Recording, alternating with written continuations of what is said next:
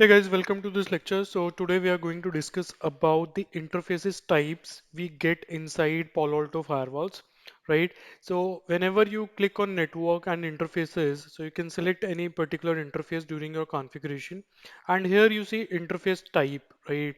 So if you click on the drop down, you get these options: tap, HA, virtual wire, layer 2, layer 3. So let's have a discussion on these types. What are these types and what significant role they play. Okay, so starting from the tap, right? So tap mode means that your firewall will be in listening mode. So basically what happens, let's say this is your active topology. You have your LAN switch connected to the router, and then you have your internet circuit, right? And you have your internet access or MPLS circuit, whatever it is. And this is your LAN, right? All the lab machines are connected with this LAN. Now, when you need to replace your exit gateway, this is your exit gateway, and you need to replace it, right? So what you need to do, you need to first understand the applications running in your environment. What are the protocols? What are the services which are running? So ideally, what we do, we connect the firewall to the switch, and we make this interface as tap.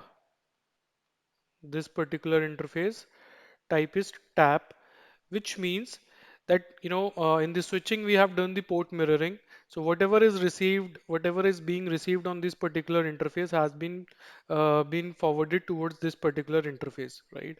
And Palo Alto is doing the shadowing. It is learning whatever is being forwarded. Okay, so after the week's time or 2 weeks time, you will be able to see what are the services which are running in your environment, and then accordingly you can configure your policies, right? This is one mode. Then coming to the next mode, that is your HA. Now HA means, so for the platforms where we don't receive dedicated HA interfaces, basically small platforms and hardware units.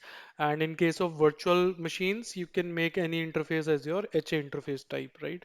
So this high availability interface type means that that interface will become available for high availability. So, as you have already seen, I mean, in the coming lectures, you will see that there are two types of HA which we can build in Palo Alto firewalls. One is active passive and another one is active active, right? So in active passive, we need two interfaces, and in active active scenario, we need three interfaces, right? So when you make the interface type as HA, then only those interfaces are become available to do the configuration for HA, right? This is your second type. Then comes your virtual wire, or we also call it V-wire. So what is virtual wire? So it's like, when you need to deploy your firewall into transparent mode. See, in data centers, when things are running, they will not allow you to disturb their routing, right? So this is the switch, then we have router, and then this is the circuit, internet circuit, right? Traffic is flowing like this, coming like this. This is the data center. I'm just giving you the reference topology.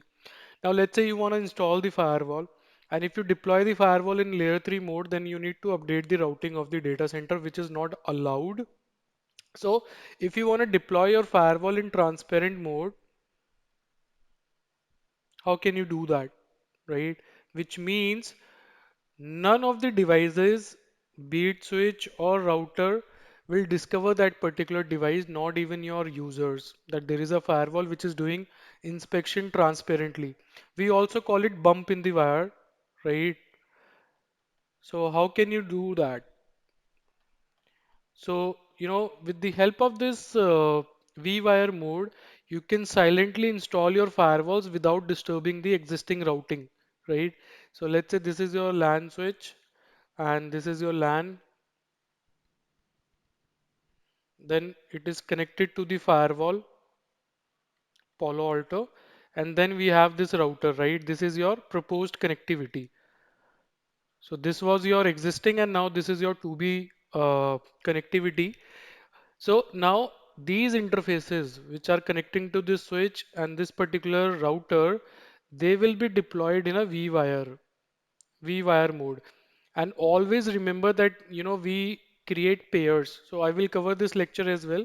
So how to deploy Palo Alto Firewall in a vwire mode.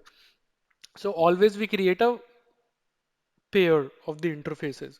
So basically it is behaving like a wire, virtual wire, and neither this switch nor this router will be able to identify that there is a layer 7 device in between which is doing the inspection on the incoming packets. Okay. Similarly, your users won't be able to identify. So whenever we deploy firewalls in transparent mode, it becomes really difficult from troubleshooting perspective to identify whether there is a device in place which is doing the, deep packet inspection and could be the reason for the packet drop. So such scenarios, it comes with this particular type of deployment. Okay. So the next type is layer 2, where your interface will behave like a switch interface. So when you deploy it in layer 2 mode, so it will participate in ARP learnings, ARP reply, right? So it will behave like a switch. Okay, that interface will behave like a switch. You can configure the VLANs and all that stuff. Then the last type is your layer 3, where you can enable the routing capabilities as well, right? You can assign the IP addresses. When interface is layer 2, you cannot assign IP addresses, right? Because it is working at layer 2, only MAC level. When it is layer 3, you can assign the IP addresses, right? You can participate in routing. So these are the 5 different types of interfaces which we can configure in Palo Alto firewalls. A quick recall. First is TAP, then we have HA, then we have vWire, then we have layer 2, and then we have layer 3. So if you go to firewall, you can see here tap, HA, vWire, layer 2, layer 3, right? So as per our configuration, we have made all the interfaces a layer 3 and HA. This interface is tap. So I'll try to cover all these interfaces type so that you can refer it and you can get better understanding, how to configure different interfaces in different modes. Okay. So thanks for watching this lecture. In case of any query, you can just post your comment. Hey guys, welcome to this lecture. So today we are going to discuss about the basic configuration of our Palo Alto next generation firewall. So whenever you plug in your new firewall into the network, so Palo Alto has given you one out of band management interface, which you can use to, onboard your firewalls into your management network, right? So what happens these days, we have segregated our production traffic from the management traffic. So we have a different network subnet for production traffic, and we have a different network subnet for our management traffic, right? So that's the reason we call it out of band management interface. So you can onboard your firewalls into your management network, because these days managed service providers are managing the entire infrastructure of any organization, right? Whose core business is not IT. So we outsource our IT infrastructure to managed service providers. Okay, so now what we are going to do is whenever you spin up any Palo Alto VM in your hypervisor platforms, you can take the console of that particular VM and you can configure the IP addresses statically. By default, DHCP is enabled, right? So it tries to take the IP address from your DHCP server. But if there is no server available in that particular network subnet, then you can configure it statically.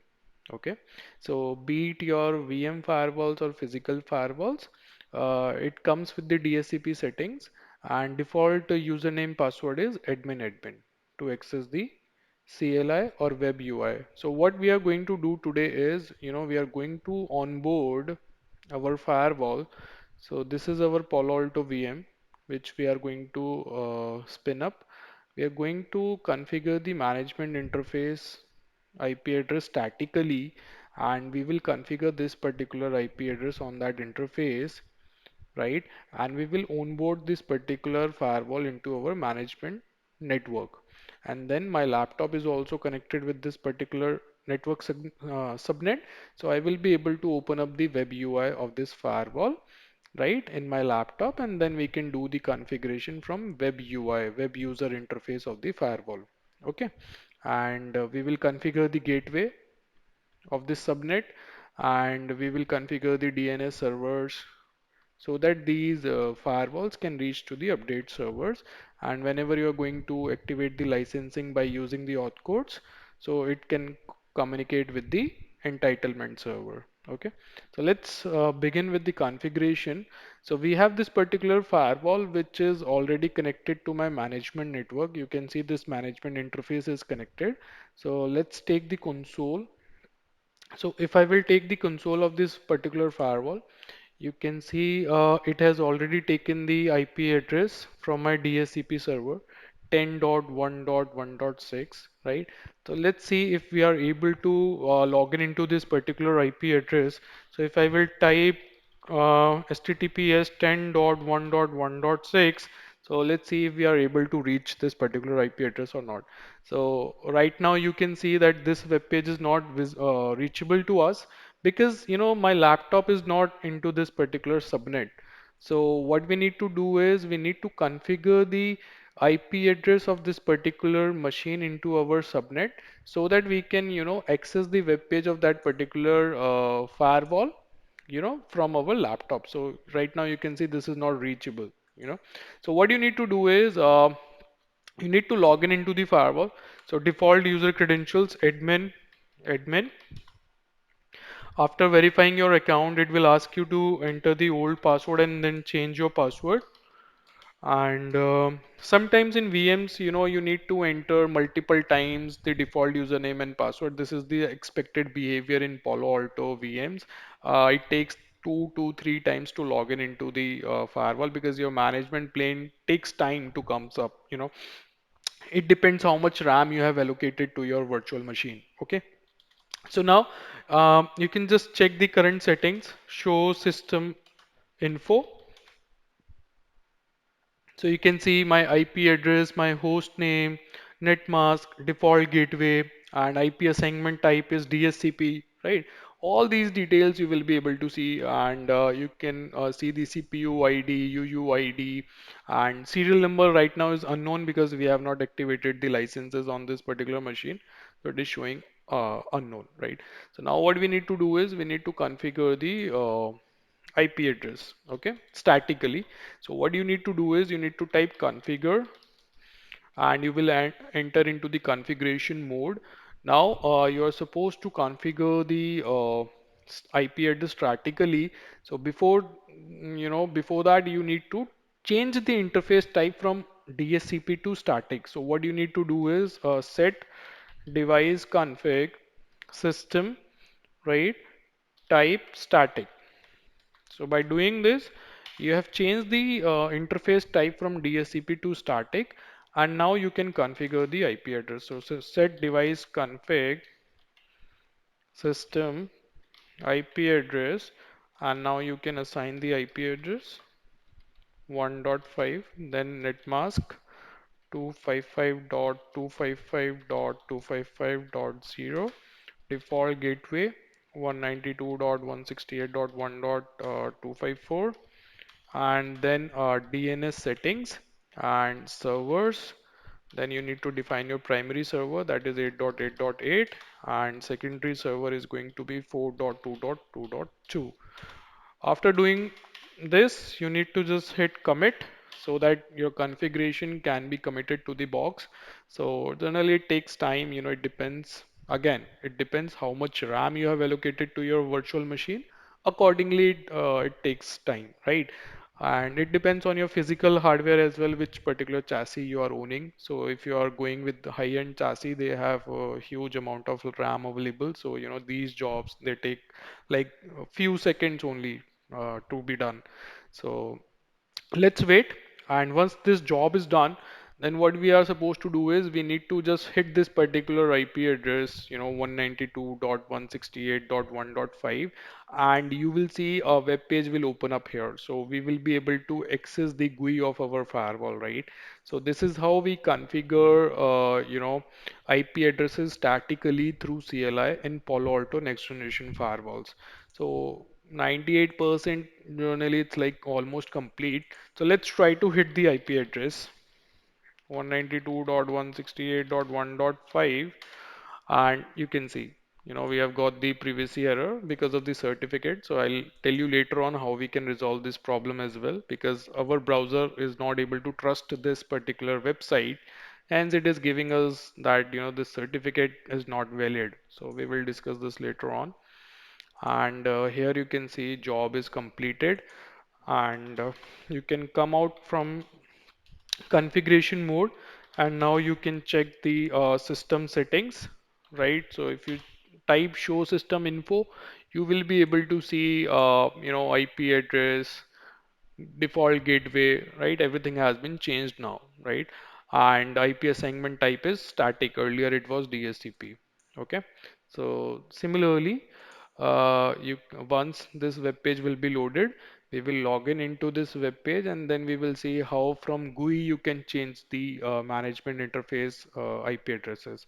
But you need to be very sure when you are making such changes that you should not lose your connectivity, because generally what happens, being a managed service provider, if you're working remotely and if you're changing the IP addresses on these interfaces, there might be chances that by mistake you have allocated a wrong IP address there and you have lost the control, you know because generally what happens whenever any field engineer goes on site, it is going to rack stack the device, then he will connect to the device through console cable if it is not a virtual environment, right? So he will connect the device with the console cable, and then he will share his screen to you, and you will take the console and do the configuration, right? And you can get the access through remote once you have assigned the IP address from your subnet, right? This is one way of doing. Similarly, when you spin up any firewall in cloud infrastructure like AWS or Azure, then I mean you can take the you know console access of those devices, and you can configure the IP addresses on the interfaces, and accordingly you can bring them on your management network and access them remotely. Okay, so this is how we onboard the devices. So generally it takes time because this website is coming from the management server which is running inside the firewall. So if you see login.php, so PHP is a web server technology, I mean, it's a web technology. So it means there is a web server running inside your firewall management plane, which is serving this web page, right? So that's the reason we call it web GUI, or we can say web UI, web user interface. So, in traditional firewalls, you used to get the SSH and CLI window through which you used to do the configuration, but now we are moving towards the next generation features, and uh, configuring your next generation policies through CLI is quite difficult. Only experts, working in TAC, and experts, who are doing deployments from ages, they are experienced in the CLI, so they can do it from CLI. But firewall configurations generally are done best from web UI only, because there are multiple things which you need to enable and disable on a rule, right? So multiple profiles you need to call. So that's the reason, it becomes really important to do the configuration through the web UI. So it is taking a bit longer. It happens, because just now we have fire up this machine, and management server might be busy. So it takes its own time to come up, right? Because the first time it is coming up. So let's wait for it, and then I'll show you how you can change the IP addresses through the web UI, and if you make any mistake, how you can lose the access as well. Okay. Okay. So now our web UI is loaded properly. So let me just add the username and Let's see if we are able to log in. So I've entered my credentials and now you can see it is showing me creating administrative session. So now it will log in into the firewall. So this is the web interface of the firewall, right? And now you can see that whatever IP we have configured through CLI, now we can able to open up that particular IP address, right? And we will be able to do the configuration, the basic configuration required to onboard this particular firewall, you know. So what I'm going to do is I have just taken this new firewall to give you the configuration snapshot. But we have these firewalls in our topology, and this is the topology where we have Ubuntu server, Windows server, and one PC, testing PC. And you can see this is my management plane network, you know, which is a different subnet. And this is my data plane network, which is a different subnet, right? So my data plane traffic is segregated from my management plane traffic. Okay. So we will do the basic configuration on this firewall so that this machine can reach over the internet, right? You can see this interface is connected with internet and this interface is connected to my LAN side of the network, right? So we'll do the basic security configurations. We will do the NAT, right? We will update the routing table so that this machine can talk to internet and you know we can onboard, I mean we can enable the internet for these machines for this particular network segment. Okay. So now you can see that GUI has been loaded of that particular firewall. So it will give you the disclaimer or welcome message, you know, that these are the features which have been enabled on this particular new PAN OS. So once you have logged in, you can see this is the dashboard you get, right? And these widgets you can change. You can add top applications, you can add high availability status, your interfaces status, right? You can add, you can remove these widgets. So now let's go to the device section. So if you go to device, here you see setup, right? And once you click setup, you will see the journal settings, panorama settings. Panorama is a centralized server from where you can manage your entire state of firewalls. You know, let's say you are a company running with 100 firewalls. So you need a central management server through which you can manage all your firewalls. Okay. So these are the basic settings available which you can configure. So now jumping straightforwardly towards the interfaces. So you can see this is my management interface and this is the IP address I have configured. And these are the services which are running currently, ping, HTTPS, SSH. So we can do the PuDI because SSH service is also enabled. So if you are going to type the IP address of the firewall and if you try to open up the PuDI session with this particular firewall, so you will be able to log in into it, right? So let me just show you. So you can see this is our firewall, okay? And if I will expand these services, so if you click on it, you will be able to see that how your IP assignment has been done through static or DHCP client, your IP address, netmask, default gateway, speed is auto negotiate, MTU, and what are the administrative services which are running on this particular interface. So HTTPS connection is allowed, SSH connection is allowed, and if we talk about network services, so ping is allowed, right? And similarly, you can enable SNMP, user ID syslog listener, right? These are the details user ID which we are going to discuss. Then you can also restrict the user from a particular subnet only to access this particular firewall, right? So you can click on add and you can just simply allow that I just want this particular subnet to access my firewall because this is my management subnet, right? So my management subnet. Okay, so you can make certain changes. So now, if any IP address other than this network subnet won't be able to open up this web UI. Okay, so these type of filtering or you can say restrictions you can put.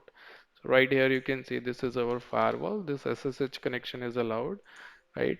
So let me just do commit and you can see that after commit, the devices with that particular subnet IP only will be able to access this particular firewall.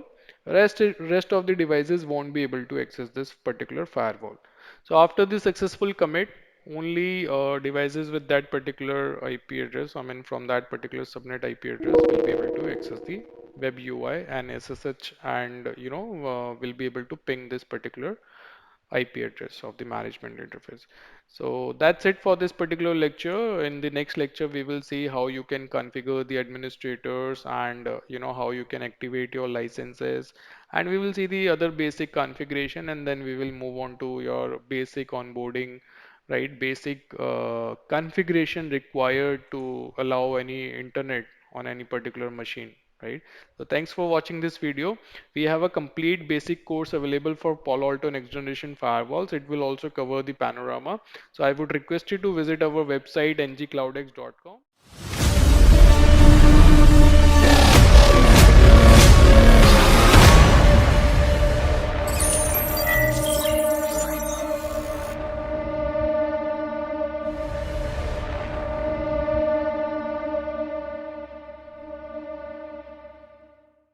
Hey guys, welcome to this lecture. So today we will do the basic configuration so that this particular machine right here can communicate over internet. So this is like in the previous video we have seen that how you can configure the management interface and you can get the GUI access of the firewall, and then you how much basic configuration is required to bring up your network. I mean, your machines can communicate over internet through a firewall.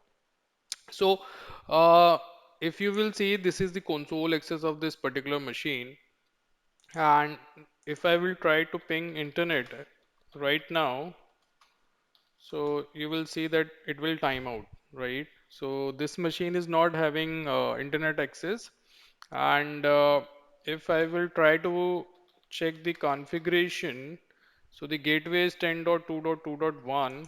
So let me just ping the gateway 10.2.2.1, and you will see this gateway is also not reachable.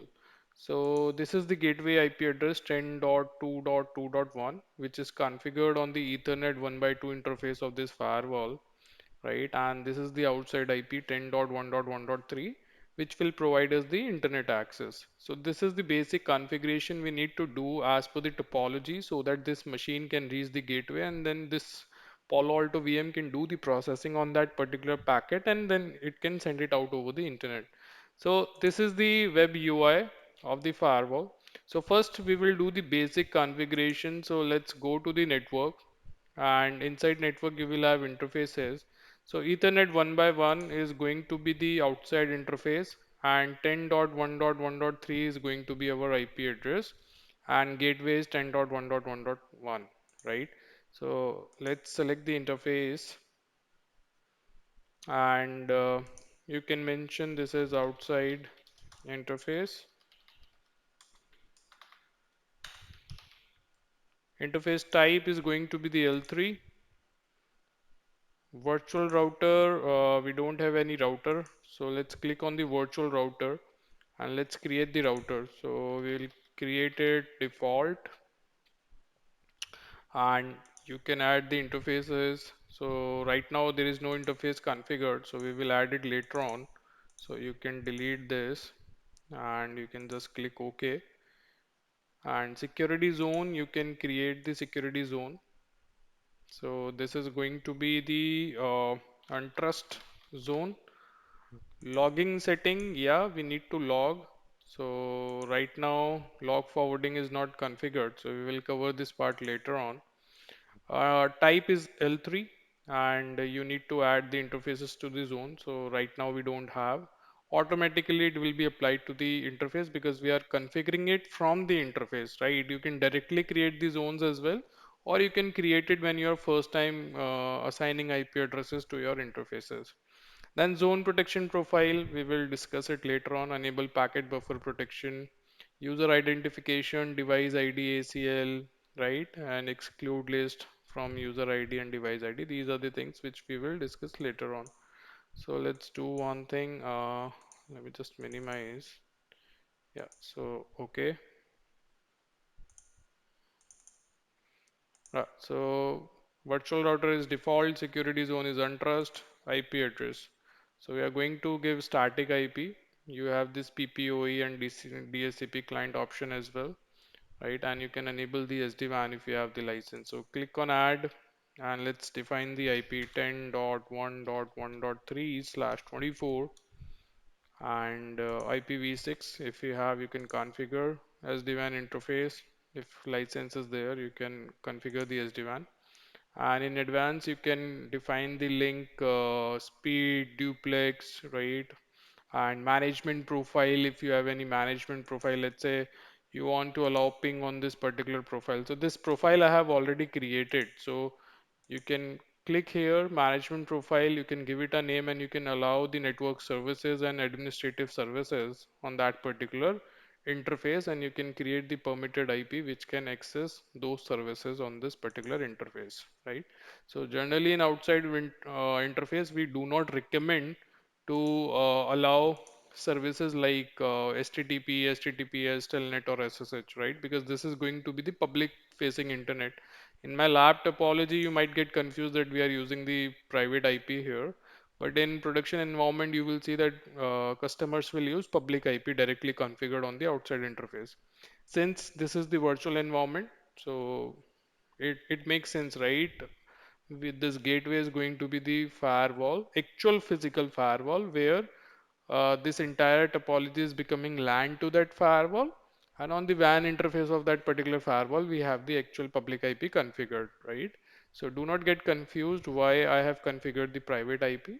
Just to give you the feel of the real-time scenario, how it works, and to make this EVE-NG topology to communicate with the outside world. This is the arrangement we have done. Okay. So now you can configure ARP entries. I mean, we will cover these entries later on, right? So in this video, we are just going to cover up the basic things. Then you can define the MTU if you would like to define the MTU, and you can also adjust the TCP MSS, right? Okay, so this is the basic configuration required. So our outside interface is configured. Now let's configure our inside interface. This is going to be the LAN side interface, which will become the gateway to this entire subnet. So you can call it out inside interface. Interface type is going to be layer 3 and virtual router. So make sure that you are placing these interfaces in the correct router.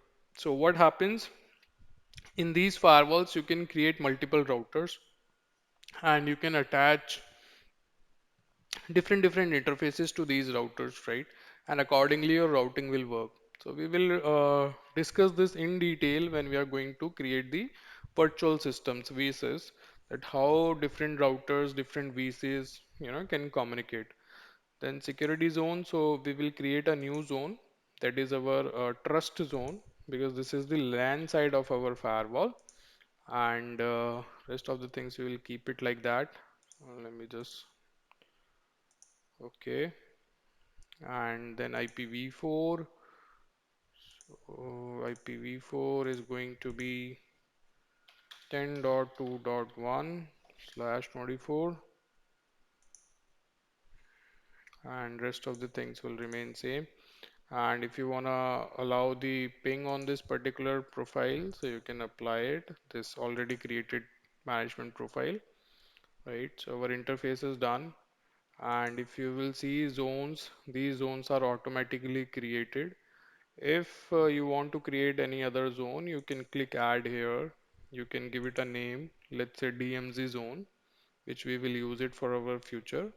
Tap your DMZ zone type is layer 3. It means you can add layer 3 interfaces, and you can add the interfaces, whatever interfaces are available. Okay. So this you can do. Okay. So this you can do. Okay. So we will assign the interface later on. So now go to your virtual router, and here you can see we have this default router which we have created, and by default these two interfaces are added here. So let's add the static route, because we need to add the static route so that your entire LAN traffic can hit the box, and from there it has the default route which says that you need to break out to the, you need to go to the next hop, and then next hop will take it over to internet. So I will give it a name, default route, and my destination is going to be 0.0.0 slash 0, means internet, and interface is one by one. So as per the topology, this is our interface, and next hop IP address. So this is going to be the gateway IP address. So basically what we are telling this firewall that whatever subnet traffic you are receiving, destination IP address could be anything, you need to send it to the next hop, which is this, and then next hop will take it care. So click OK. This is the default route for internet we add. Now you need to go to the policies. So you will go to the security policy.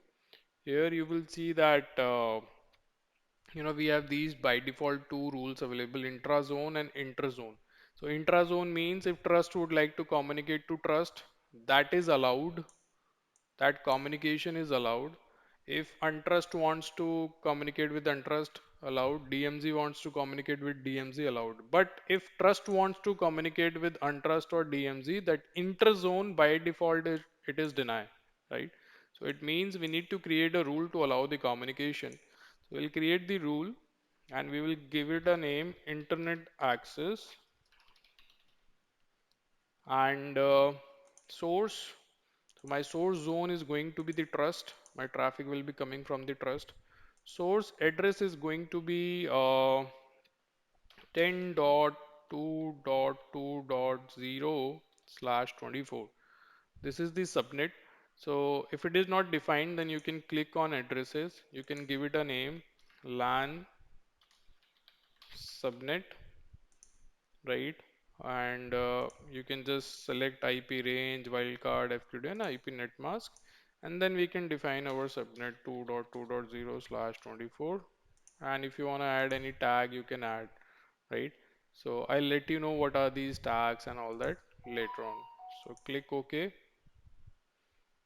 So LAN segment, LAN subnet, then source user, if you have user ID configure, so you can bring the users, you can create the user level rules as well.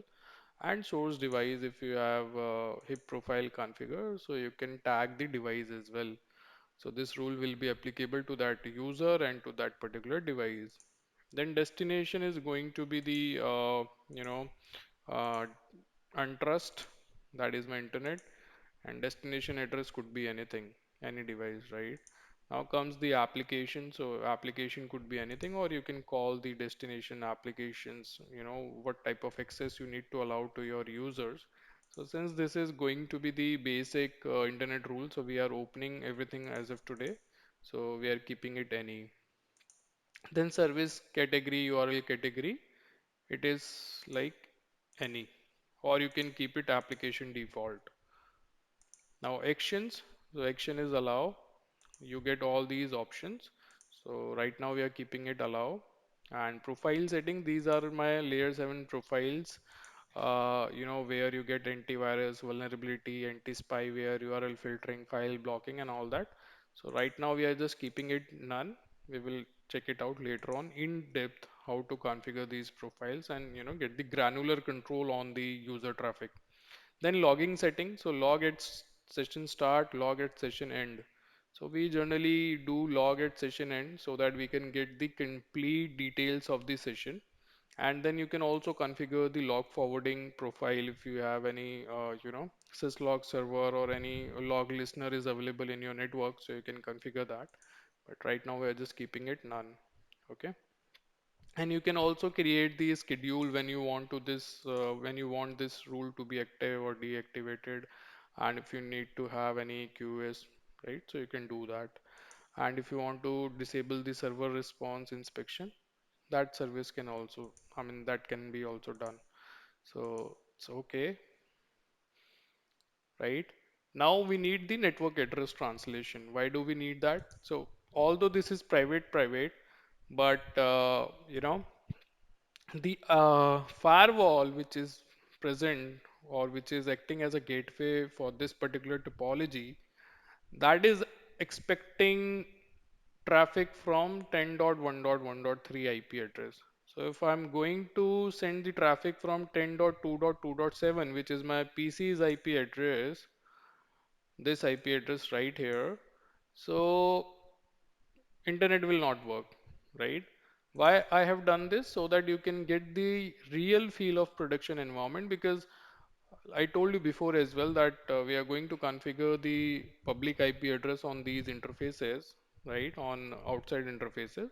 And whatever traffic we receive from the LAN interface, we do NAT, network address translation, so that it can communicate to internet.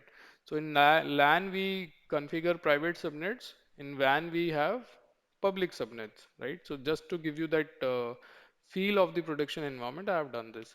So now what we need to do is we need to create the network address translation. So we will go with PAT, port address translation, which means that entire subnet will be natted on a single IP address. So we will click on add, we will give it the name internet access, and if you need to add description, tags, NAT type, so this is IPv4, right? NAT 64, NPTV6 is also there. So right now we are doing IPv4 NAT. Then original packet will be coming from trust. Destination zone, it will be going to untrust. Destination interface is going to be Ethernet one by one. Service could be any. My source address is going to be the LAN subnet, and my destination address is going to be anything. So this is the real packet which is going to hit this particular interface, right? Now we need to do the translation. So your translated packet, how it is going to look like. So whether you need to do source address translation or you need to do destination address translation.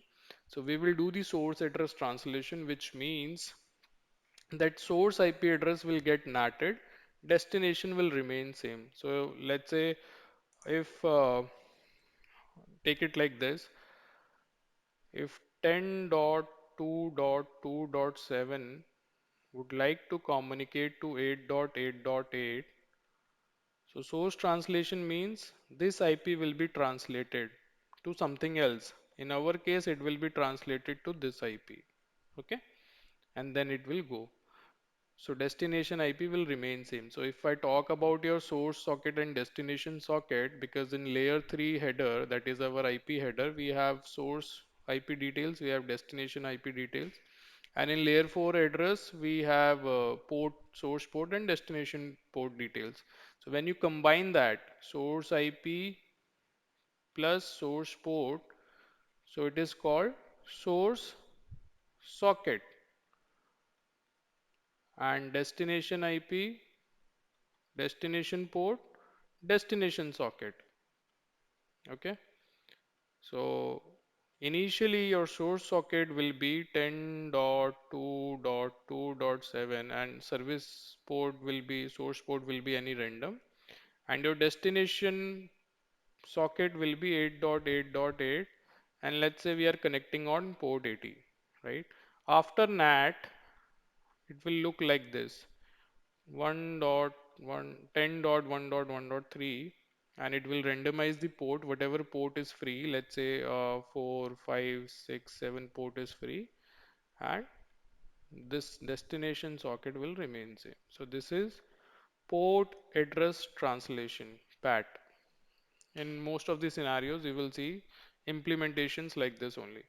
So we will go, we will see dynamic IP and port. So whatever IP or port available, just select it. Address type, translated address or interface address. So we will go with the interface, select the interface, select the IP address. Okay, click OK. So now basic configuration is in place. Let's do the commit. So when you click on commit, there are two options: commit all changes, commit changes made by the user. So if you do commit all changes, and if your administrator is having the rights to commit on behalf of other administrators also, then all the changes will be pushed, right? So generally in assurance, I mean, in day two activities where you're providing support, right, and the network is already live, in that case, whenever you make any change, you know, or whenever you implement any change request, you have to be very, you know, cautious, I would say that you need to take precautions. Whatever you are committing to the device, you need to make sure that only your changes are going to hit the device, right?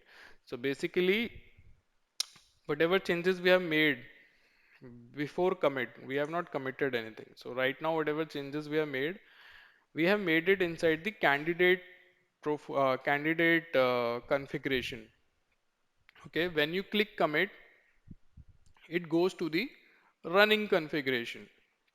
So basically, in Palo Alto Firewall, we have two types of configuration. One is candidate config file, another one is running config.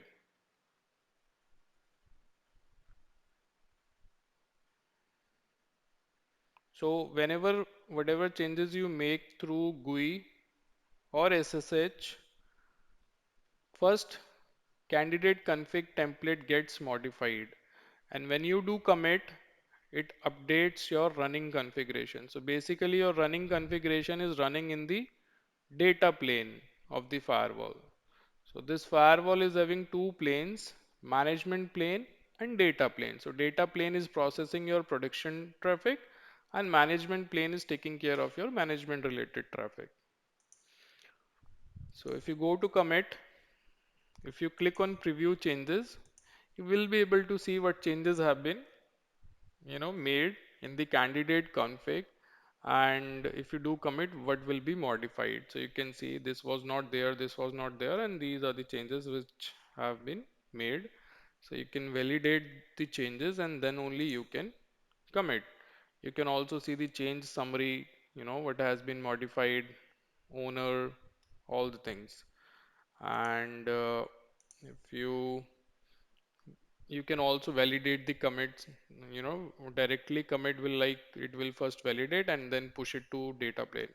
But if you want to validate that whatever you have done, it is correct, so you can validate the commit before pushing. And once it is validated, you can then push it to the device. But we are going straight forward with the commit. So then it will, first start the validation process.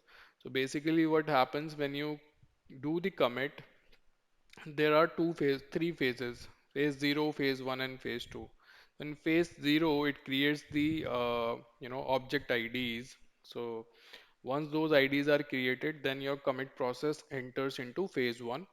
In phase 1, it does the validation with all the daemons running. So daemons are nothing but the background processes which are running in your firewall, right? So it will do the basic validation on those daemons. Let's say route D is the daemon which is taking care of your routing engine.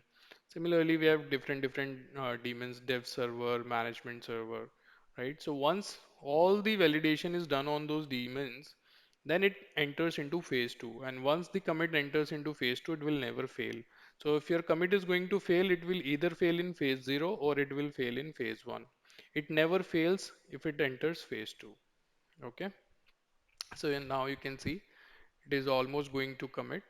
So 99% is like almost done. So let's go back to our PC and let's try to first ping the gateway, whether we are able to ping the gateway. So now you can see we are able to ping the gateway, and now let's try to ping internet and see if we are able to communicate. So now you can see it is timing out, but now we are able to communicate, right?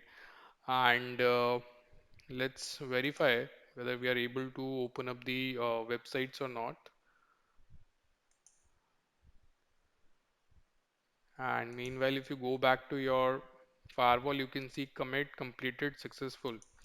And if you go to policy, security policy, you will be able to see the hit counts. So whatever rule you have created, it will give you the hit counts. If that is taking hit, so you will be able to see the hit counts, right? And you can also reset these hit counts, to make it zero anytime. And once this is reset, then you can refresh it and you can check, whether it is taking hit, because sometimes it happens that you have created the rule but it is not taking hit, and you need to reset this counter, and then you need to just keep on refreshing to see whether it is taking hit or not, right? And it is going to tell you last hit, first hit, your rule usage, right? when it is modified, when it is created. And similarly, you can go and check whether your NAT statement is taking hit, because generally the problem with internet traffic is NAT, you know. So source-based translation is easy, but when we have scenarios for destination-based translations, we see problems, right? So you can see hit counts. Okay, so everything is working properly, and if I will open up cisco.com, so let's see how it goes. And in fact, here you can also check if DNS is getting resolved. So ns lookup cisco.com. So DNS is timing out because we have not configured the DNS. It is using the internal DNS, and this internal DNS is not ready. So that's the reason it is timing out. So let's do one thing. Let's go ahead and define the public DNS so that we can open up the cisco.com and other browsing stuff. So you go to properties, IPv4, and then you define the DNS to be 8.8.8.8, and my secondary DNS is going to be this. Okay, close, bingo. So now if you do this, so we are able to resolve the IP. Now resolve the domain name. So now you will see that Cisco page will come up, and similarly you can open up other website. So this machine is like, you know, virtual machine running in a virtual machine. So basically it's like I have a bare metal VMware server on which EVE-NG is hosted, and inside EVE-NG this virtual topology has been built. So now you can imagine the level of virtualization we can do these days, right? So slowness is expected. So you can see we are able to open this website, and similarly let's verify the logs. So if you want to verify the logs, you can go to monitor, and inside monitor tab you can go to this traffic log, and you will be able to see that these are the logs with timestamp. So if you apply filter like I need to see source IP address is this, right? So just do apply filter, and it will filter out your logs basis on the IP address. And if you want to filter it out basis on destination, so source is this, destination is this, then you can apply the filter, and it will only show you the connection with this particular source and destination addresses. So rest of the traffic will be filtered. So basically 72.163 belongs to cisco.com. And if you see, so incomplete, trust to untrust, we are not decrypting the session, right? Which rule is taking hit, why session has been ended, okay? And you will be able to see more sessions. So port AD 443, right? So these are the sessions which we are building. And if you remember in the log settings, we have configured that we have to log at session end. Similarly, if you go to session browser, you will be able to see that what are the current sessions which are active. So you can see these are the current sessions which are active from this particular zone to this particular zone. This is the source IP, destination IP, source port, destination port, protocol, application, and which rule is allowing that particular connection. So you can see all these sessions are active, right? Similarly, you can verify this from the this particular machine as well, the CLI of the firewall. So let me log in into it. dc1.cybersec.local, and username is going to be, let's connect, then we will add the username.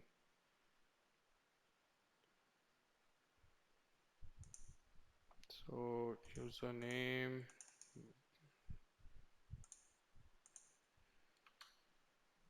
password, and access denied. Let me enter the password again.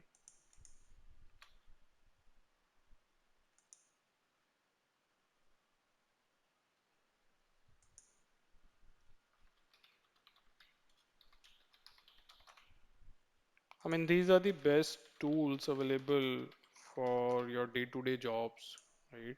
So you can see now we have logged in into the firewall. Okay, so we are inside the firewall. Now you can just check the current sessions, show session all. It is going to give you the details of your active sessions. So vsys, vsystem ID, which particular vsystem this particular session is active, your application, your state, session state, active, discard, type, flags. So these details I have already covered in our advanced course. So if you want to learn these things in more detail, so you can enroll to that advanced course. It has more granular detail so that you can become the TAC expert. Then source IP, source port, zone, protocol, translated IP, translated port, destination IP, destination port, zone, translated IP, and port. So this is the source IP, source port, source zone, protocol. TCP is represented by protocol number 6, destination IP, destination port, and zone.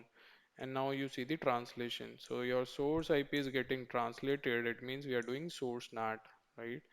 And then you can see your destination IP. It is not getting translated. It means we are only doing the source NAT. If you want to see more details about it, so you need to just type show session, you know, and then you can select type ID and then just select this, and you will be able to see the details of the session. So in Palo Alto Firewall, each connection maintains two flows: client to server flow, server to client flow. So client to server packets will be captured in this particular flow. Server to client packets will be captured in this particular flow. So you can see, and then start time, timeout, total byte counts, you know, all the details, which rule is taking hit, what is the VSys name, application, and NAT rule. Okay. Layer 7 processing is completed or it is under inspection. Ingress interface, egress interface, all these details you can see, right? Same details can be seen here as well. So if you click on plus icon, you will be able to see all these details. And similarly, if you go to traffic and if you click on magnifier glass, you will be able to see more details. So if you click here, it will give you the more details: session ID, what was the action, action source from policy, application type, rule UUID, session end reason, category, all these details you get here: source user, source IP address, country, port number, zone, interface, NAT IP, NAT port, all these details you get from here. Okay. So that's it in this lecture.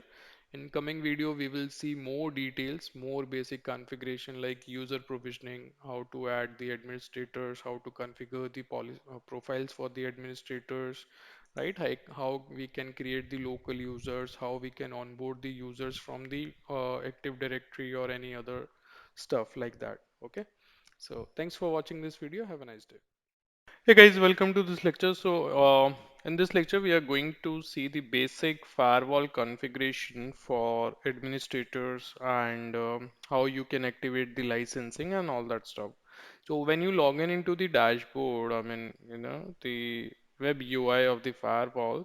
So, your first tab says dashboard, where you can see the whatever widgets are available, or if you want to add more widgets, so you can add it, right?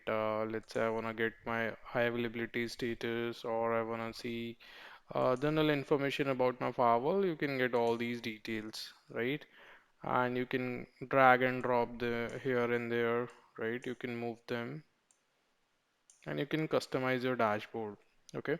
Similarly, the last tab which has device. So here you have multiple options available. So first setup is going to give you the control of your management related interfaces, settings, and management plane related settings, right? Whenever you fire up any VM or whenever you power on any physical box, you need to add the licenses. So now to do that, you need to click on device, you need to come to licenses, and here there are multiple options. You know, initial since this is already activated, so you are able to see all these licenses. But in the new firewall, you will see license management, and then we have retrieved license keys from the license server option, or you can activate the features by using the authorization code. And you can also manually upload the license key, you can deactivate the VM, and you can upgrade the VM capacity. So in VM series, we have VM 50, VM 100, VM 300, VM 700, right? So accordingly, you can activate your licenses. Okay, so now when we click on retrieve license keys from the license server, you need to make sure that your management plane should have access to the internet, right? So what you need to do is from the firewall, you can just initiate the ping source source IP, let's say my management interface IP. So 192.168. I need to check it. So just run show system info, right? And it's 1.10. So ping source 192.168.1.10 and host your Palo Alto update servers. Palo Alto, or you can check the host name from here. So if you go to setup, so you will be able to see the Palo Alto details. If you go to services, so here you will be able to see the update server URL. So it is Palo Alto updates.paloaltonetworks.com. So updates.paloaltonetworks.com. So if you are able to ping this particular destination through your you know management interface, then it means you have the reachability. So right now we are not able to ping it. So let me just directly ping it. Ping host updates dot Palo Alto networks.com. So we are not able to ping it, right? And if I will ping the gateway or ping host 8.8.8, so we are able to ping it. So ping, let me directly ping this invalid syntax. So let me check, do we have any different syntax? So we have host name or IP address. I mean, we can ping. So we are not able to resolve the FQDN, you know. So let's see if we are typing it correctly, because we have okay, the DNS issues there. You can see, you know, the primary DNS server, it is pointing towards server Windows, which is not working. So we need to define the public DNS here. So that was the root cause. Yeah. So now it will work. So these are the basic things which you need to check. And meanwhile, this commit is in progress. There is one configuration available, service route configuration. So by default, management, you know, all the services related to management will try to break out through management interface. But if you need to customize this, you can click on customize, and these are the services, right? So let's say autofocus, CRL status, data services, DDNS, panorama post update DNS, external dynamic list, email, HTTP, IoT, Kerberos, LDAP, Palo Alto Network Services, Panorama. So if you think that management interface doesn't have internet connectivity, and if you want to reach your Palo Alto network services, you can click here and you can, then define that which particular interface it is going to use, right? We can customize this. So source interface, we can define which particular interface it is going to use and what will be the address. So let's say I want to say that Palo Alto update server is reachable via outside interface. So if you do this, it will modify this and okay and push, right? So this is the change which we need to do inside the service route configuration. Okay, let me see from task whether the commit is complete. So I think it is almost done. So let's try to resolve this particular FTDN now. So you can see it started working, right? And similarly, our previous command source, so you can see it is working, right? So we have the reachability from source management interface towards the update servers, right? Once you get this confirmation, then what you need to do is you need to just go to licenses, and in the support portal, you must be having your organization admin account, and if you attach this particular VM with the licenses there, then you can just click on retrieve license keys from the license server and it will automatically activate all the features. Or you can click here and with the help of the authorization code, you can enter the code, you can OK, and all the respective, whatever respective feature is there, that will be activated for you, right? So these are the ways to activate the licenses. Once the licenses are activated, then you need to make sure that your device is up to date. So, let's say we have licenses for this is the basic license to activate your VM, so standard VM 100. Then we have Global Protect Remote Access Service license, so gateway license is there, support license is there, then Wildfire sandboxing license is there, then we have autofocus device licenses there, PAN DB URL filtering licenses there, Panorama database for URL filtering, threat prevention is there. So what you need to do, you can go to dynamic updates and you can schedule these updates, right? Because first we need to update the database of our signatures. So you can see antivirus signatures are there, application and threat signature database is there, then Global Protect clientless VPN is there, Global Protect data file, device dictionaries, right? Wildfire, all these features become available when you activate your licenses. So you can click on check now.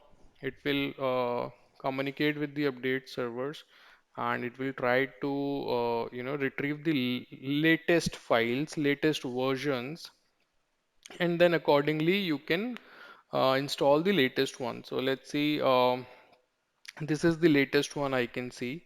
So you can click on download. This is the antivirus signature. You can click on download and then you can click on install, right? So this is how we install the dynamic updates locally from firewall GUI.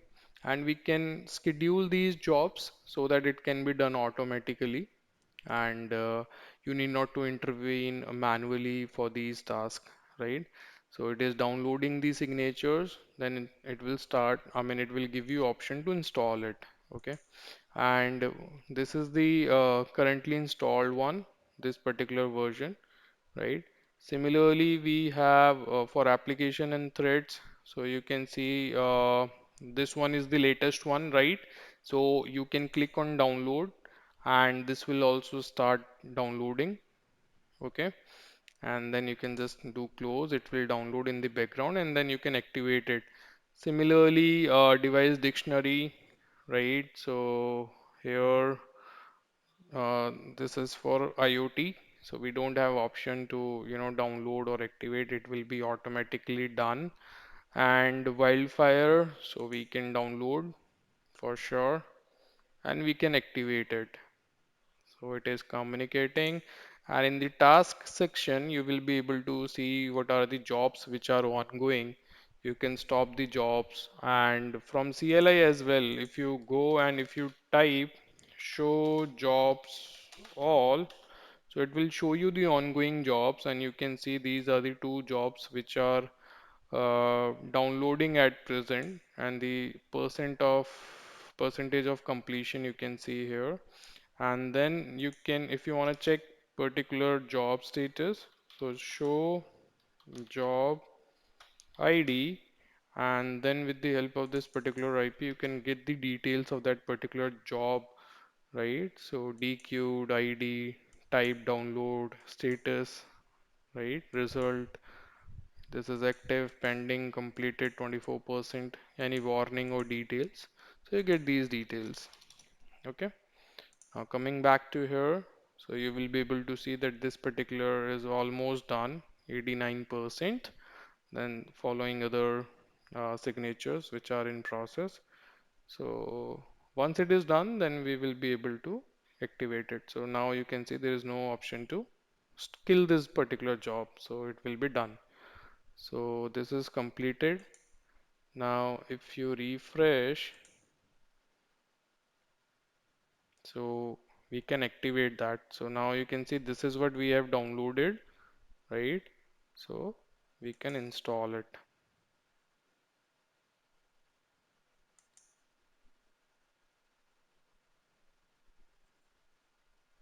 And it is also available to install. So we can click on install. So the previous one was still downloading. You can see the sign here. It is still downloading. That's the reason we were unable to install. So this signature got downloaded first. So you can see the tick mark here. We click on install and we will be able to install it, right? Similarly, you can check status. So whenever you are doing anything, it will tell you what is the status of that particular job and which user is has initiated that particular job, right? So if I will go back, now you can see currently installed, this wildfire signature is installed, right?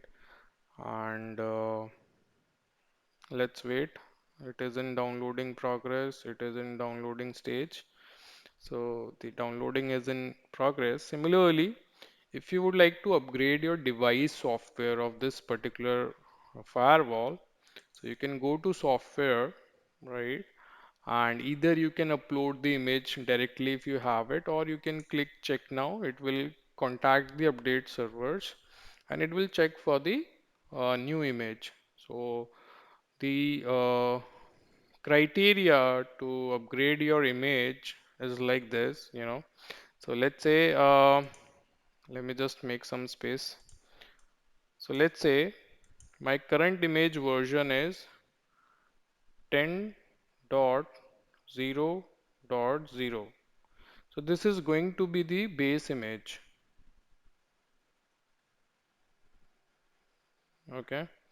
And if I would like to install any patch version like 10.0.1, 10.0.2, 10.0.3, till let's say there are multiple releases 10.0.9, right? So from this image you can go to any particular patch directly. You can click, you can install directly from any version, I mean any version from this particular base image.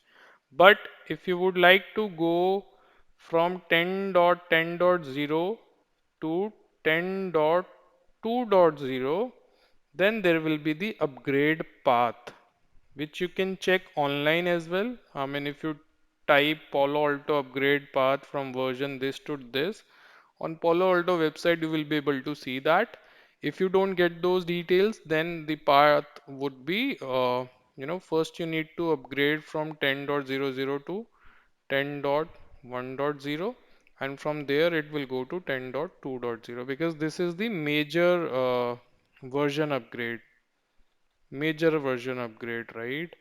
And these are like patch to that particular major version. Okay, so this is how we follow the upgrade path.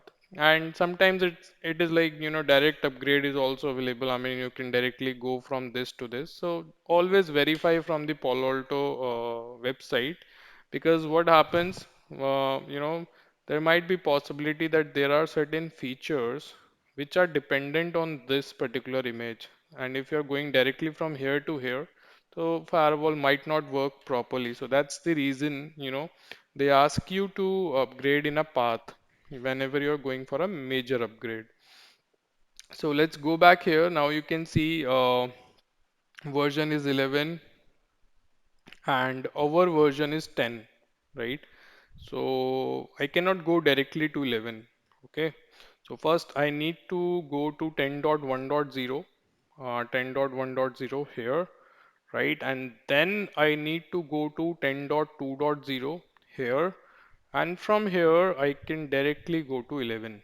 Okay. So this would be my upgrade path, or you can check the Google Palo Alto upgrade path, right? And you can click here, and it will tell you what upgrade path you need to take. So install PanOS version, if it is 10.0.x, then you can directly proceed to upgrade 10.1, right? If it is 9.1.x, then you can from 9.1 you can go to 10.0, and then 10.0, from 10.0 you can go to 10.1, right? And if it is 9.0, then you can directly go to 9.1, then 9.1 to 10, then 10 to 10.1. And if it is going to be 8, then you need to follow this. So entire upgrade process is available, right? So let me show you. So meanwhile, let's check if our dynamic updates are in place. So almost done. So let me install them, and then we will start this software image upgrade. So if you go to dynamic updates, so here you can see it's still downloading, still downloading. So let's give it a more time. Almost about to done. I mean, I'm having a slow internet connection. That's the reason it is taking time. Generally, it is done in few seconds because these updates, these dynamic updates are like not that big file, But yeah, software image is a big file. Okay. So, and always remember whenever you are downloading these versions, always check the release notes. These release notes will help you to understand what type of issue they have fixed in this particular release. Okay. They will give you the details along with the description.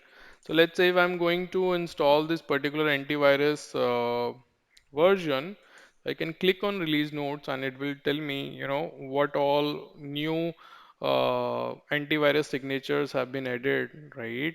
So you will get all those details that these are the new signatures we have added into the database.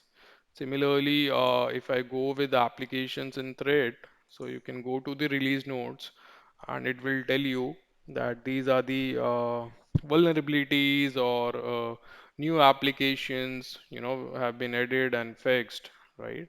So similarly, you can check the release notes before installing and before proceeding with your upgrades. So let's install this antivirus. I mean, you can feel like that my VM is really slow. That is not the case. The way I have done the routing over cloud, it's like, you know, uh, I mean, it's like multiple VMs have been spent inside each one of it. So sometimes, we get slowness. It's like, we have the VMware server on top of it. We are running Eve. Then on Eve, we are running this virtual firewall. So you can expect the, type of routing done and type of and level of virtualization done. So that's the reason this is performing a little bit slow because it depends upon the resources you have allocated to this VM, in EVE-NG.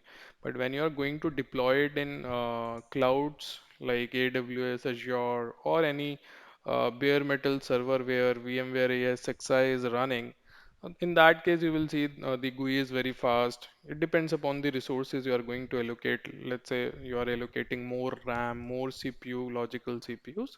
So accordingly, it will perform.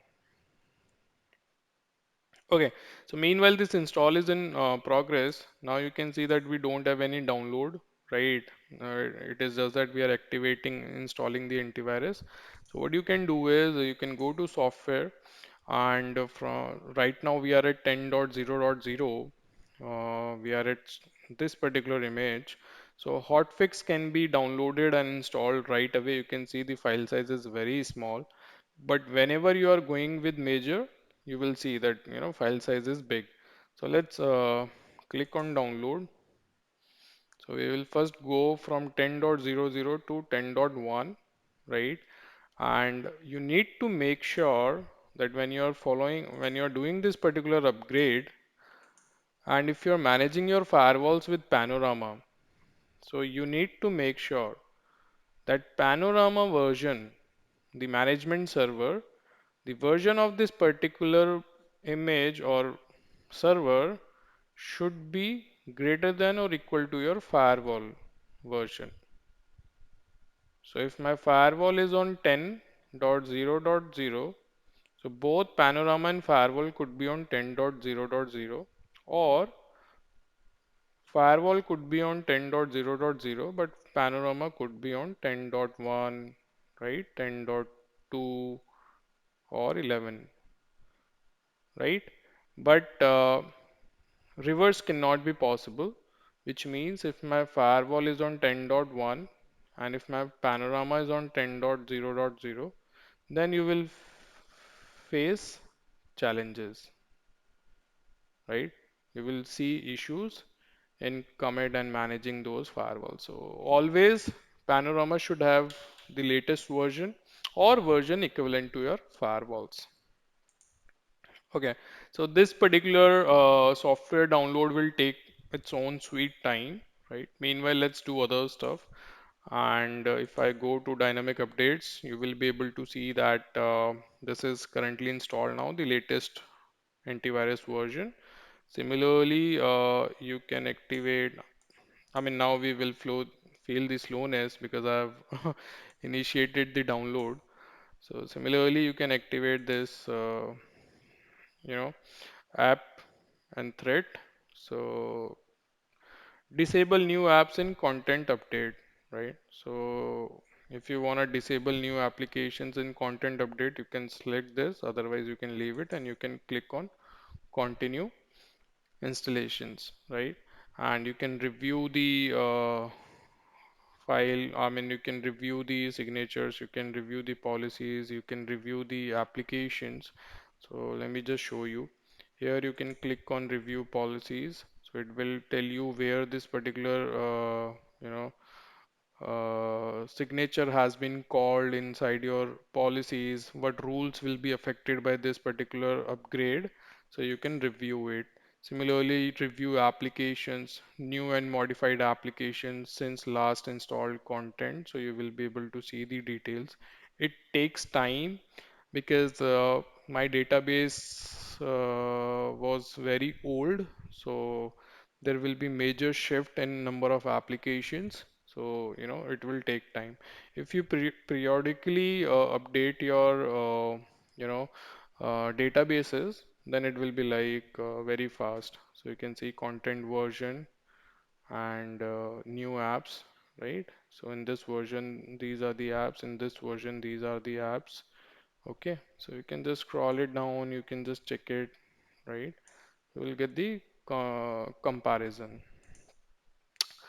Okay, so another thing is, thread signatures, these content signatures, they get pushed on every Tuesday. I mean, Palo Alto generally release in every day, or sometimes it's like twice in a week or something like that. You can see release date 7th of February, then 8th of February, then 10th, then 14th, 15th, right? So accordingly, you can schedule your installation, right? So here as well, you can see this was like 20th February, 21st, 22, 23, 24. So antivirus signatures we are receiving daily, but application and thread is like twice a week, something like that. You need to check. Okay, so if you go to software, here you will see that this is ongoing, and we are installing the content. Meanwhile, we are downloading the image. And another thing is, since this is the Eve image, we won't be able to upgrade this software from here. Reason being that, you know, um, to spin up the images inside Eve, since it is an emulator, right? So the way we spin up the images, it's little bit different. If this would have been a normal VM running on hypervisor platform like VMware ESXi or Oracle Cloud, in that case, this download and upgrade would be simple. So you can just simply stop this job because it is not going to work in Eve. Okay, I'm just killing it. Okay, now moving to the local user databases. So here, if you don't have Active Directory or if you don't have you know, uh, any Radius server, TCAC server where your user management is done. So, or any IDP provider like Okta. So in that case, you can use local user database. You can create your local users. Let's say I want to give a username, Rohan, right? And then you can provide the password,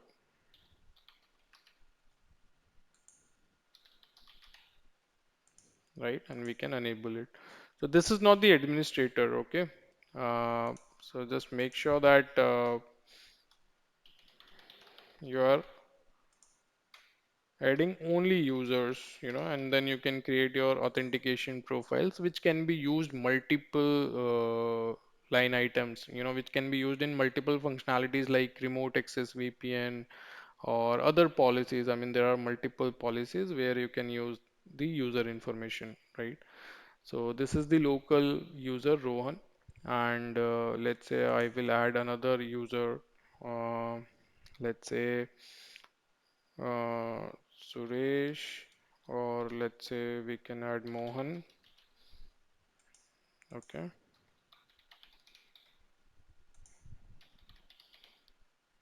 and then accordingly we can create the user groups, right? Local, this is the local database, which means these users we are creating inside the firewall, right? They are not available in Active Directory or any IDP service. And here you can create the group. Let's say I wanna give it a name, IT department, right?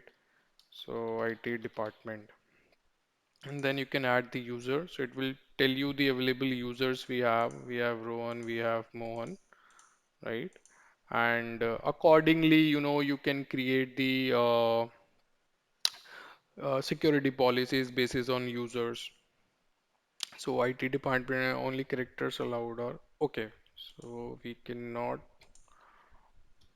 have all capitals. So let's say IT department. So this user group has been created, right? Then all you need to do is you need to just do commit. So let's see whether that particular install has been done. So let's wait for this content install. Once it is done, then we will initiate the commit. So these changes, we are doing it inside the candidate configuration. And similarly, if you want to save your candidate configuration, so if you go to setup, right, and if you go to operations, so next to management, there is a field which is operations. You can see configuration management. So revert to last saved configuration, revert to running configuration, save named configuration snapshot, save candidate configuration, load, right? Then export, import. So these are the options which are available for your configuration. So what we are going to do, we are going to save this candidate configuration. So let me save it, right? Once you save it, and you can see config save to .snapshot.xml, right? Then if you try to load the version. So it will give you the details that these are the versions available which you can load and you can overwrite. I mean, let's say somebody has done some sort of changes, unauthorized changes, and you have lost the control over internet. I mean, the production outage is there. So you can revert to the last saved configuration, or you can revert to the running configuration if you have not committed the changes. But if you have committed the changes, then you can import the backup of the configuration and you can, you know, save it and you can commit it. You can in fact import the device state as well, right? And you can export the device state. You can export the configuration version. Let's say I would like to export this, right? So version configuration.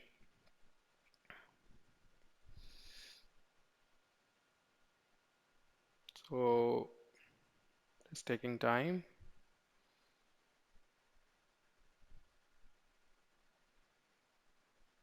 Okay, it is taking time.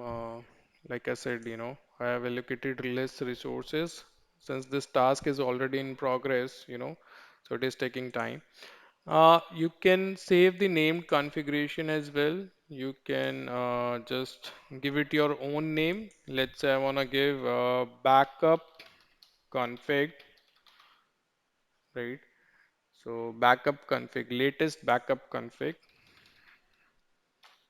right? And you can click OK. So config saved to latest backup file. Then if you want to load, so you will be able to see this latest backup config, right? And you can load it anytime. And decryption is already in place, default decryption key, right? You can also define this decryption here. I mean, we will discuss it later on, master key and diagnostics. So here you can define it. And similarly, you can export the device state. So whatever device current state is, so that state can be exported. And similarly, you can import it, right, to restore your device. Then you have options to reboot the device from here. You have option to shut down your device, right? And custom logos, SNMP setup, all these options are available, So if you wanna configure your version 2, version 3, right? So all these details are available for SNMP. And custom logos, if you want to add login screen, main UI, PDF report title page, PDF report footer, you can do that from here. In management tab, if you click, we have the general setting options where you can define the host name, you can define your domain, login banner, right? Force admins to acknowledge the login banner, then SSL TLS profile, service profile. So this is nothing but the certificate you are getting when you make the connection with this web UI, right? So you can see we are getting this certificate error because we are getting these system generated certificate. So this is not authorized certificate as per my browser. So we are getting this error. So I'll show you how we can remove this thing as well. I mean, how we can fix this. Okay, so I'll show you in the next videos. What else do we get? So, time zone, your language, right? Your date, time, latitude, longitude, all these things you can add. Then these are the panorama settings. If you are managing your firewall from the panorama, so you can just provide the details here. Just click this gear icon.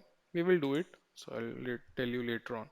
Then device certificate, right? So if you want to add device certificate, so you can just go to the customer support portal and you can add the one-time password and it will get the device certificate.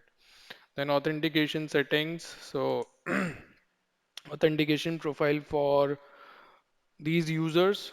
So let's say, how your users, administrators are going to authenticate. So at present, we don't have any authentication profile in, active, right? So it will be local DB only, but you can define it, right? And then your policy rule-based settings, required tag on policies, required description on policies. These are the mandate which you can apply, right? Then logging and reporting settings. So log storage within this particular firewall, right? So traffic, 29% of quota has been allocated, that is 4.41 GB, right? And you can define the maximum days of data you need to retain, right? Retention period can be defined here. Thread logs, config logs, system logs, alarm logs, all these details are available in log storage. Then logs export and reporting. So if you would like to do the export, how it can be done, right?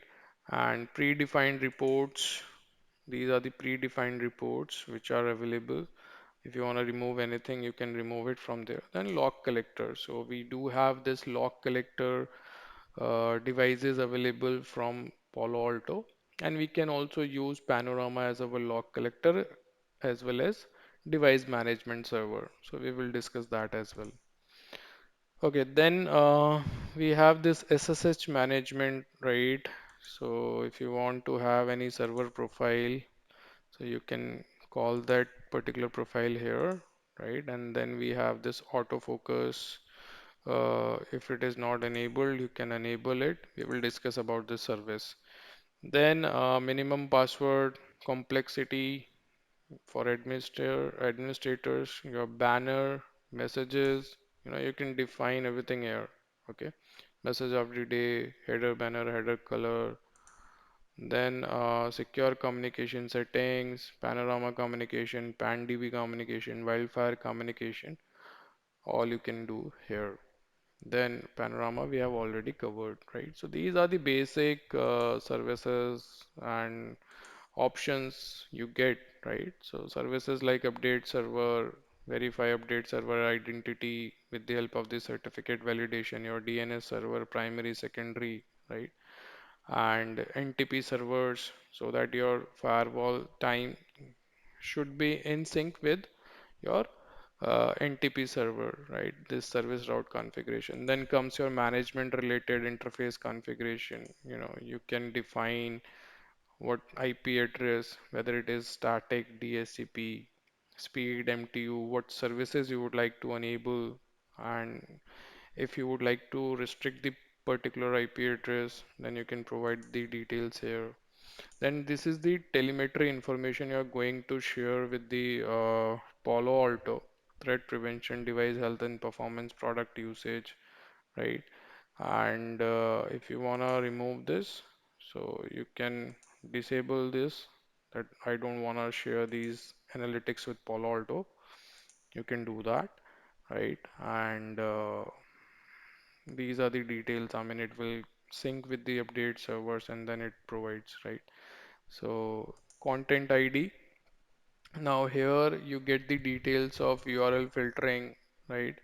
So we will discuss about this URL admin override things, HTTP2 settings, Hawkeye server setting, then content ID settings, and real-time signature lookup, X forwarded for headers, then content ID features, manage data protection. So we will discuss about all of these container pages and all that stuff in coming videos.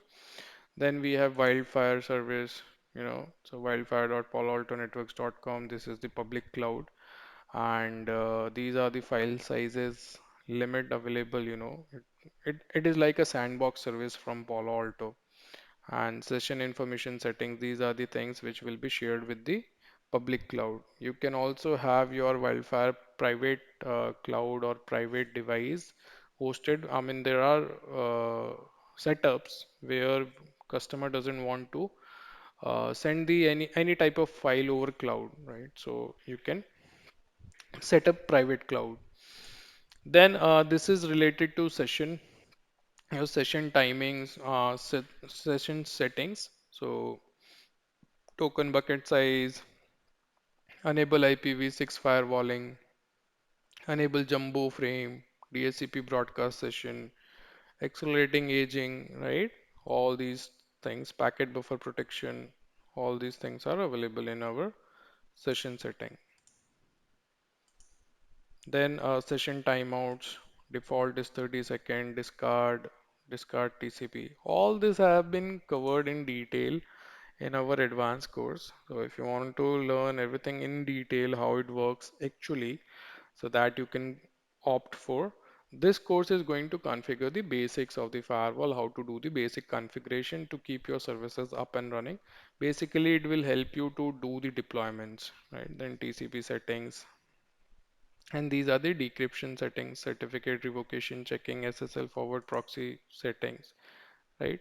So these are the details we have here. Then this HSM hardware security module details. So since this is our VM, so this is not applicable on this. So this is the first tab. Then we have high availability section where we can configure the HA, right? So we will discuss this later on. Then we have config audit, right? Where you can do the audit of your configuration, what changes have been made, right? And who has made those changes. So local running config, local candidate config, you can click on go and you will be able to see, what changes have been made from running to candidate and whether we have done the commit or not. So you can see these are the changes. I mean, in running configuration, Rohan and Mohan is not available, right? And who has done this particular change, right? And this user group is not available. And we have uh, removed this telemetry services, right? So similarly, you can see, I mean, whatever we have reviewed and whatever we have added, modified, deleted. So this is how you can do your audit. Then password profiles, right? Your administrators. So let's say this is the administrator who is the super user. Similarly, you can onboard more administrators, right? So we will do it later on in the next video. Let's first commit the changes, whatever pending changes we have, and you can preview your changes. So we are going to create these local users, and then we are going to, modify, delete. So you can see the current color. So orange means this is getting modified in the running from the candidate, and green means it is going to be added, right? And deleted means it will be removed. So in telemetry, you can see I have made no, no, no, no. So it was not available here. So it will be pushed to the running that we need not to send anything to the Palo Alto. And this has been reviewed. So similarly, it will be passed. Okay. So let's go ahead and do the commit. So that's it for this video. In the next video, we will see how we can onboard the administrators, how we can create the custom profiles for the administrators so that administrators will have super user access, few will have read only, right? And we can hide multiple tabs. We can provide them, granular access. So we will see how we can control the access of the administrators as well. So thanks for watching this video. Hey guys, welcome to this lecture. So, in this lecture, we are going to discuss about the administrators and admin roles we can configure in the Palo Alto firewalls. So, when you log in into firewall, you can click on Device tab, and then you can go to Administrators, and here you can click on Add, and you can create the administrators. So, let's say I want to create the administrator role, and we have you know username as well. So I'm just adding hyphen admin to differentiate between user and the administrator. Then authentication profile, how you would like to authenticate this particular administrator.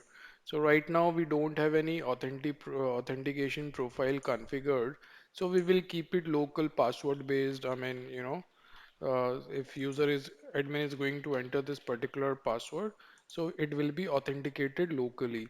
If you want to configure any authentication method like TICAX, Radius, LDAP, Okta, you can do that, right? So we will see it inside our authentication lectures, how we can create the different server profiles, and then how can we enable the authentication by using the external servers. Okay, right now we are using the local thing. Then administrator type dynamic.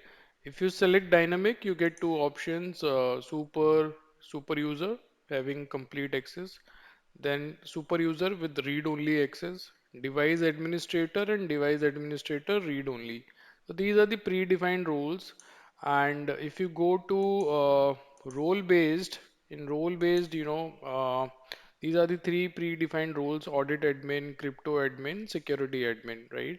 And you can create your own admin profile as well. So right now I'm just giving this user as read-only access and password profile. So we have not created any password profile. So you can just leave it as it is, right? So if I go to admin roles, so these are the admin roles: audit admin, crypto admin, and security admin, right? So if you click on audit admin, so dashboard is not visible, ACC tab is not visible, only monitor logs, traffic logs, right? These are the things are visible. Rest of the automated correlation engine, packet capture, app scope, session browser, these things are not visible to this particular uh, admin role. Then device tab is visible, policy, objects, network is not visible. Inside device, only log settings, manage logs, right? Task, global, system alarms. These are the things which are, enable for this particular profile. Then XML APIs, everything is blocked. Command line, not available. REST API. So these objects, addresses, and all these things are available for this particular admin profile. Okay. Audit profile. Then we have crypto admin. So dashboard ACC is not available, right? And these are the read only. I mean, you cannot make any change here, right? You can make it read only. You can disable it, and you know. So if you wanna give only read only access, so you click on here. This becomes lock. It means only read only, right? And if you want to disable it, you can disable it, then it will not be visible to the admin, right? So commit can, this user can do the commit and all that stuff, right? Similarly, you can create your own custom profile. Let's say I want to give it a name, custom role, right? And it will be like dashboard access will be there, ACC tab access will be there, monitor access will be there, and report generation is there. Then let's say policies, security is visible, and let's hide. I mean, NAT is visible, but only let's make read only.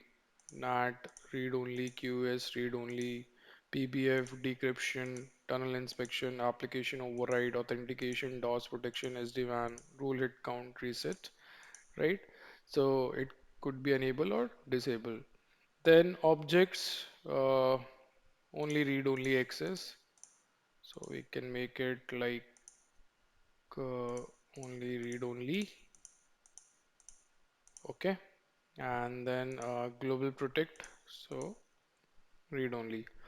Similarly, you can define, right? And in network, so read only access. And let's leave other stuff just to identify, what this profile can do. Commit, this user cannot do commit, right? This cannot save any changes, right? So these are the things which you can do. So let's click OK and do create password profile. So we are going to call it for Rohan. So click add, give it a name, admin password profile. So required password change period, if you need to define, let's say 60 days. Then expiration warning period will be like 10 days, right? Post expiration, admin can log in only one time, and grace period of 5 days, right? Let's say two times admin can log in. So this is the profile we have created, and let's go to the administrator. Let's go to Rohan and apply this profile, right? And administrator type will be role based, and we will use our custom role. Okay, so these settings we have done. So let's commit the change. So once you commit the change, then we will log out from this particular profile. We will log in with the help of the newly created admin profile, and we will see what are all the changes we can do through that profile, and whatever we have defined in the role, are we able to you know uh, implement those changes or not. I mean, let's say I have blocked the commit. So I will try to modify any config, and then I'll say I'll try to commit it or I'll try to save it just to verify the role which I have created is working as it is. Okay. So let's wait for this commit to complete and then we will do this testing. Okay. Uh, it will take some time. Almost done. And if you want to see the details of your management CPU and data plane CPU, so you can see your management CPU right now it is 54%. Reason commit is in progress. Data plane CPU is at 3%. We don't have any traffic, high traffic. You can see session count only 5. So every box comes with session limit, right? So this box has a limit of 2,56,000 sessions, concurrent sessions it can support. So every box comes with a, session limit. So you can check the respective data sheet for session count, right? And it is always suggested to do the sizing as per the requirement. Otherwise, if the LAN users are high and you have undersized the box, you have given the low end series box, the users will face the slowness issues, and once you hit this limit, new sessions will be dropped by the firewall. So that's the reason you need to take care of these things. Okay. And now if I will go to device, so this change is done. So if we go to task and commit is almost done. So let me verify through CLI. Actually, an update is in progress. So let's verify. So let me log in. Okay. So the command to check the jobs, it is quite simple. Show jobs all, and it will help you to see the existing jobs running in your firewall. And that is the reason, you can see the management plane CPU, it is almost hitting 66%. Reason being that uh, this device ID, this particular job is in progress, and configuration committed successfully, so it is almost done, right? So let's go here, and same thing you can verify from here. All jobs are completed, right? So let's go here and log out from this and click on login again and just do the login.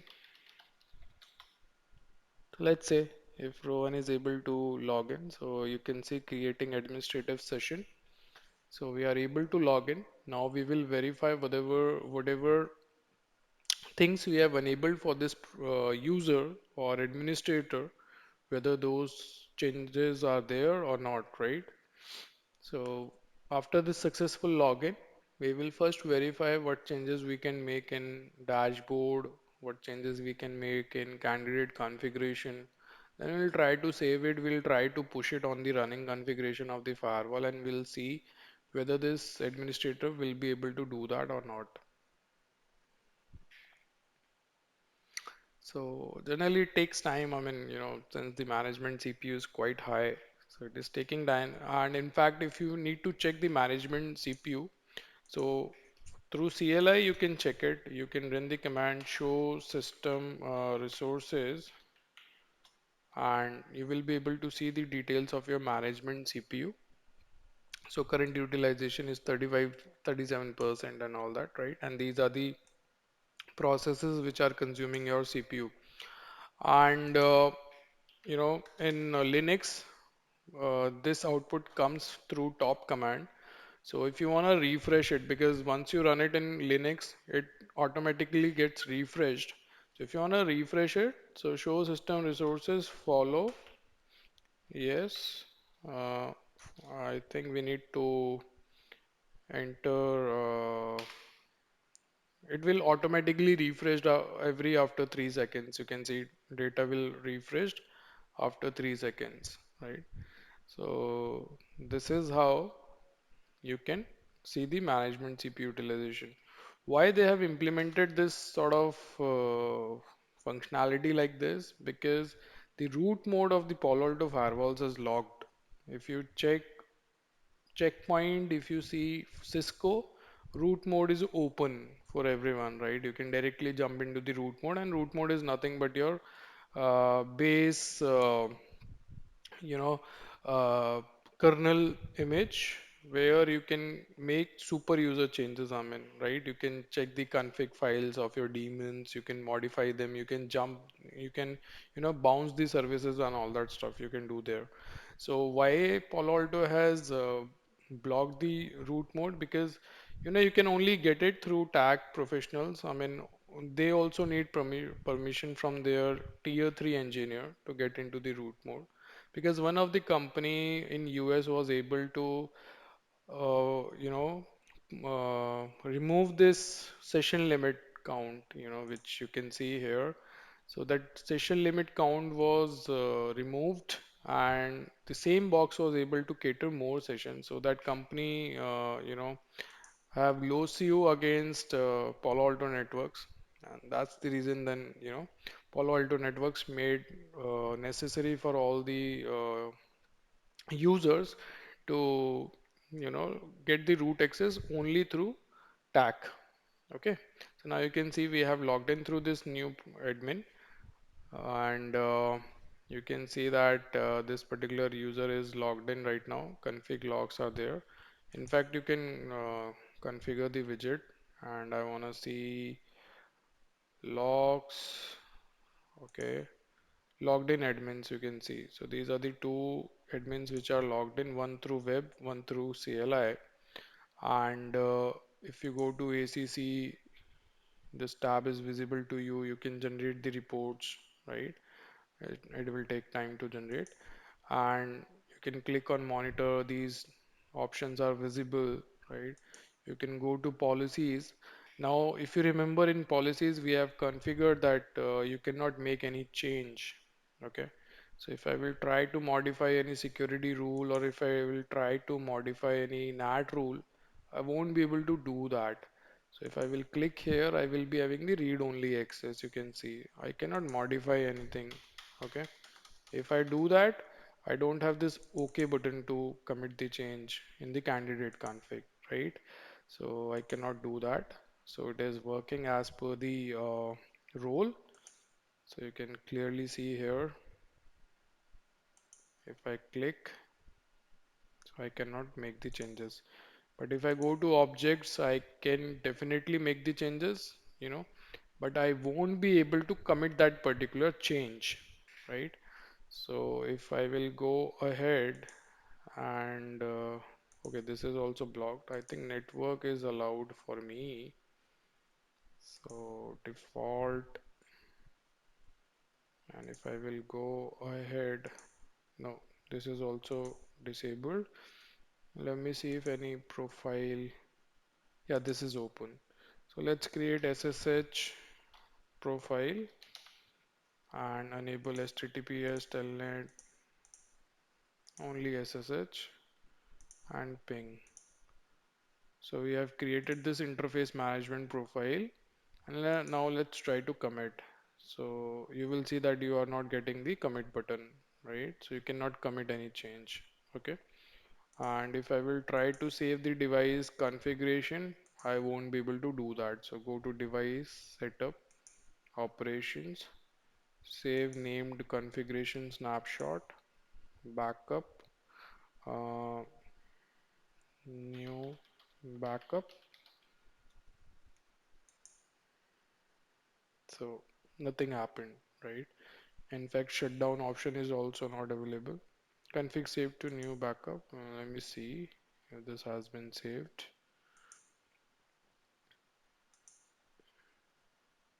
Yeah, it is saved. So I need to check whether that option was enabled read only. What changes I have done there. Might be it is enabled. That's the reason the admin is able to do that. You can see shutdown is not available for this admin. So I mean, this is how we control the access of the admins, right? We have basic level admins, then we have advanced user, super user admins, and we can control. And if this user goes to administrators, then he cannot view the super admin, the Black Hawk admin. He can only view his profile and profile similar to his role, right? And you can see that password policy is not available, right? And if you click on admin roles, so let's see if he can modify the rule. No, he cannot do that, right? So this is how we control. Okay. So if I will log out now and if I will log in back with the Blackhawk, so what we can do is Blackhawk is the super user. So Blackhawk might be able to commit the changes, whatever changes Rowan has done in the candidate configuration. So Blackhawk can review those changes and commit on behalf of Rohan because Blackhawk is the privileged user with all the access, right? So this can be done. So let's verify that and then we will proceed further.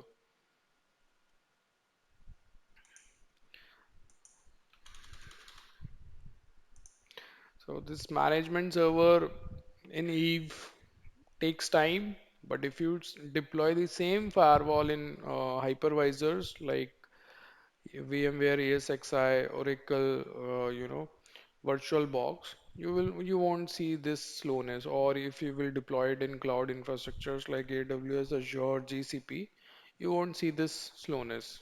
Okay, so it is all only there in Eve. I mean, what else do you expect from an emulator, right? You're getting the complete feel of the actual firewall. So now we are logged in through Blackhawk.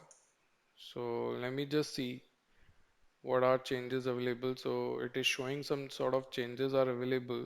So commit changes made by, we can see Rohan, right?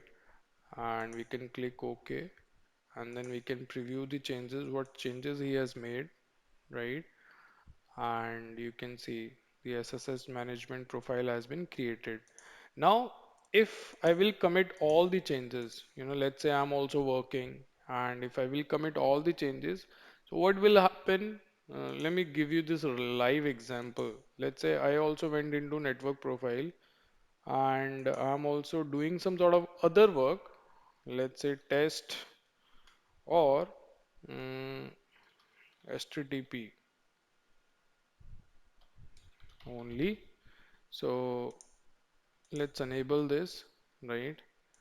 And I was also working, Rohan was also working, and then I initiated the commit all. So what will happen if you preview the changes? It will commit the changes of Rohan as well, you know. So you can see both the SSH as well as this HTTP, both profiles will be pushed. So we have to be cautious, when we are committing all the changes. Always do commit changes made by which administrator, Blackhawk or Rohan, so that you can filter it out. So, it is really good when you're working in live environments. So, such type of selection you can make. So, always beware of commit all. It creates problem for everyone. Okay.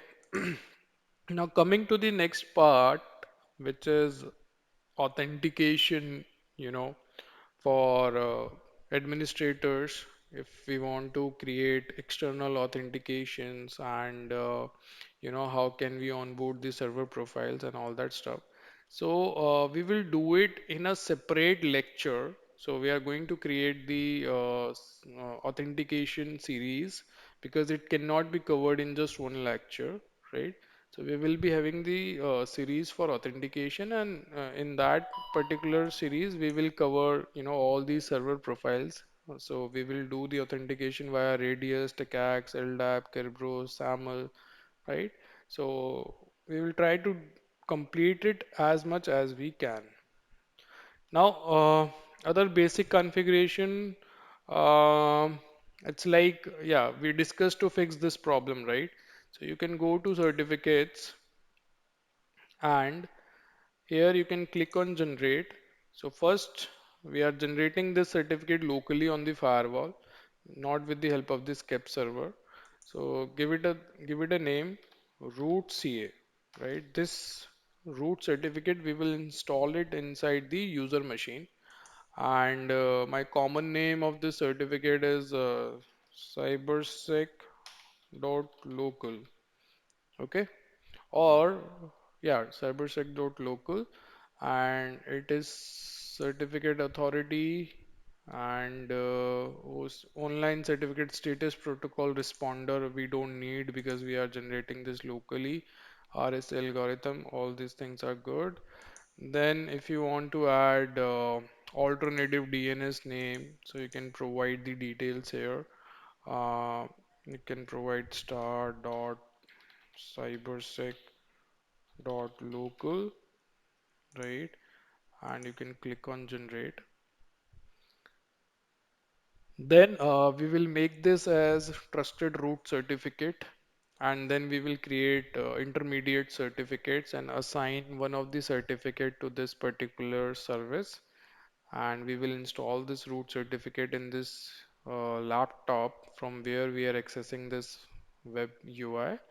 So then it will be able to verify the entire certificate chain, and we won't be getting this not secure warning. Okay. So let's wait for this certificate to be generated.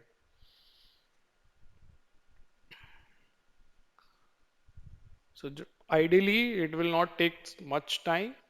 I told you before as well, because of the RAM allocation in the Eve, it is very less. That's the reason you are able to feel the slowness. So if I will check my status of the resources, so you will see memory usage, disk and CPU. So due to limited memory, I have assigned very limited memory to this box. So we are able to feel the slowness. So let's wait for this certificate to be generated, and then we will proceed further. Okay, so this certificate has been generated. Now we will make it a trusted root CA, right? And we will click OK. And now we will use it to sign intermediate certificates. So we will click generate again, and we will give it the name web UI, right? And common name is DC1 dot cybersec dot local, signed by our root CA, right? You can also generate CSR request to get it signed by, the certificate authority is available over internet, right? And do you need to make it certificate authority intermediate or something like that? No, I don't want. And SAN name, it will be wildcard star dot cybersec dot local, so that we don't get DNS name mismatch error, right? And we can click generate. Now we need to create this SSL TLS service profile. So you need to click on add. You need to give it the name PA web UI. You need to select the certificate. So web UI, minimum version, maximum version of the TLS settings, right? SSL handshake. And then you need to go to setup, and inside management, go to journal settings, and here you need to call that particular service profile. Once you do that and you make the commit changes, this session will break, because then Palo Alto will be giving you a different certificate chain. So click OK. And once you do the commit, after successful commit, this session will break. So whenever you are modifying such sort of service profiles, you need to make sure that it is users are not logged in or they are working, because their sessions are going to break. Okay, so these things you need to keep in mind. So let's wait for this to complete and then we will verify the same. Okay, so it is done. You can see the screen is stuck at 99%. Reason being that the connection has been terminated. That's the reason it is not refreshing. If I'm going to refresh from here, so you're getting this privacy error because we need to install that particular root certificate in our certificate store. So here you can see that you know issuer of the certificate. Let me show you. Just a minute. So if you go to certificate, common name, common name, and issued on, we are not getting the issuer details here. Certificate. Okay. So we are not able to download the root certificate. Earlier we were able to download it from the Chrome itself. I think there were some vulnerabilities associated with it. So Google has blocked that particular thing. So we need to download it from the firewall itself, and then we will install it in this machine, and then we will try to refresh our connection, or we will go incognito and we will try to make the connection again. You will see this not secure will go away. So let's log in and then try again. Okay, so we have successfully logged in. So let me just go to certificates. Let me just export this particular certificate. So you see option here, export, and you can also export it with the help of the private keys if you want to do decryption in the Wireshark, for SSL sessions. So you can export it with the private key as well. Or if you want to install it in a server, so private keys are required. So right now we will go with the basic PEM format, and we will double click on it, and it will say install current user. There are two spaces, local machine and current user. So we are going to install it for this particular user, trusted root certificate authority. Next, finish, and it is done. Okay. Now we will go incognito and we will try to establish the connection again. And this time you can see we are not getting any warning, right? So the connection is secure because that certificate is valid now, right? We have the root to verify that particular certificate. So you can see. So earlier we used to see the root certificate details in this browser itself. So now, the Google has disabled that feature. Okay, might be due to the vulnerabilities, because root certificate was easily downloadable from the connection itself directly, right? And then you can spoof the user. Okay, so now it is not secure. If I will refresh it, right? So it is not changing. Reason being that connection is already established. So what do you need to do? You need to have a new connection. So why it is not working? Because you're already logged in. So first you need to log out through this particular session, right? Because when we tried incognito, it was working fine, right? It is working fine.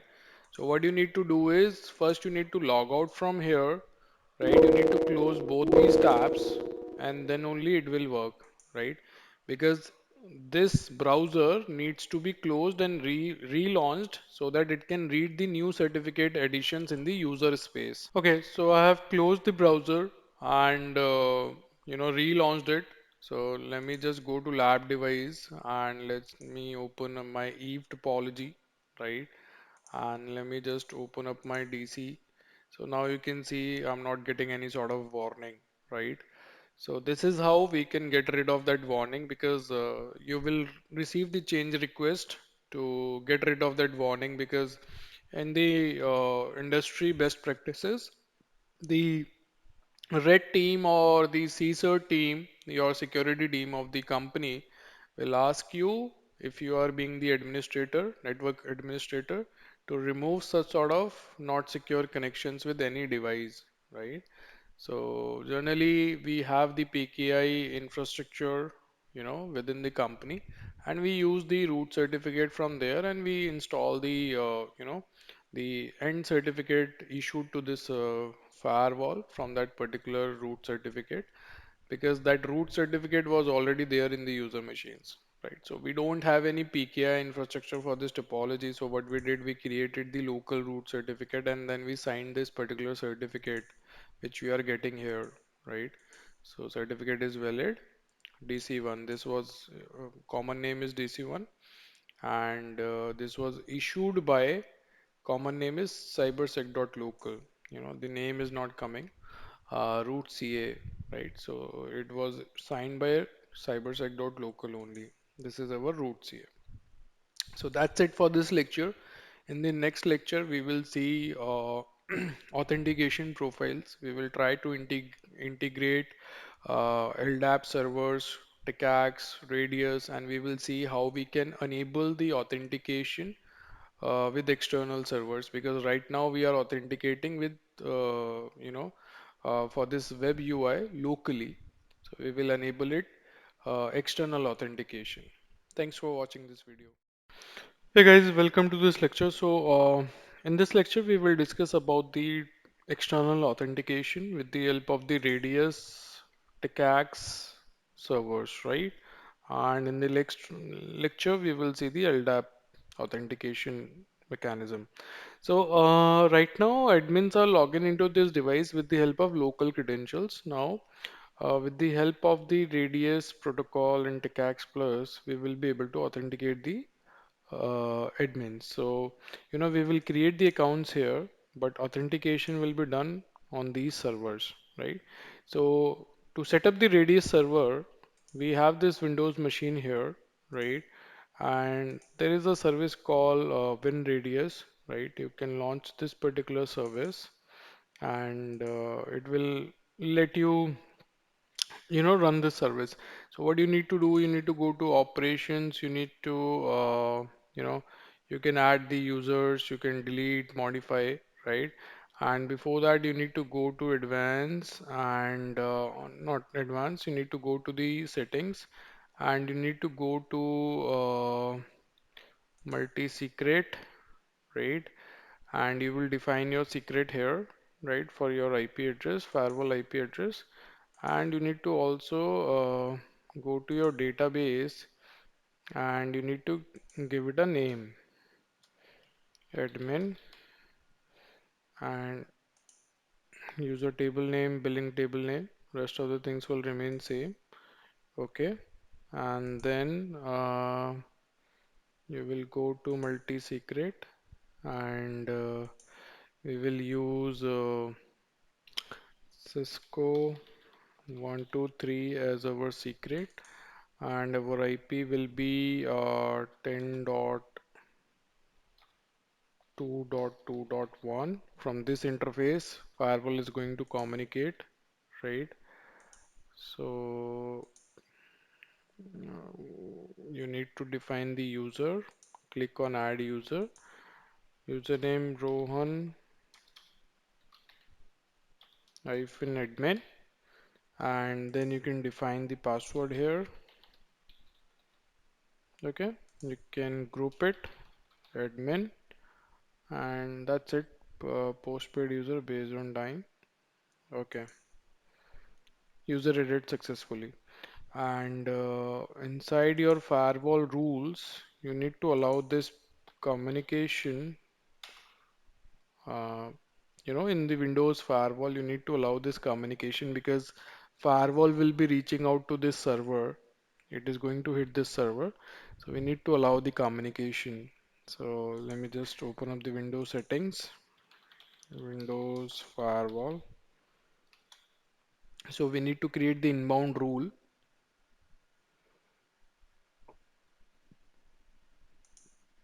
Meanwhile, let me just close other task.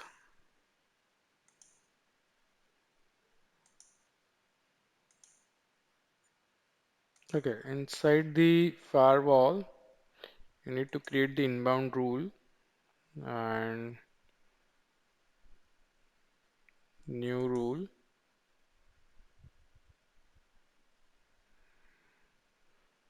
So port, next, TCP 1812. This is the port on which your Radius server will listen. Allow connection, domain private public. Give it a name, Radius server, finish. So once this is in place, right, now we can do the testing. So what you need to do inside your firewall, you need to click device, then in server profile you will have radius.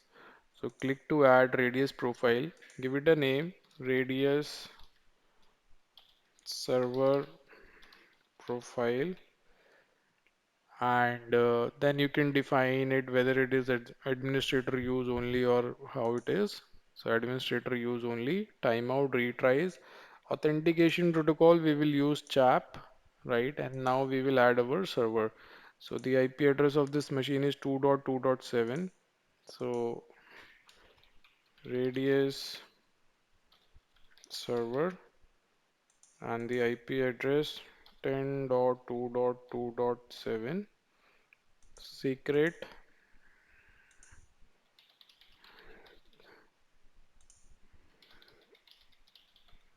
Okay, click OK, and then we are going to apply it on our administrator.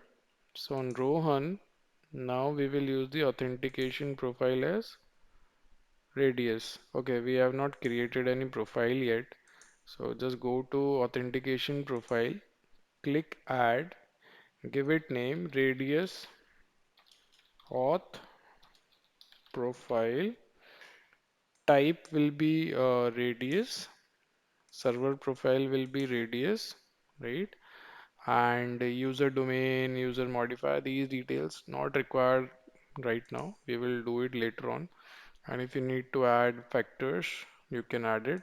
In advance, you need to allow the user, right? So it's like all, click OK. And then in administrator, go to Rohan and apply this profile.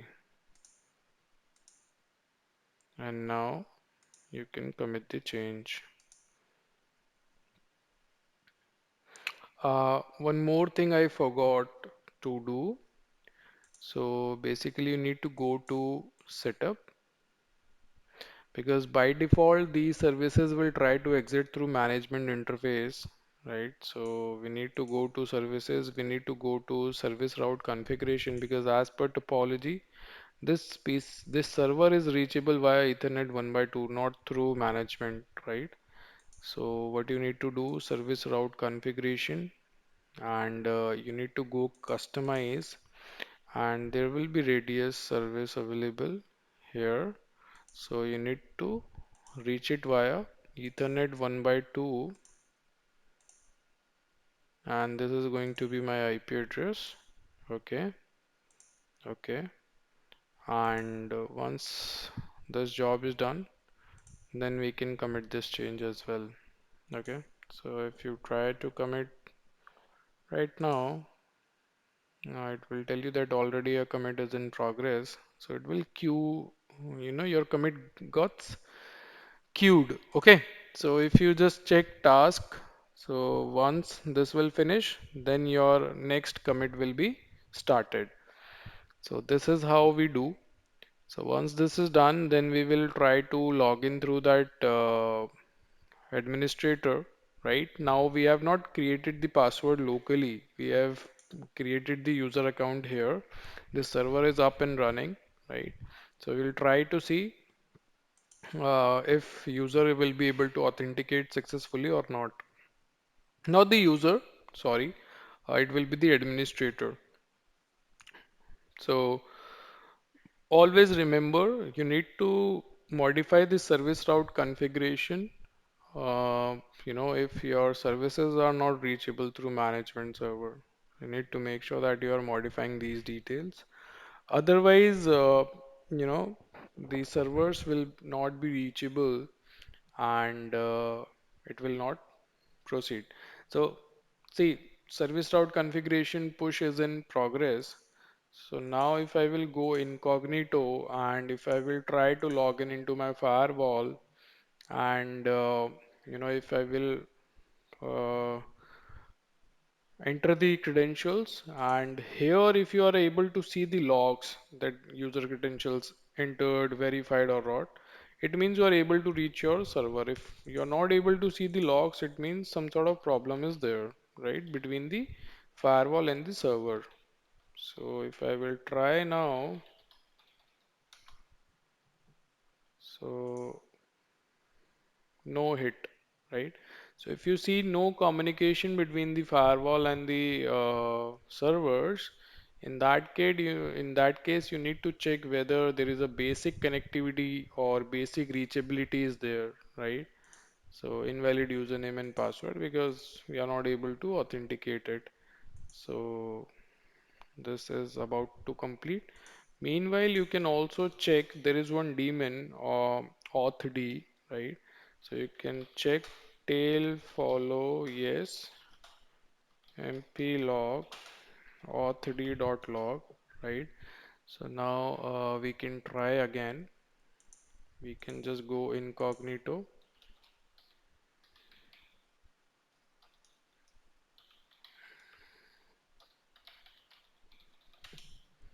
So if you do this, here you will be able to see whether we are able to reach the server, successfully connected to the server. Similarly, you can see user Rohan admin authenticate OK.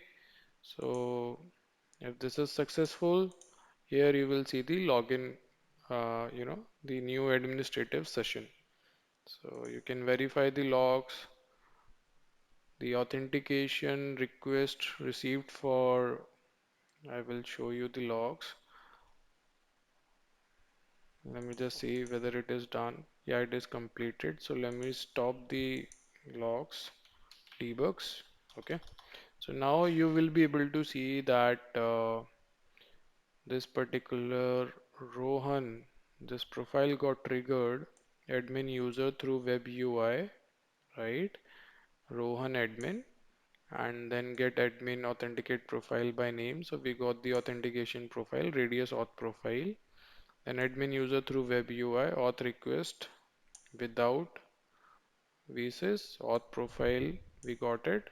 Then MFA is not configured, keep original username, right? We will see all these details in in user ID section, but here I'm just covering it so that you get glimpse of it.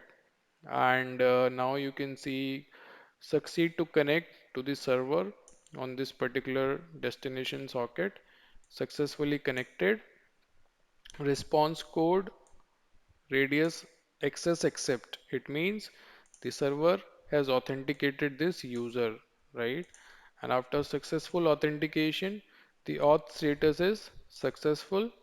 Now authentication is success. User was able to log in into the machine, right? This is the IP address, server IP address. This is the user IP address, the Rohan's laptop IP address from where he has logged in into this particular web UI.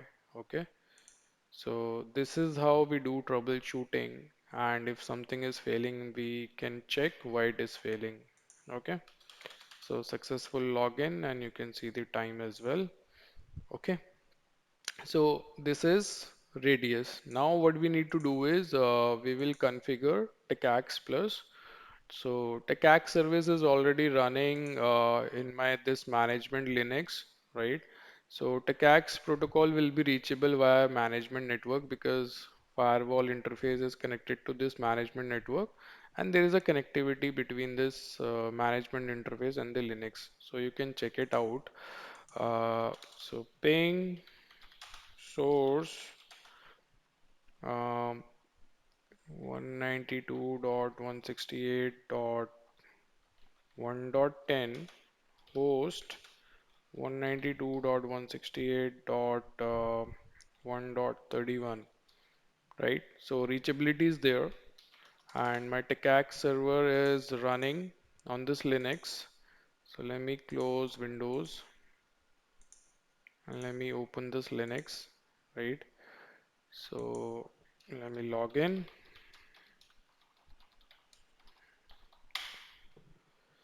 So my TechAx server is running here, right? And let me show you. So you can check the status, service TechAx plus status. So you will be able to see that whether the service is up and running. So you can see active and running. Let me see whether we have the user entry in the file or not. So cd slash etc slash TechAx plus, right? And then if you do ls if in la, so tag plus file config is there, right? So you can concatenate or you can do nano if you need to make any changes into this file. So we will do cat tag plus just to view the content of the file. So default username, password. So this is the beginning. Key is testing 123, which we need to define. Okay. And user is defined here. I've already created the user. Password is test123. Let's modify the password and keep it default, which I'm using. So just go nano tag and here just make it Cisco 123. Cisco 123. Control O, enter X, and then we need to restart the service because we have made the changes. So restart and then check the status. Up and running. Cool. Okay. So now let's go back to the firewall and just go to server profiles.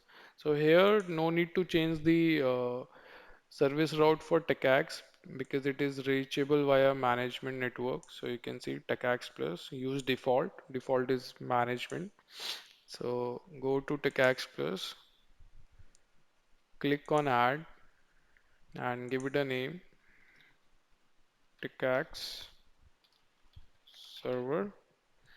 Administrator use only authentication protocol chap. Click on add TechAx. Then define the IP address.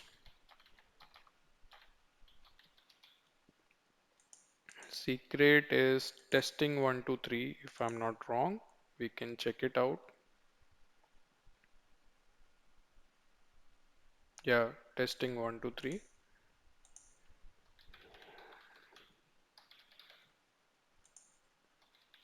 Testing 123. Port 49. Okay. Now we will create the auth profile and you can define the name TechAx auth profile. Type will be TechAx plus server profile. You need to call it out. Advanced, allow all. Okay. Now go to administrator and in Rohan admin, just call this newly created profile. So now the log will not go to the you know this radius server. It will go to the TechAx server. And how can we verify that? We can verify with the help of this debug on the authd daemon to see where my packet is going. So initially it went to this particular destination socket. Now it will go to 192.168.1.31 on port 49. So let's verify that. So let me log out from here. Yeah. And let's wait for this commit to complete, and then we can do this testing. And meanwhile, this TechAx is like if you need to understand the basic flow, how these authentication servers are working, what is the backend packet flow, right? So we have the advanced course available where everything has been covered in detail. So you can subscribe to that course so that you will be able to understand how these protocols and these servers, these authentication server works, in the backend.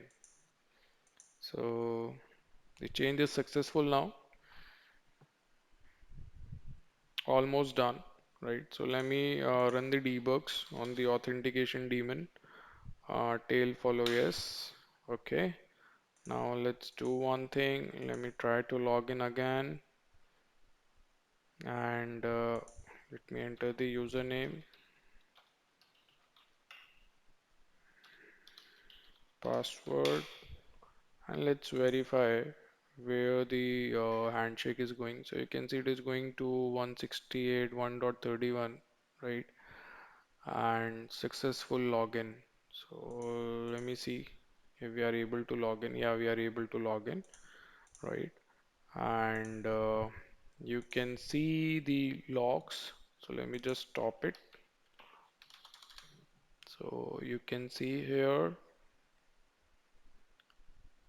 that we have received the authentication request for admin user through web UI, right? For Rohan admin.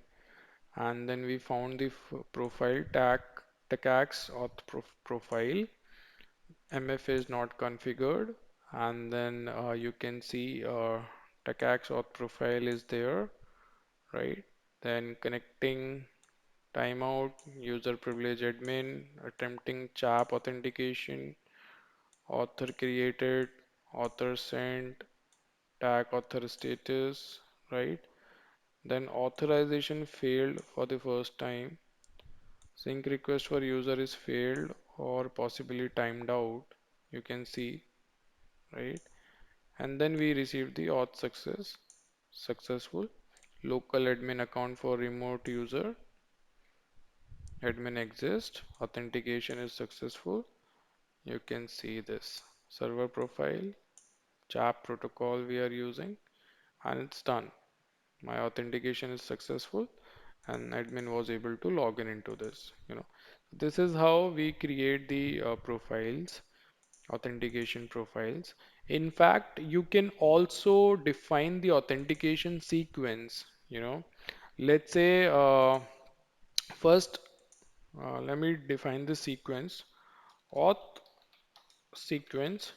So what I'm going to do is, you know, use domain to determine authentication profile. No, I don't want that at present. I will do it later on. So first I will check the radius. If user is not in radius, then it should go and check TechAx. Okay. So let's click OK. And now in administrator, what you can do is in Rohan, instead of authentication profile, you can call the authentication sequence, right? And you can click OK. So what it will do, it will first check the radius profile. If user is there in radius, it will be authenticated and it will be allowed. If user is not there in radius, then it will fall back to the TechAx server. So this is how we can create the authentication sequence, right? So what I'm going to do is I'm going to take the console of this, right? And what I'm going to do, I'm going to delete the user. Delete user. Just enter the name. So we can see delete user successfully. Now when the authentication will hit this radius server, that username will not be able to authenticate. So we will get, the failure here. And then in the logs, we will be able to see that it is failing back to TechAx server, right? So let me see. Yeah, it is almost done. And let me log out from here, from the incognito window. Okay, so it is almost done. Let me just run the debugs again. Okay, so it is almost done. Wait for it.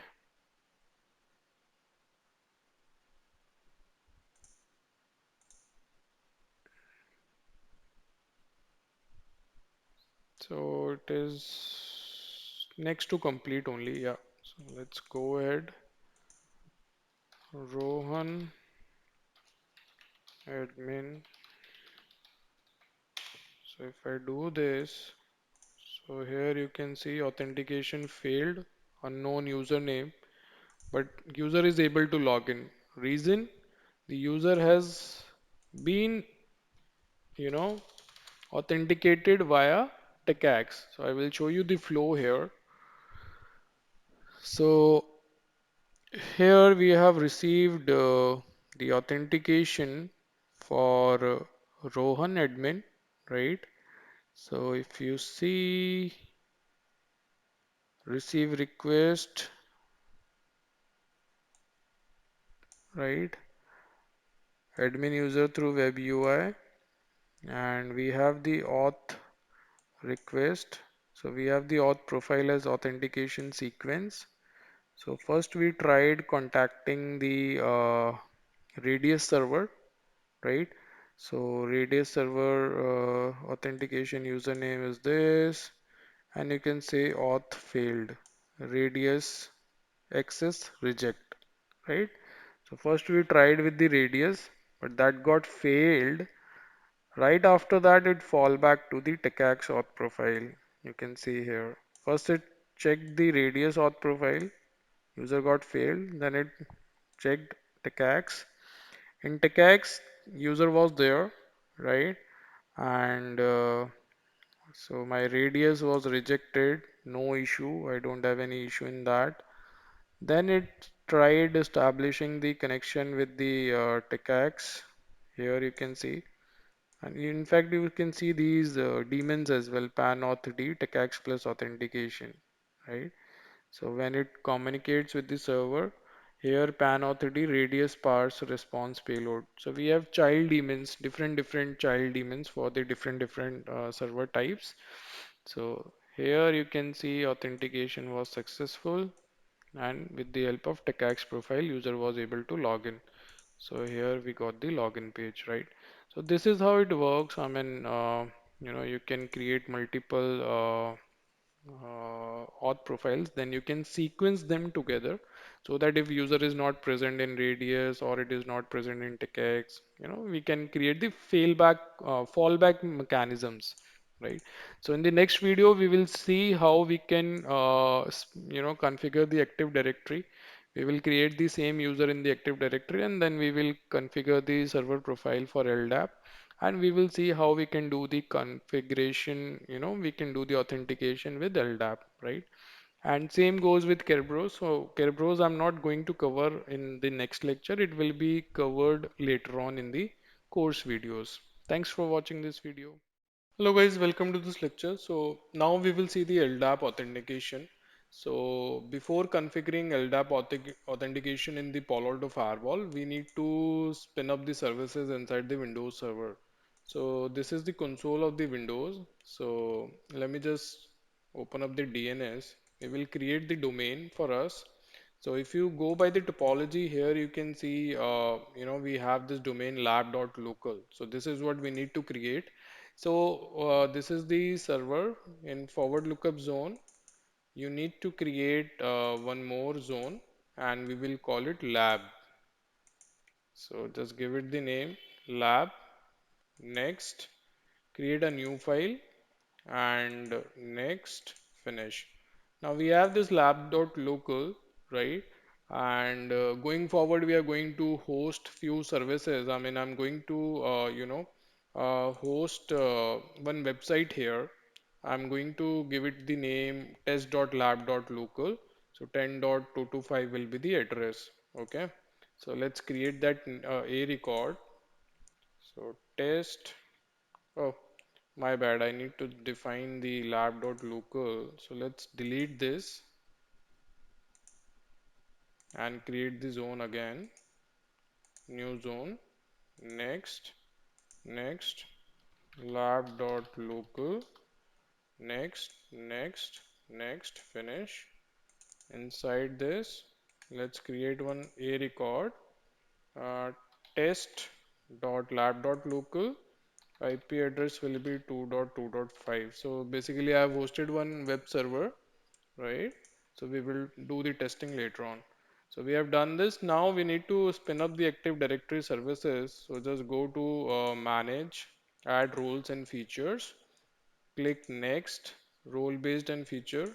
Next, Next, and Active Directory Federation Services, Active Directory Lightweight Directory Services, right? These are the options available.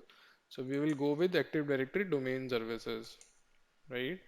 So next, next, next, install.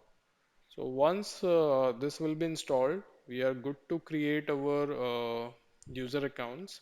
So we will create the user account here, and we would need one administrator account of this particular Active Directory, which will be used for binding the firewall with this particular server. Okay, so so far we have seen that in Radius and Tecax we just need the secret key, right? But here we need to provide the actual details of the service account. You can create the service account, or you can use the main administrator account to, connect the firewall with this Active Directory. In production, nobody is going to give you the admin credentials. So basically what they do, they create one service account and they give the credentials so that you can use that particular service account, right? And you can do your configuration. So let me just open it up. Tools, administration, users and computers.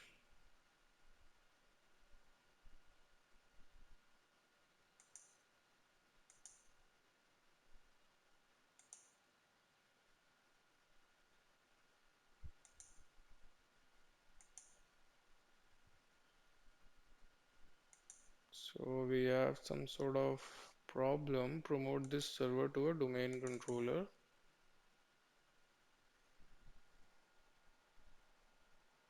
Add a domain controller to existing domain. Yeah. So lab.local.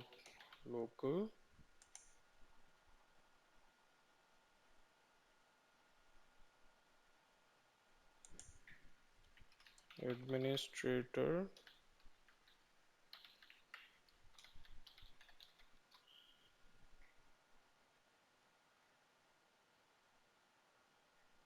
So basically, we have the server is not operational. Okay. So root domain lab.local.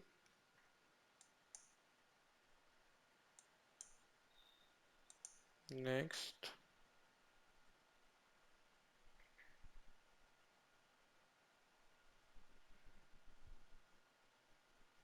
Global catalog DNS server is already there. Okay. Password.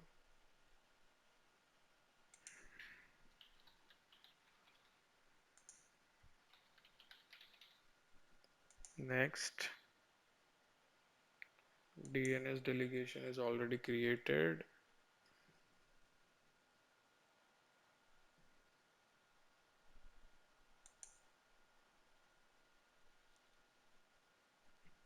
So I mean these are the services which takes time, although you need not to take care about it, right? It is already done with your account management teams who takes care of your groups, user management, right?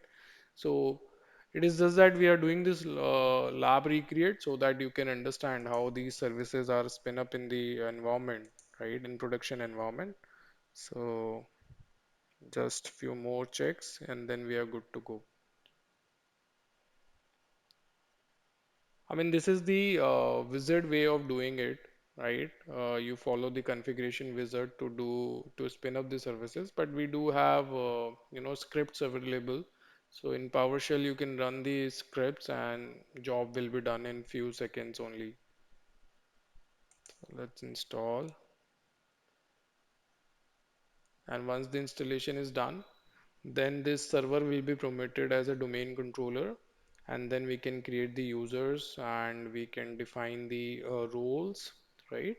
And then we can integrate this particular server with our this server has become the domain controller now.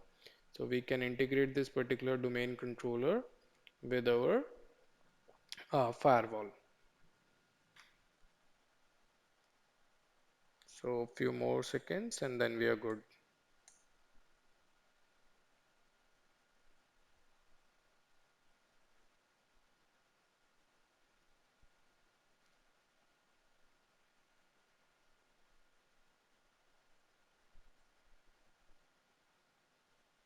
So you can see domain controller lab.local has been created.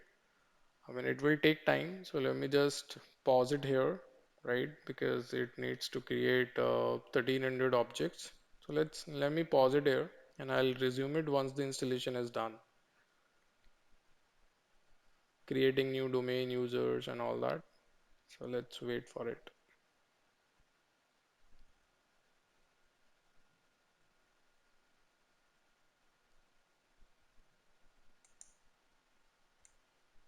Okay, so now it is done. Let me sign out and it will log in back in the domain, right?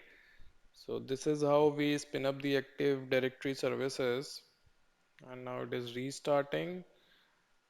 It will boot again. Then I need to sign in into my domain, that is lab.local, and once it is done, then we will create one service account, or we will use the administrator account to do the binding with the firewall. So, I mean, why we are doing this, it will also help us in user identification, user ID. So, you need to integrate your servers where your actual user database is available with the firewall so that they can learn about your user database, right? And then only you will be able to create the user-based policies, group-based policies, security policies, right? And they will start taking hit. Otherwise, what happens if you don't integrate your servers, your user database servers, so you won't be able to, you know, uh, create the user-based policies, right? And if you will create it, they will not take hit if the databases of firewall and your Active Directory is not in sync, right? So that's the reason we should synchronize the user database in your directory services and the database in your Palo Alto firewall or any next generation firewall which has this capability of user ID. Okay, so now system is up. Let me log in. So now you can see lab/administrator. So now we are logging into the controller.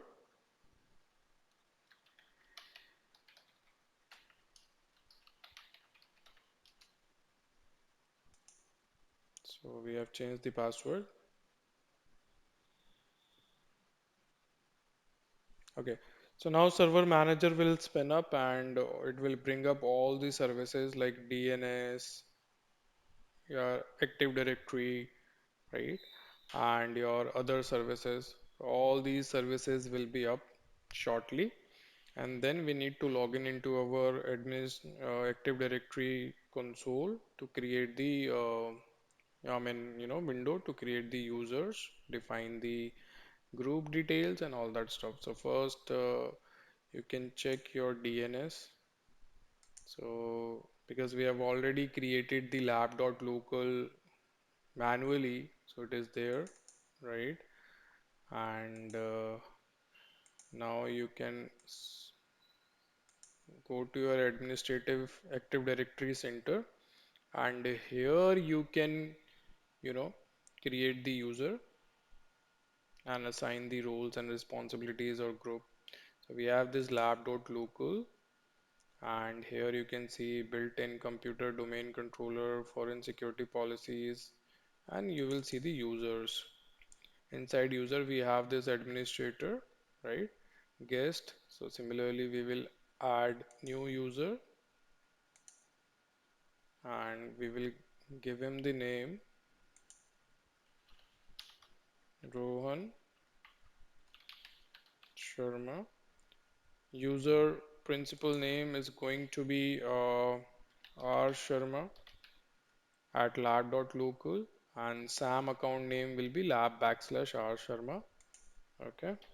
So these are the attributes, login attributes we have. Okay. So this is done. Then password options. Password never expires. User cannot change password.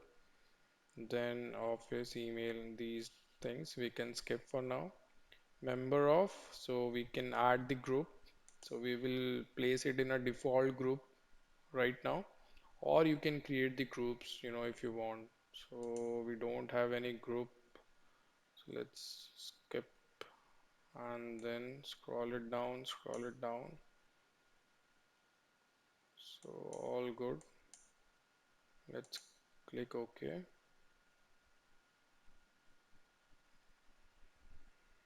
Okay, so we need to have a complex password.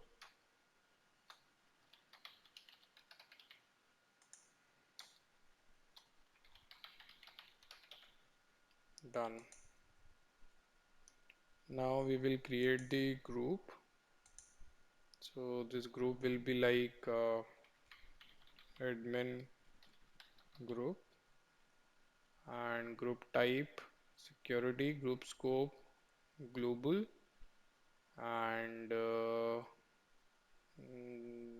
is good, managed by. So we can check for the names and we will check for administrator. So this account, okay. Then member of is not required. Members, add Rohan into it. Check names. Okay, that's it. Done. Okay, so now Rohan is there. Type user. So if you click here, so we have Rohan. If you double click on it, and if you check member of, you can see domain is part of domain users and admin group. Okay. So now let's do one thing. Let's do the binding. So to do the binding, this server is reachable via trust interface. So first of all, modify your service route configuration, and here for LDAP, you need to modify the interface 1 by 2. Okay. Now just go to LDAP, add LDAP server name, LDAP server IP address. It is 10.226. So 10.2.2.6, port number 389, and administrator use only. So we check this tick box. We tick this checkbox so that no other user can make the changes here, right? Now type will be Active Directory. Okay. Then base DN is going to be it is going to be DC lab comma DC local. So this is our base DN, and bind the DN is equals to, CN is equals to, you can check it here. So if I check my directory services, so if you open it up, so it will be domain users. Domain user is my primary group. Okay,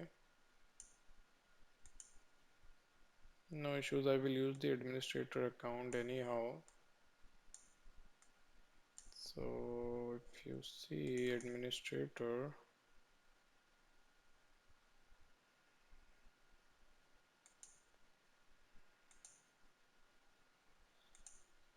organization, account details.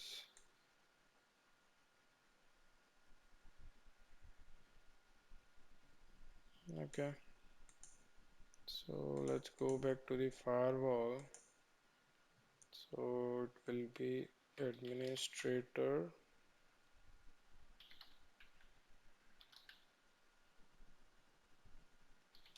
then DC equals to lab, and DC equals to local password.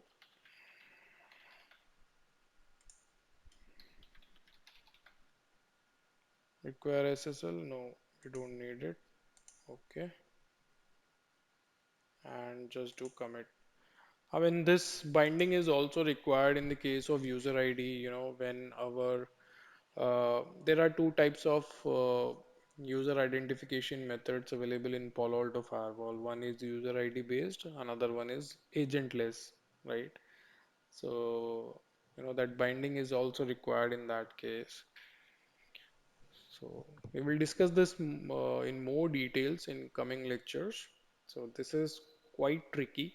Once this is done, then we can create the authentication profile, and then we can call it inside our, you know, admin ID, that the admin will be authenticated by using this particular auth profile. So let's just check it out whether it is working or not. So now in the auth profile, we need to take precautions regarding the parameter modifications, because now we have domain up and running. Okay, so what you need to do is when you're creating the authentication profile, so LDAP auth profile, so type is LDAP, server profile, we have this. Now login attribute, which login attribute you are going to use, user principal or SAM account, right? So you need to define that here. Uh, and user domain and username modifier, if you need to modify, in any particular syntax, user domain, backslash user input and all that stuff. So we don't need that. We will keep it whatever user is going to enter. User domain is going to be the lab.local, but since we are not going to modify the username, so we are not going to add it here, right? And advanced allow all. So for time being, we are keeping it simple, right? But when you are going to configure the Kerberos single sign-on, in that case, you need to configure everything. Okay. So now administrator and Rohan admin. So just a minute. We have defined the user as R Sharma. Okay. So R Sharma is defined. Okay. So let's create one more administrator with name R Sharma, and authentication will be LDAP, role based, security admin, or let's say audit admin. Okay, let's do the commit. So as you can see, this integration is not that straightforward as compared to LDAP and TCACs, right? There are multiple things which we need to take care when we are integrating our Active Directory with firewalls to synchronize the group details and all that stuff, right? And let me show you one more thing. Once you create this server profile here, right? So if you scroll it up, if you go to user identification, if you go to group mapping settings, right, and if you click on add, and if you go to group include list, right, if you are able to traverse the directory, your LDAP directory, it means the setting is correct. If not, it means things are not correct here, right? So if you select the server profile, so it is not recognizing the server profile. Why it is so?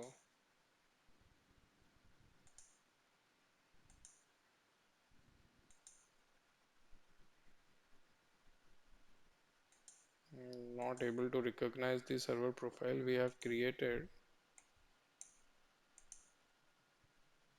So basically what I was trying to say, when you go to this user identification group mapping settings, if you go to add, if you select your server profile here, by any chance it is not coming, then if you go to group include list, you will be able to see the entire forest, your Active Directory forest here. If that is coming, it means firewall is able to communicate with the domain controller. Okay. So now we will do the hit and trial, right? So once the policy is pushed, yeah, it is done. You go incognito, and here we can run the tail follow yes auth d, and let's try. So let's go incognito, log into the device, and username R Sharma. So let's see, in authentication you can see LDAP session to remote server. Source is this, pan auth d bind, binding with administrator dc lab.local. And meanwhile this is still loading because we are stuck here. It is not moving further. Now it has moved. Failed to bind, cannot contact LDAP server, failed to bind. So LDAP auth server is down, auth failed, authentication failed. So if you check here, it has failed. Reason being that we are not able to bind the session properly, right? So let me go to this server profile here, name administrator, comma, cn users, comma, dc lab.local. Okay, let me make this change. So I forgot to add this user. So if you see the tree, so it's like this, in lab.local you have users, and inside users you have this administrator account, right? So in this same fashion, you need to define it here, your bind dn administrator inside the users folder inside the lab.local. So let's see if this helps. So I will be able to conclude. So these are the challenges which we get in case of LDAP integration. So it happens. Okay. And now let me see if we are able to get it inside the user identification as well. No, not sure why it is not giving me this server profile. So it is almost done. So let's have this and let's go incognito again. R Sharma.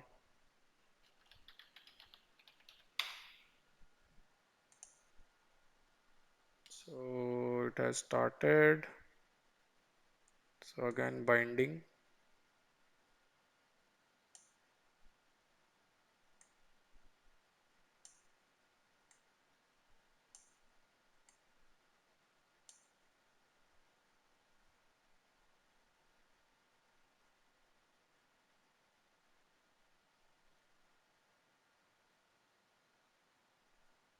So server is down.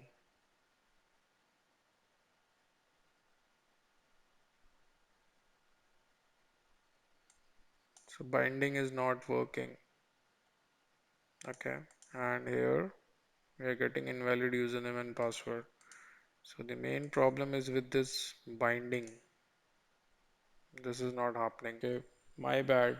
Actually, I've written the wrong password. That's the reason it was not working. Let me just correct the password of the account. So this is, if you remember, we need to change the password when we logged in into the domain. So due to wrong password, the binding was failing. So let me just do this change quickly. See, these are the small things which you need to take care when you're doing the configuration, and it happens in the production environment as well. So this time this should pass. So if you see that we are receiving this username, LDAP auth profile is also getting invoked. So the only problem was, the binding was not working properly. So we were not able to reach this server.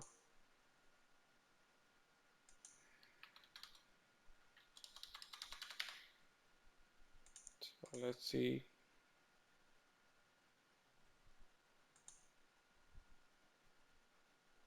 It is almost done.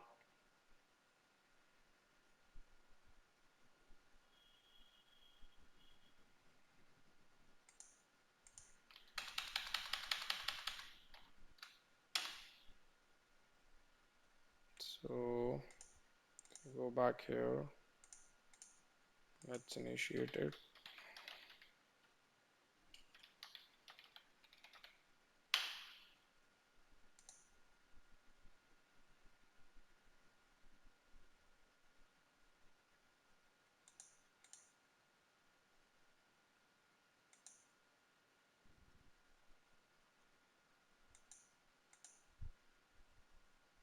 Okay, configuration just got committed. It will again time out.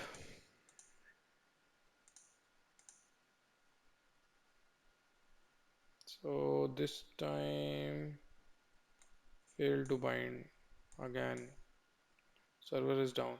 Oh, one more thing. I mean, we need to make sure that firewall is not blocking our connection, right? Just like we need to, do it inside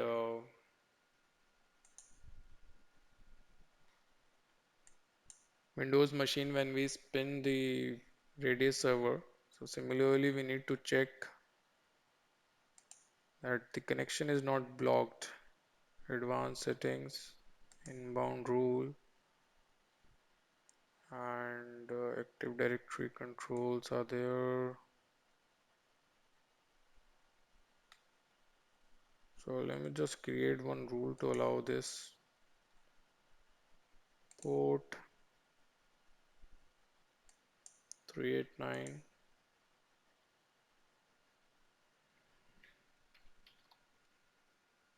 Next. Allow the connection. Next.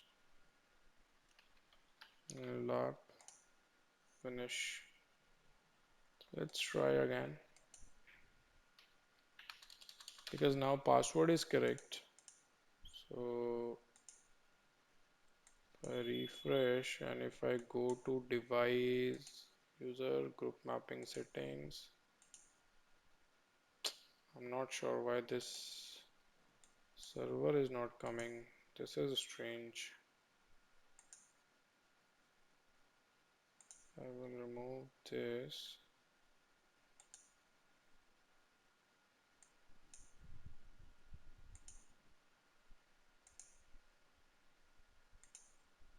Yeah, now it is coming.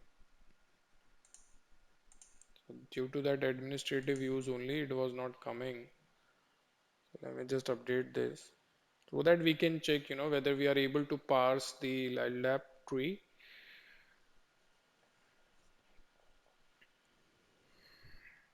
Meanwhile, let me just check. So administrator built-in account for administering the computer/domain. Okay, it's part of users only. Cool. Commit is done. So let's check it out now. Go to LDAP server, and now you can see lab.local. It is appearing automatically. So if you click on drop down, it should give you the entire parsing of the domain controller. If it is able to give you that, then it means, see, you're getting this error, failed to connect to 10.2.2.6. Okay, so now let's do the basic troubleshooting. Let's verify whether we are able to reach this. Ping host 10.2.2.6. So we are not able to reach it. Okay, so what could be the problem? So if I will check it out,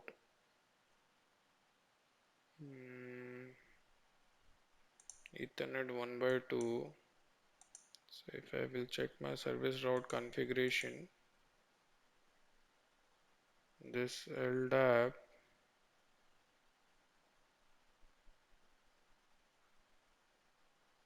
is using this, but still I'm not able to ping it. Ping source 10.2.2.1 host 10.2.2.6. So let me just do one thing.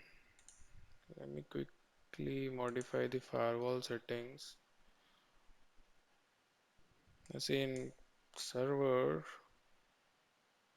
it happens. New rule.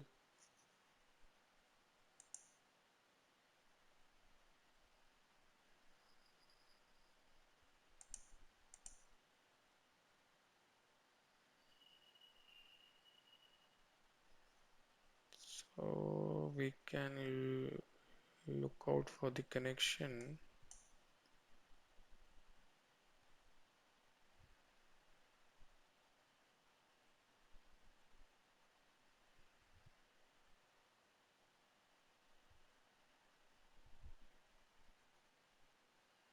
Mm,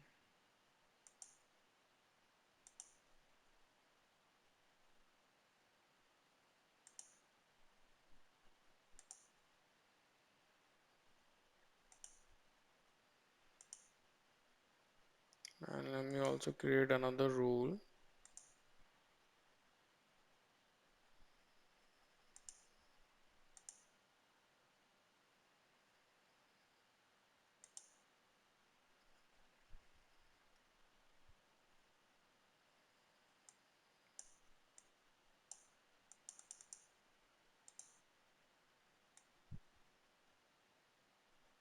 Mm, ICMP I need to check.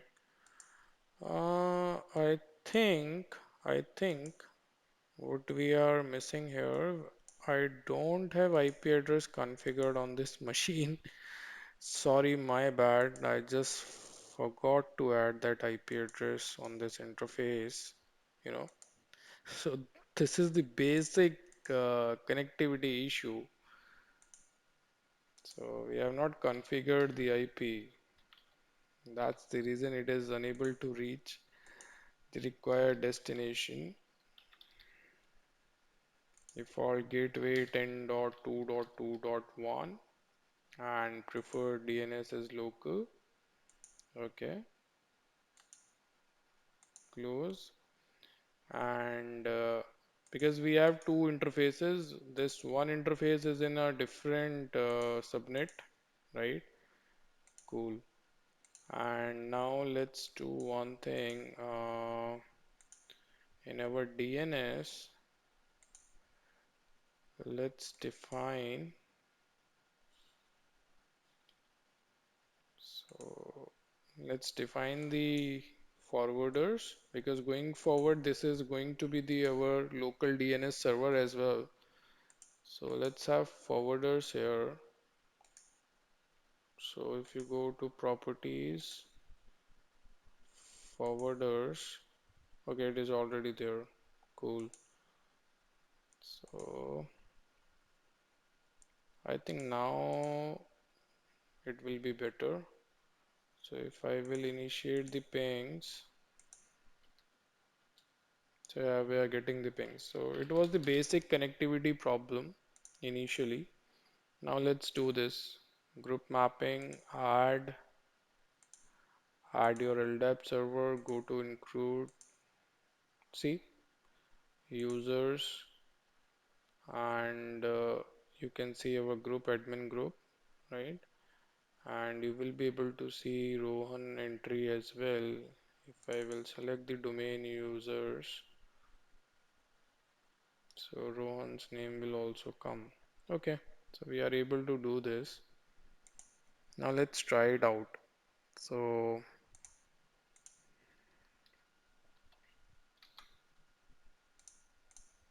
one more time, R Sharma.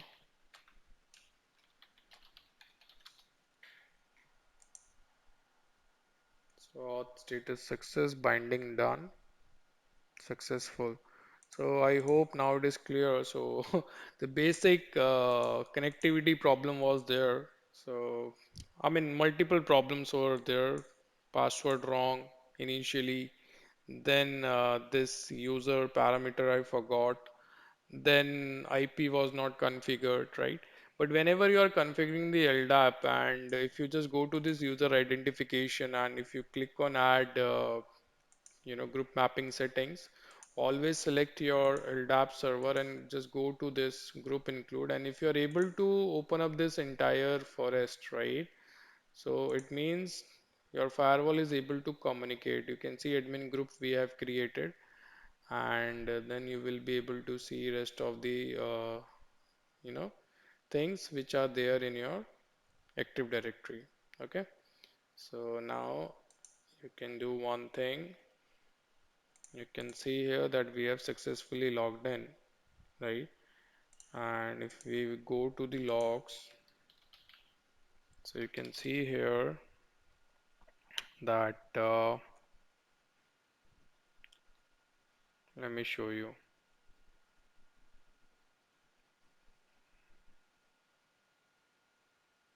Admin user through web UI, R Sharma auth request, auth profile, LDAP auth profile. Then MF is not configured, authenticating the user R Sharma. Then you know we found the server. Then we tried to establish the connection binding with the bind DN, right? Then we tried to establish the connection with the server and DN in entry, okay? Found LDAP attribute. Then DN in entry Rohan Sharma user lab.local found LDAP attribute user account control, and then you can see received user, okay? DN sent to the distinguished name sent to LDAP server, then user is accepted, password doesn't expire, and then you can see binding back to bind DN, and authentication is successful, authentication is success, and then this user is able to log in into the firewall. So this is how we configure different authentication profiles, right? And similarly, we will later on see Kerberos, then Kerberos single sign-on, then SAML, Okta, then multi-factor authentication. So we'll carry out all these remaining authentications, and then you can accordingly create the authentication sequence and call it out in your profile. Okay, so this is how we do the configuration. Thanks for watching this video. Hey guys, welcome to this lecture. Today we are going to see how you can allow the inbound access to any particular web server which you have hosted inside your trust zone or DMZ zone. So basically, we have this Linux server, right? So what I'm going to do is I'm going to put this Linux server inside the DMZ zone, right? So I will remove it from my trust zone and I will put it inside my DMZ zone. So let me just modify the IP address. So it will be like, let's create a different subnet. So 172.16.1.2. Okay. So this is the IP address we are going to define here. And similarly, we will add another interface on this particular firewall and we will place this server in our DMZ zone so that whatever public users we have on internet, they can access our Linux server, right? So we will create a DMZ zone for this. So let me just do one thing. Let me make some space. So this is my trust network, right? And this is going to be the Ubuntu server. My domain is lab.local and management network is this. So we can have it here, right? So now it's looking good. Let me make some space. This is going to be my web server. So instead of Ubuntu, let's mention web server. So we are going to host one website, okay, and that website will be accessible from the internet. And this is my trust network.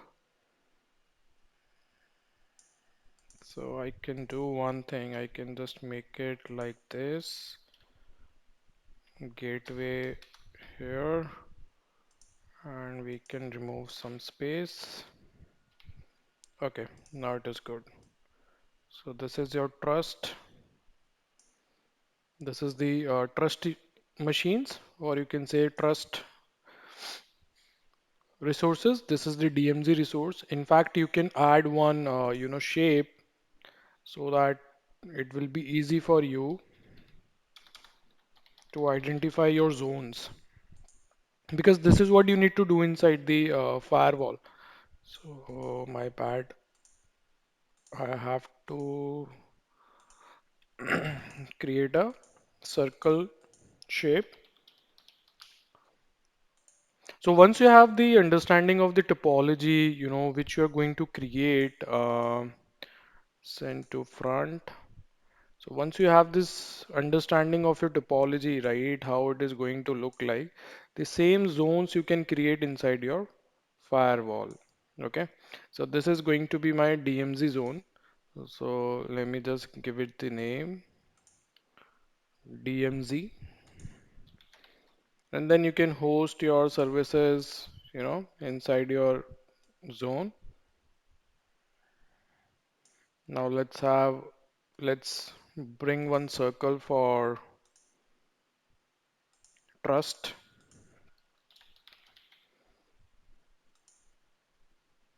Okay, bring it to front.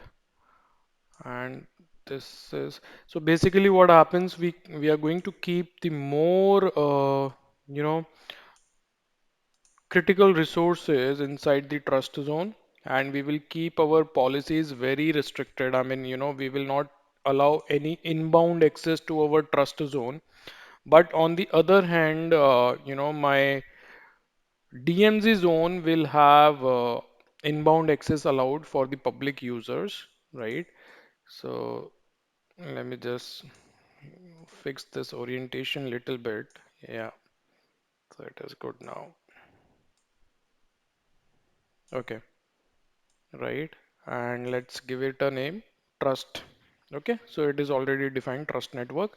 This is my DMZ. Let me just define the subnet details so that it becomes really easy to understand, how our packets are flowing. Because if the packet flow is clear to you, being the network administrator, then you will be able to troubleshoot the problems really fast. Otherwise, you will stuck troubleshooting the issues. Okay. Now what we need to do, we need to attach one more interface to this switch. So basically, we need to turn off this firewall as well as the switch. So switch can be stopped right away. Firewall, we will not stop it like this because it can corrupt the image. So we will go to device, we will go to setup, and from operations, we will shut down this device. And you can also do it through CLI. There is no problem in that. There is a command, so I'll let you know later on. So you can run that command in the CLI, and your firewall can be turned off from CLI as well. So it is almost done. So if you refresh it, you will see this will become like this gray out, right? So once it is done, if you take the console, you will be able to see that, the stopping the pan software and all the demons will be stopped by the pan software. So this is the right way to stop your Linux machines. If you do direct, hard shutdown, or it's like, just plugging out the cable, you might end up corrupting the databases because Linux databases are not robust as compared to Windows. In Windows, you might turn it off directly. You might, do the hard shutdown. You will see less chances of corruption in the database. But if you do this with your Linux machines, you end up corrupting the databases. And when you're going to start your Linux machine, it will not work properly. Okay. So sending all processes the term signal and then kill signal. So it will, bring down all the daemons and then it will be shut down properly. So if you refresh, it takes time. I mean, this is the time consuming process. So if you refresh again, it is still active. So if you take the console, you will be able to see that, you know, it is still processing some information and it is down now. So power down. So if you refresh now, it should be grayed out. Mm, Still it is showing up. Yeah, it is down now. So now what we will do, we will connect this one interface with this switch and we will connect Ethernet. Okay, connected. So we have this free internet Ethernet available 1 by 5. Okay, so let me see. 1 by 3, 1 by 4, and 1 by 6 is already connected, and we have 1 by 5 available. So let me do one thing. Let me delete 1 by 3 from here. We can do that, right? So this is 1 by 4, 1 by 6. Okay. So let's go in sequence. So 1 by 3 will be connected to switch so that we can make DMZ, and this is the gateway for trust, and then you can have 1 by 5 connected to 1 by 5 of the firewall 2. Okay, so let me just make some space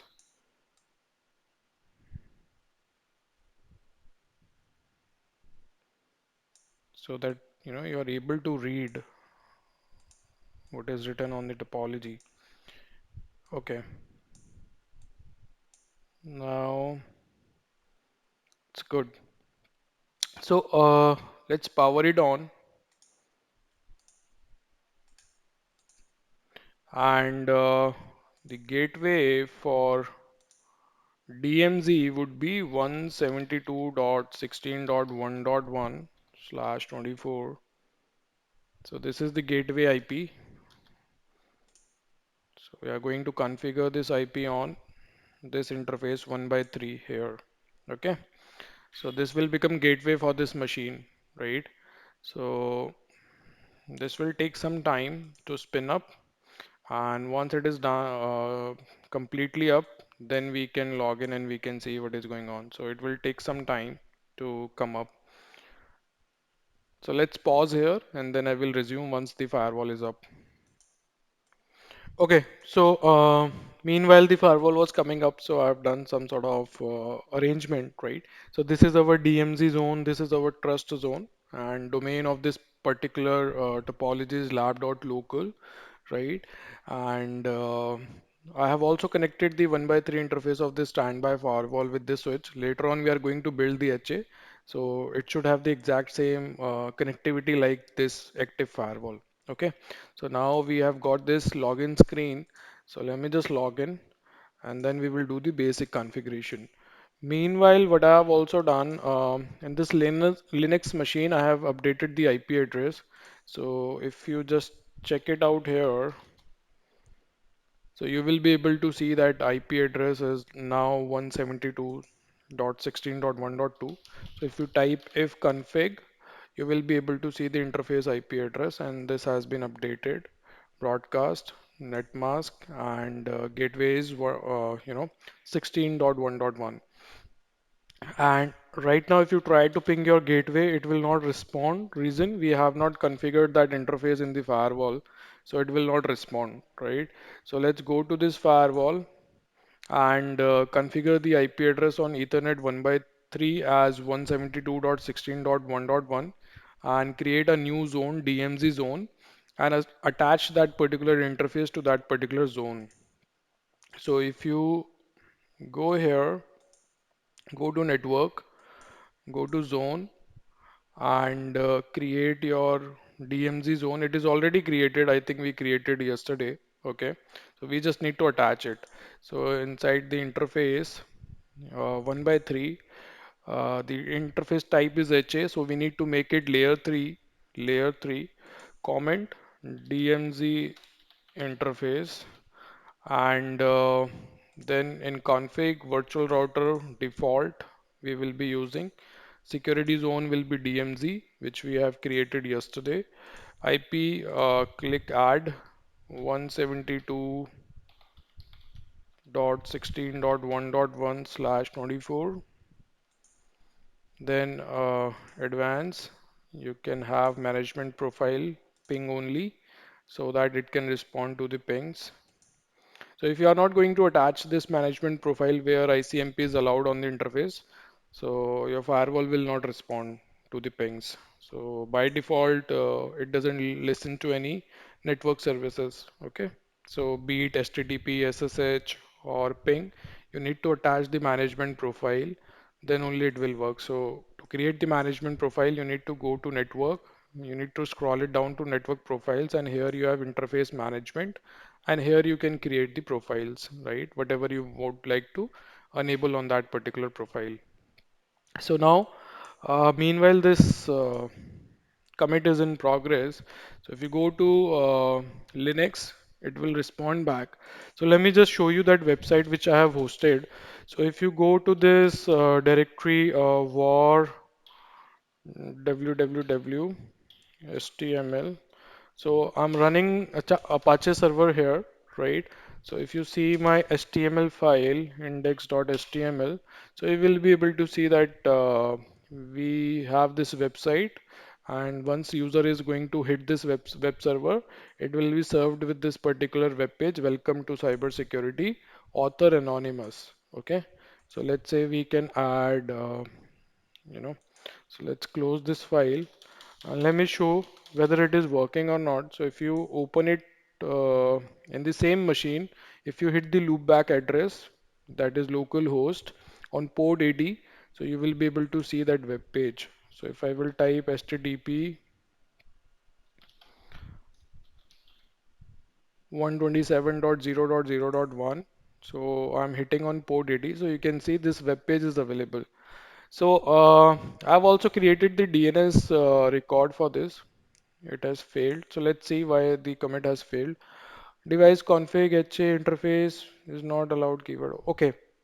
So we were using that interface for high availability. So that's the reason we are not able to change it. So first we need to modify the configuration. So 1 by 3 was used in HA communications.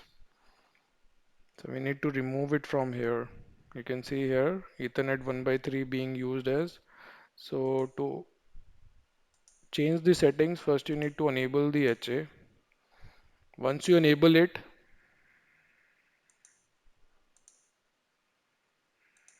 port is invalid.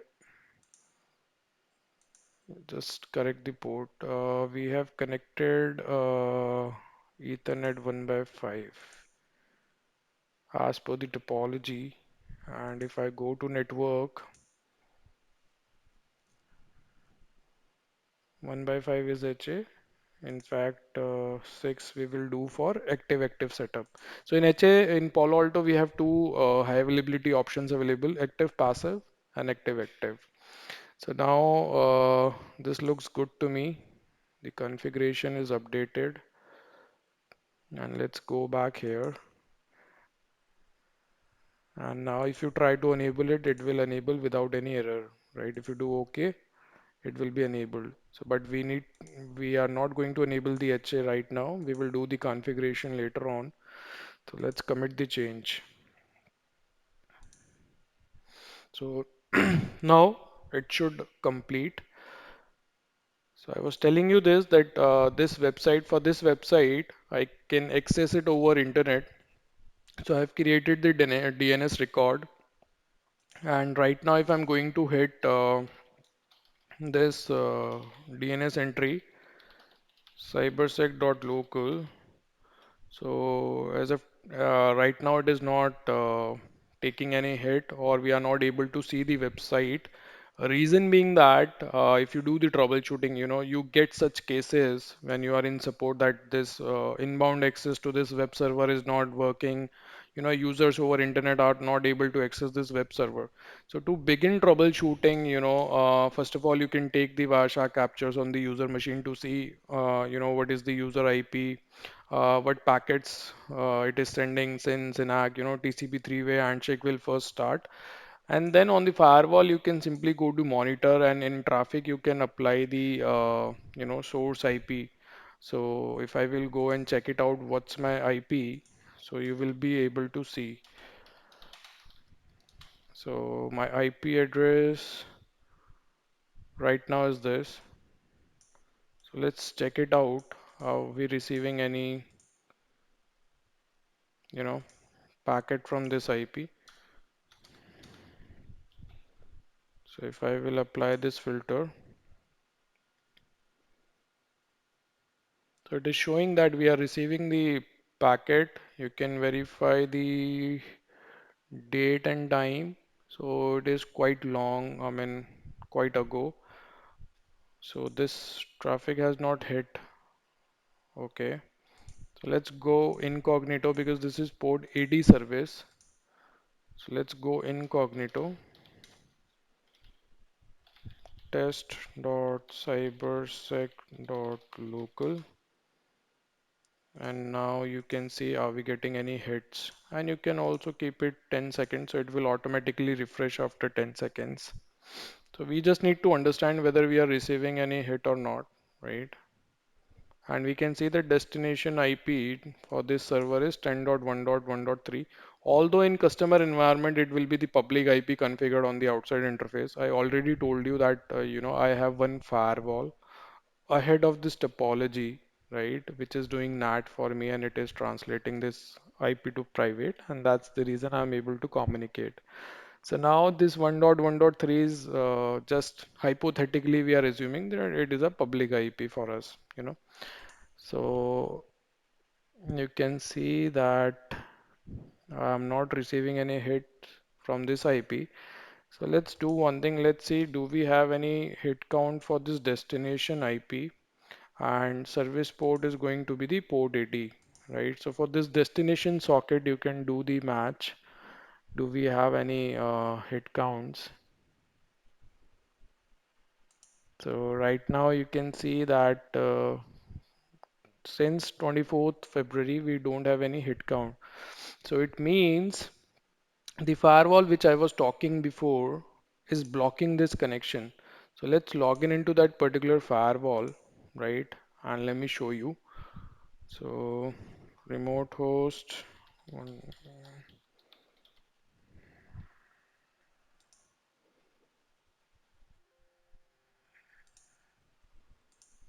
okay, login.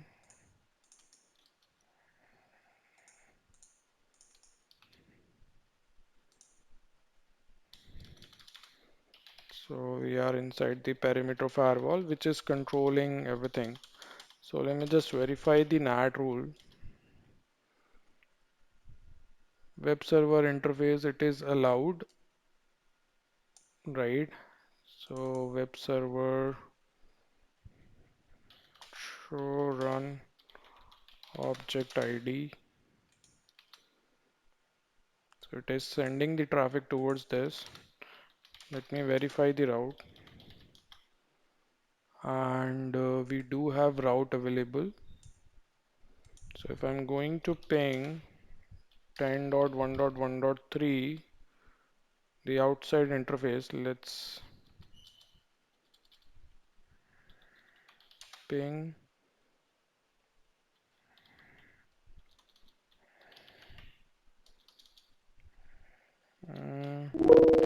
ping DMZ is my 1 by DMZ interface is 1 by 3.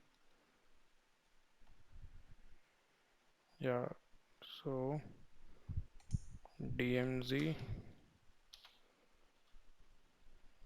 destination IP address 1.1.3. So we are not able to ping this firewall outside interface. Let me verify, do we have profile attached to it? So ping is already attached, but I'm not able to ping it. This commit is successful. Let me verify if this Linux is able to ping its gateway, right? So terminal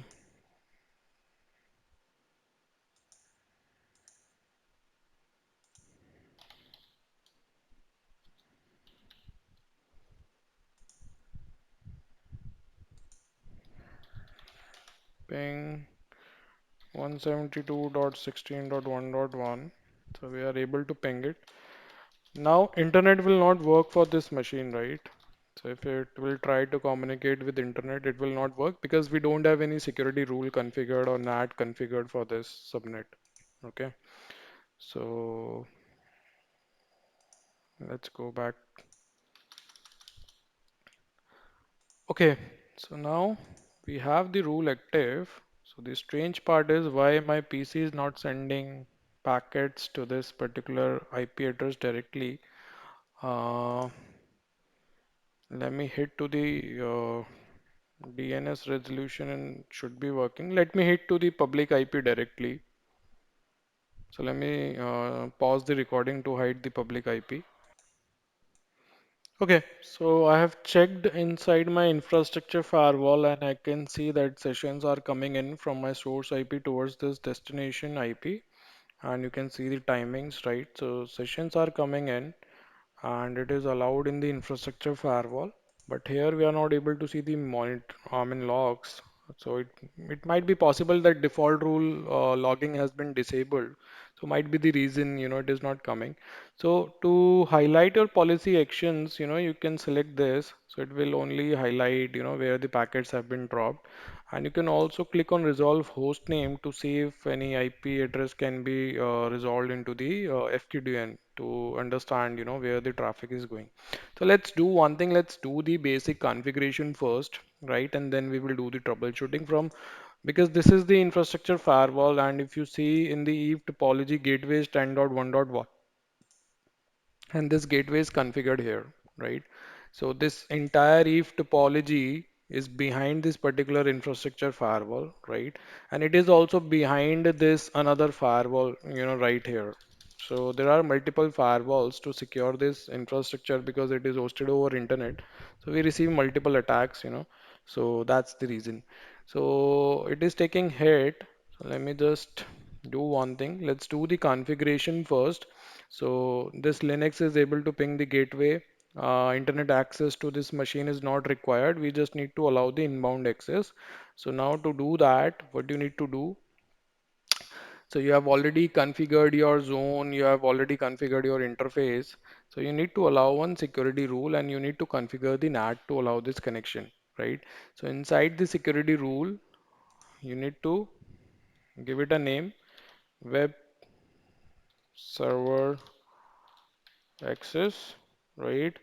And then you need to define your source. So my source is going to be the untrust. Packets will be coming from outside.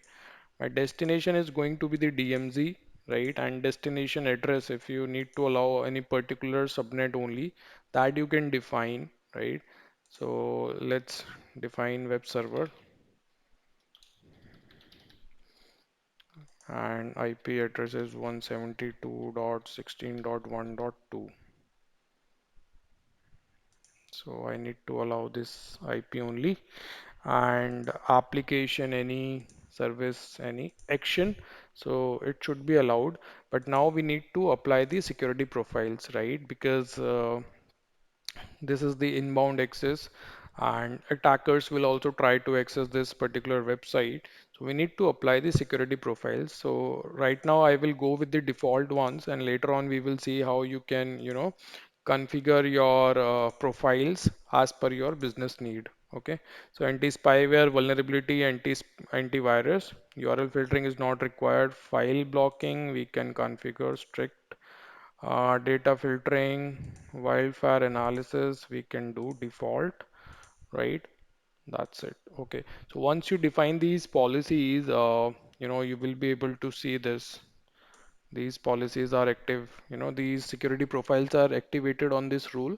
Okay. And now we need to configure the NAT rule. Basically, we need to create the destination based NAT, right? So you need to click on add. You will give it the name web server access. Original packet will be coming from the untrust. Destination zone is going to be my DMZ. Destination interface is going to be 1 by 3. Service, you can keep it any or you can make service specific rule as well.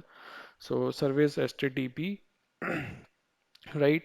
Source address will be internet based address. So it could be any. Destination address is going to be 10.1.1.3. Okay, so this is going to be the destination address and translated packet is going to look like we are going to do the destination translation. So now you have option static IP binding or you can do dynamic IP with session distribution. So you'll go with static. Translated IP will be web server, right? So translated port not required. Click OK. So if anyone is going to hit on this particular destination IP on port 80, then it is going to do the translation to this particular web server IP address which we have defined, right? This is the destination based NAT we have created. One mistake we have made, it will be untrust to untrust. Source zone and destination zone will be untrust to untrust. In Cisco, it's like pass through, but in Palo Alto, because source packet is coming from the untrust, and this destination interface is also present in the destination zone untrust. So that's the reason in Palo Alto, this is the way of doing it. Okay, and my destination interface is going to be one by one, right? Otherwise, this rule would have not taken hit. Okay. So for destination inbound rules, you need to keep one thumb rule in your mind. Pre-NAT IPs, post-NAT zones will take the match. So I'll repeat this thing. Let's initiate the commit first. and then I will repeat what I mean. So pre-NAT IPs, post-NAT zones. This is the lookup done inside these packet processing. So pre-NAT IPs, if you are creating a security rule or destination-based connection, where your destination IP will be modified, so you need to enter inside that security rule pre-NAT IPs and post-NAT zones. So after NATing, what will be the zones? Okay, so these two things you need to take care in your mind when you're creating the security rule. Otherwise, your security rule will never take hit, right? So let me explain it again. So when I have created this security rule, what I have done, so web server access, although here I have kept, everything like sources like any, right? And here, so pre-NAT, if you see destination, what IP I have configured here, let me just check. Web server. Okay, so it is not going to take hit, right? Reason being that we have given the actual NATed IP, right? So this security rule will not take hit. We need to do the modification here. So instead of web server calling web server here, we need to have the pre-NAT IP.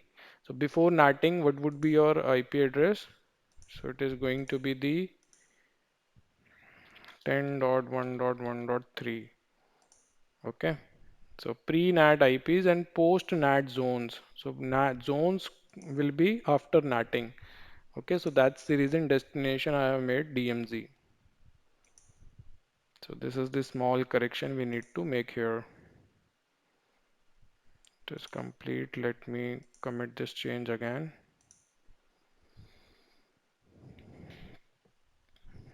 So to explain it in a better way, so try to understand this in a fashion. This is your Palo Alto firewall, right? This is your firewall. This is the interface. It is having this particular IP.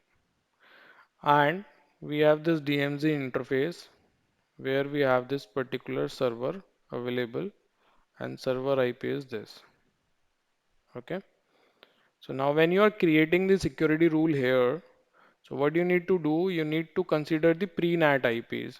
So in destination, I will enter this interface IP address.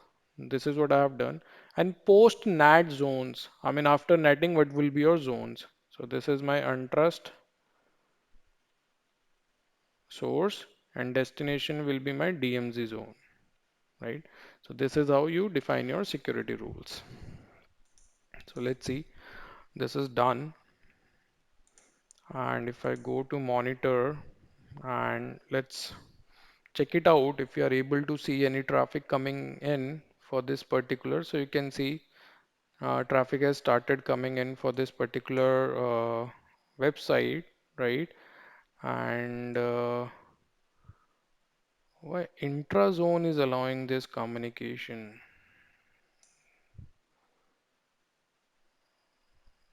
Hmm. Okay, because untrust to untrust is allowed and we have the rule, so it is going in, right?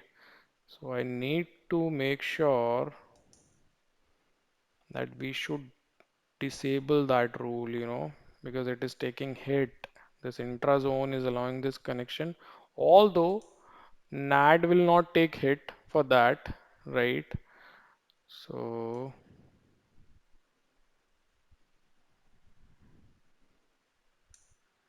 let me just do the testing. Test.cybersec.local. So you can see the web page has been displayed on my browser. And if you see the hit counts, so if you refresh, you will be able to see the hit counts on this rule. You can see 3 hit counts. And if you go to NAT, you will be able to see the NAT hit counts as well. So if you refresh, So, what we are going to do in coming videos, we will do the brute force attack. We will do the, attacks through Kali Linux on this website, and we will see how these security profiles will be able to save our server from the cyber attacks. Okay. So hit count, you can see it is taking hit. And if you go to monitor, and inside monitor, you will be able to see my IP address, right? And it is establishing the connection. Okay, web browsing allow, and you can see. So, as a best practice, since we have, such a requirement where destination based NAT is also required, you can see untrust to untrust, it is also getting allowed. So this IP got NATed to this IP. I mean, source was this, destination was this on port this, and this session also got allowed, right? Because of the default rule.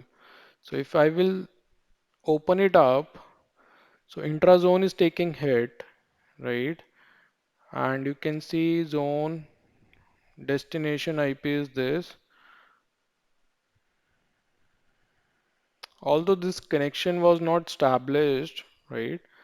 But as a industry best practice, what we do, we generally disable these two rules. I mean, we don't allow it. We keep intrazone and interzone rules to block the communication, and then we manually create our rules as per the requirement. So what we do, we override this action, right, to disable. So you see this gear action, right? So if you click on it, I mean, if you click override here, you can override the action, and you can click deny, log at session end. Okay. Okay. So now what we are doing, that if trust would like to communicate with trust, that communication will not be allowed, right? So we need to allow that rule. So we will create one rule, inter VLAN or inter default intra zone, right? So source is going to be trust. If somebody from trust would like to communicate to somebody in trust, right? So that will be allowed, right? And we are going to log at session end, right? And since this is the intra communication only, rest of the traffic will be like deny only. So we will also create one cleanup rule. We call it cleanup rule. So initially in production environment, we have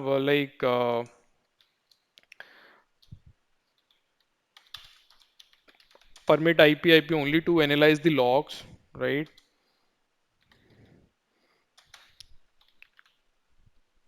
To analyze the logs. So source is like any, destination is like okay, any. Action will be drop. We do it after analyzing the logs for few months, or not for few months, at least for 30 days, because when you're designing the policies for any organization, you're not sure what type of traffic is there, right?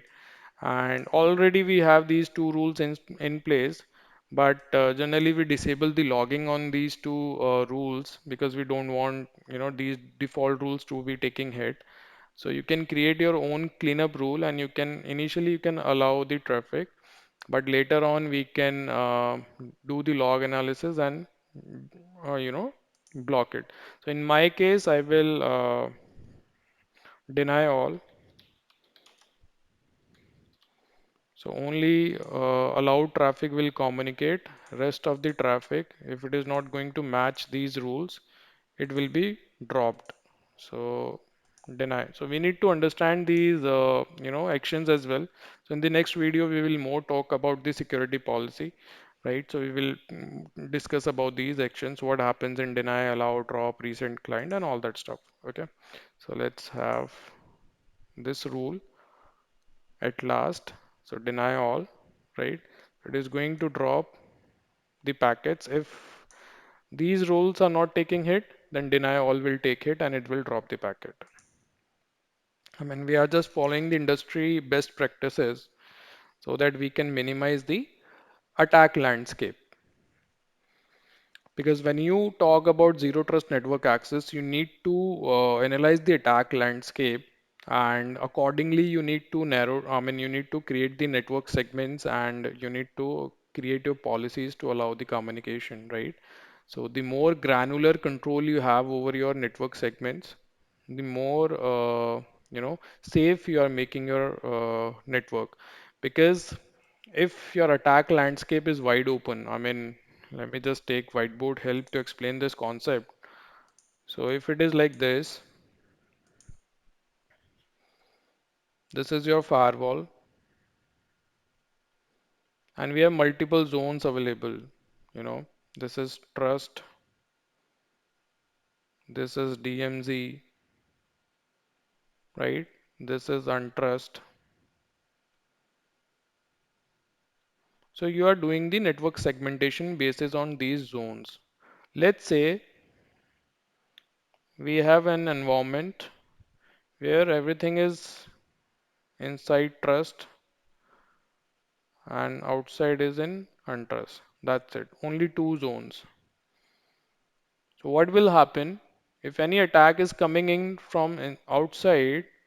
It can go to various places because your attack landscape is wide open. You know, you might be having your critical servers also available here, right? And that is the reason in our topology, what we did, we put the critical infrastructure behind the trust zone, and the public servers, or you can say the web servers, we put inside DMZ. So that we are saying that if anybody is coming from internet, that traffic will go to this route. And then we can place our honeypot servers to mitigate the attacks, right? They cannot access, I mean, they cannot take this path because we have not configured any rule. So if you are not going to open up the ports or open up the security rule for any connection, that will be by default dropped or denied, right? Because this is the basic fundamental of the firewall. So if you don't have any rule to permit the connection, it will be dropped. So this is how you can see with the help of the network segmentation, you minimize the attack landscape. Okay, so this is done. Let's see if any traffic is hitting this deny all, and you can see it is increasing. Deny all is like, you know, getting increased. And if you go to monitor, so you will be able to see because we have highlighted the policy action. So it will be all pink, right? It will tell us what type of traffic is getting blocked. And you can also check for the services if any services are down, right? So you can see that your web server is trying to communicate with the DNS, right? So your queries are going outside your infrastructure, right? And we should not allow this. You know, as per best practices, your DNS traffic should not go outside your domain, your infrastructure. It should be resolved within the local subnet. Okay, so we will discuss this in more granular details. So basically, this is the traffic which is getting blocked, right? So it is coming from DMZ and trust. We don't have any security rule configured, and continuously this Linux is trying to resolve few, you know, FQDN. So it is continuously sending DNS packets, and it is getting blocked, right? So this is how we do the troubleshooting, and this is how we configure the inbound access to any particular server within your topology. So thanks for watching this video. In next video, we will see how you can configure the security rules as per the industry standards, what actions we have available inside these rules, and then we will understand the security profiles. So thanks for watching this video. Hey guys, welcome to this lecture. In this lecture, we are going to discuss about the security policy, right? Yesterday we created one rule, deny all in the previous lecture. And we have enabled the login on that particular rule. So as a result, it's like, your monitoring tab is showing unnecessary logs. So to get rid of that, in production, we never enable logging on deny rules because in that case it becomes really tedious for you to identify you know which rule is taking hit for your interesting traffic, because this is all unwanted traffic, right? So deny all we create for unwanted traffic. So I don't want my monitoring tab to be flooded with unwanted logs. So just keeping that in mind, because managed service providers, they, if they enable logging on deny all rules, their receiving log servers will be flooded. So that's the reason you can see that we are getting unwanted logs. So I have disabled it, and let's do the commit. So once you do commit, so this logging will be stop, and we will be able to see only interesting traffic logs. Okay, so let's wait. If I go to policy, so meanwhile this commit is in progress. Today we are going to discuss about the policy actions we have, right? So if you create any rule and if you go to actions, there are these actions available in the policy tab, right? So deny is like dropping your connections, right? But machine will receive the reset. Okay. Allow means that we are allowing the connection and it will be passed through from the firewall. Drop, it will be like silent drop, right? And if you wanna send ICMP unreachable, then you can check this box. Otherwise, it will be like silent drop. Nobody will come to know who is dropping my packet, right? So in deny, it's like block, but it will use app deny action. So whatever application default is defined, accordingly it will take that particular action. In recent reset client, it is going to send the reset only towards the client. Server will never come to know who is dropping my connection. Reset server, so server connection will be resetted. Reset packet will go to the server side, not to the client side. And reset both client and server. In this case, both the parties, client and server, will receive the reset packet. So let me take the help of whiteboard to explain this in a better way. So basically what we are discussing is, let's say this is your firewall and this is my client, this is my server. So if my action is configured as deny, so whatever type of application it is running, so those application defaults deny will take hit, right? And it will drop the packets, right? If my action is drop, then that drop will be silent. And as an option, you can configure the ICMP unreachable, so that you know if you wanna, from troubleshooting perspective, because if silent drop is configured in the firewall, then client will never come to know who is dropping my packet in the network, right? So this is just the hypothetical situation where server is behind one port, client is behind one port. In real production environment, the network infrastructure is very big, right? And if you configure silent drops on the firewall, then you will never identify the problem, right? So that's the reason. Then allow, so as name suggests, to allow the connection so that it can pass through the firewall. Then we have reset client. So the reset packet Whenever client will try to access anything, and if this is reset client by security action, then firewall will send the reset packet and connection will be dropped. Then we have reset server. So in this case, the client has initiated this connection, server has responded, but firewall will drop that packet and send the reset to terminate the connection. And the last one is reset both client and server. So in this case, when client will initiate the packet, it will be dropped and both client and server will receive the reset. Okay. So these are the policy actions we have. So let's do one thing. In today's lecture, what we are going to do is we will fine tune our internet access rule. As you can see, this internet access is wide open for LAN subnet. No profile has been configured. No, URL category or services have been defined. So it's like quite wide open rule. So what we are going to do today is we are going to configure certain set of policies so that we can test them and we can verify them. Okay. So first we will start with the URL filtering. So in URL filtering, since this action is saying allow, right? So if here you are going to add any category, then only those category will be allowed. Rest of the traffic will be dropped, right? So in Palo Alto Firewall, if we talk about the URL filtering, you have two ways of doing it.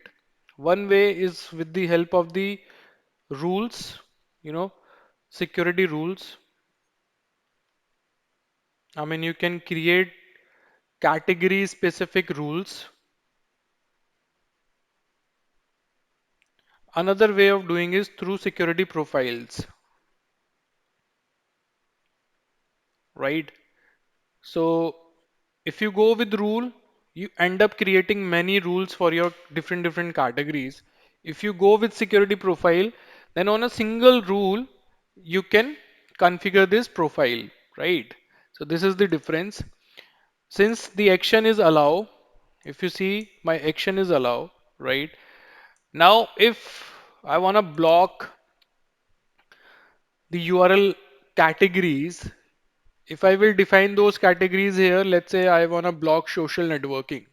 So if I will click on social networking, right? And if I click OK, so this rule means I'm allowing the connection towards the social networking. Although you have the URL filtering in place, but social networking will be open for your internet traffic. I don't want that, right? So this way of doing it will be wrong.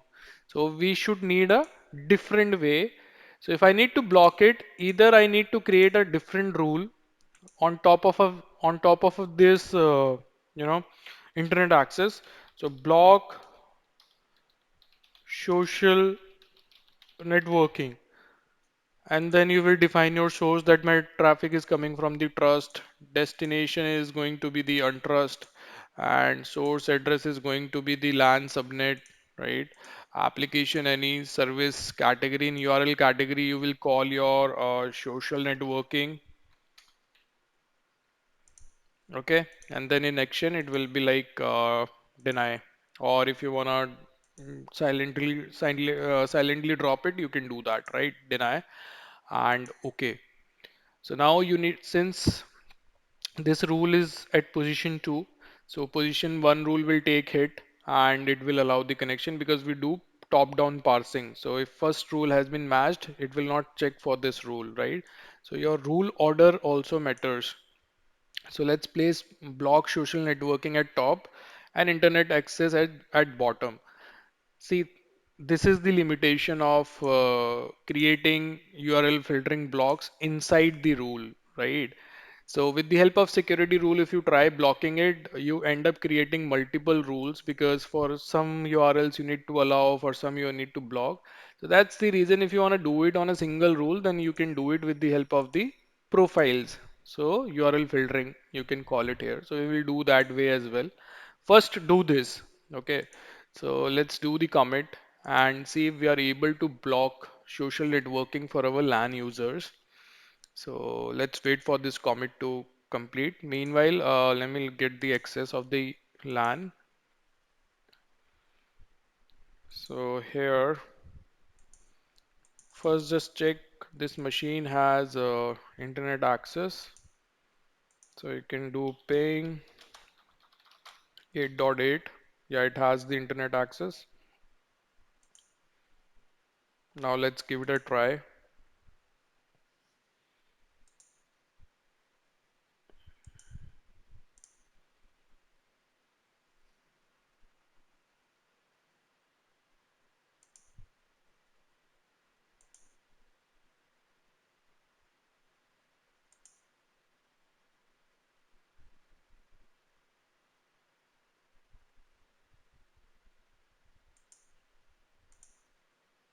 So best way of doing it is to have security profiles, right?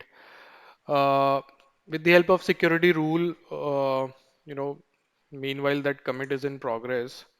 So let me explain you what happens in the backend. So when you define any category inside security rule, so your packets are getting dropped in slow path itself, right? So if you remember the packet flow, packet first enters the ingress stage, then flow lookup, then it goes to the slow path if the connection is being established for the first time, right? And inside slow path, if there is a rule with deny action, the packet will be dropped, right? So if you're going towards the social networking and if we have the denied rule, it will be dropped, right? So with security rules, packet gets dropped inside the slow path. So we end up saving sessions. But with security profile, your packet will be dropped inside the CTD module. So what happens?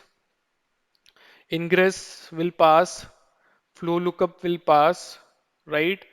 Slow path will pass because there is no deny rule. Then it will end, then we will create the session, install it, then it will go into the fast path, right? Then app ID identification will happen, and then it will enter to the CTD, right? And inside CTD, content threat detection module, it will detect that this, you know, packet is blocked. I mean, social networking category is blocked, so it will be dropped, right? And this dropped will be logged inside threat, right? Because this is getting blocked by the CTD engine, the SP3, content threat detection or single pass parallel processing engine. So it will be come inside threat. So this is the difference between security rule drop and security profile drop. Okay. So let's go back. It is done. So let me just try to visit facebook.com.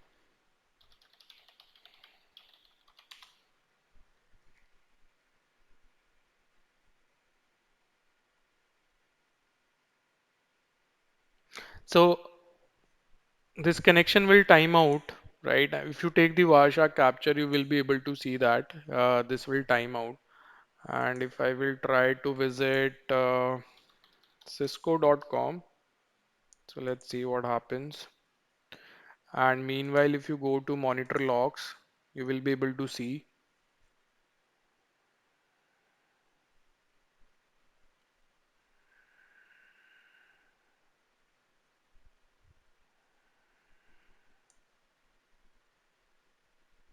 So internet access has taken hit. And if you go to URL filtering, so you will be able to see if that Facebook is getting blocked or not. These are the, previous logs. So if I check the machine,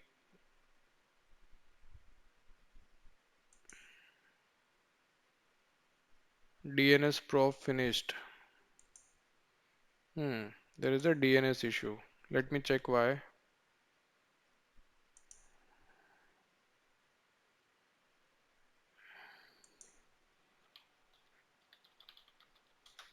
NS lookup.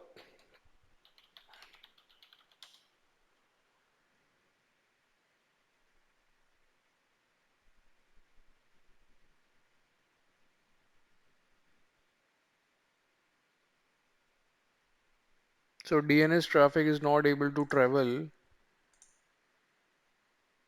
If I go to traffic logs,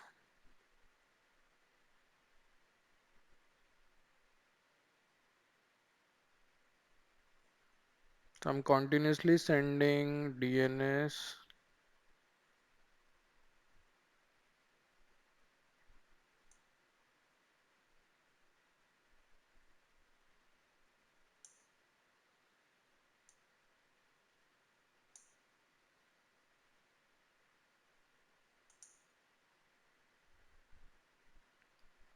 So let me check the rule order again.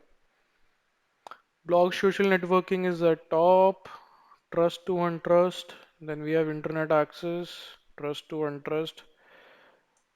Action is allow. And what we are blocking, we are only blocking destination, any application, service, social networking. See, another thing is there in this particular type of configuration, that is SSL decryption.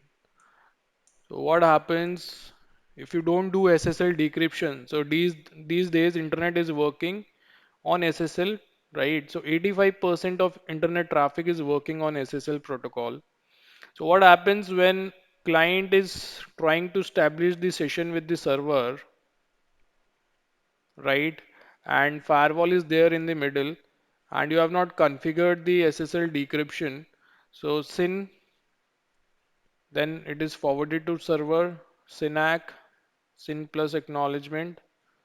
It is forwarded to the client, then acknowledgement and my TCP three-way handshake is done. Right after that, client is going to send client hello, the first packet in SSL.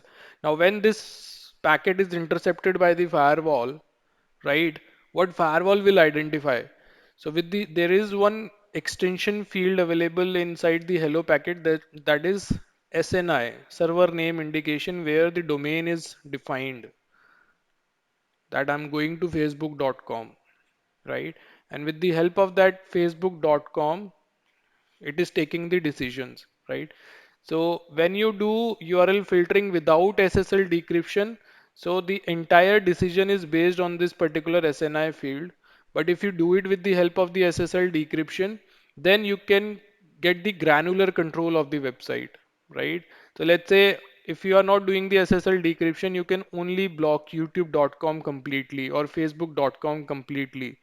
But with the help of SSL decryption, you can block the granular things, like you can block the Facebook chat, you can block the Facebook games, but rest of the things will be allowed. You can block Facebook post, right? So all of these things we will see and we will try to implement.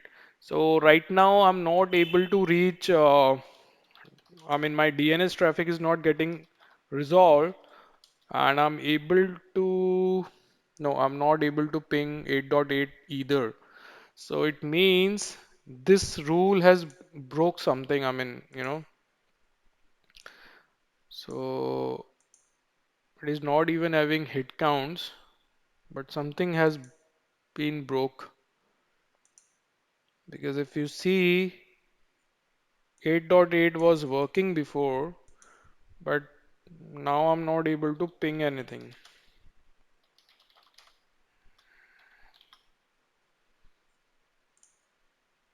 Although it is not taking hit. So let me just apply the filters and let me see where my ping traffic is going on right now.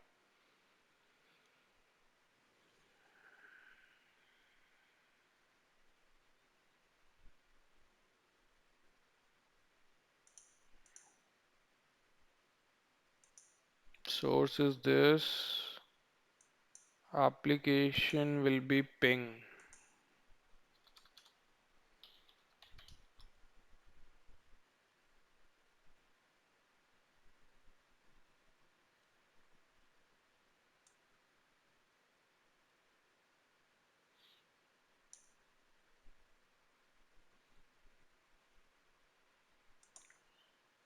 So this rule somehow has done something.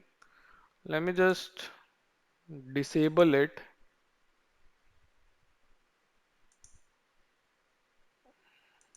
See, these are the expected behaviors in the VM, right? Sometimes it happens.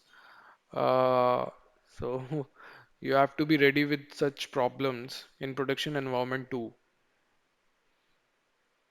Because the rule was quite straightforward that if somebody is coming from any source, any destination, and if the URL is social networking, because we have the predefined categories available inside the Palo Alto firewall, and we are using PAN-DB.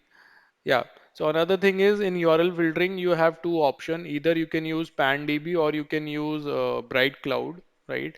But one license can be activated at a time. So you cannot activate both the databases simultaneously, right? So when you go to licensing, if you go to device and if you go to licenses, so although you can onboard both the licenses, but if you have Bright Cloud license also available, in that case you will get one option. Either you need to enable this one or you need to enable that one, right? So only one URL database filtering will be enabled at a time. So either you can go with PAN or you can go with Bright Cloud.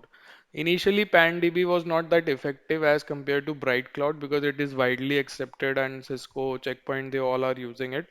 But now PAN-DB is very good and it is well, you can say integrated with PAN OS. So it is working seamless these days. So let's go back to the policy and let me see if the job is done,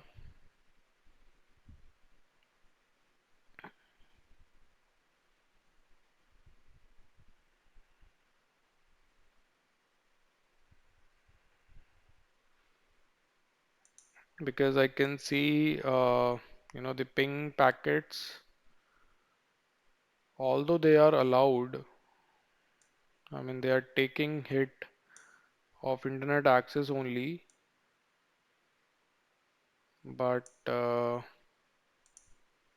somehow it is timing out.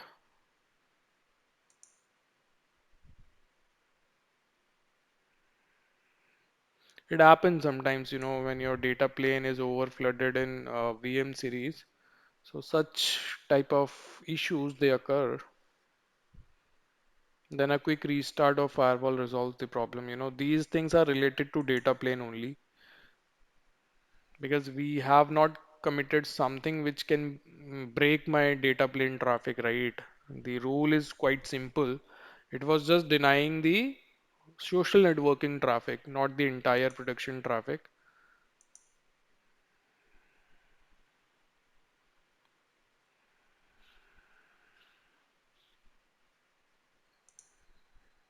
So still it is getting timeout.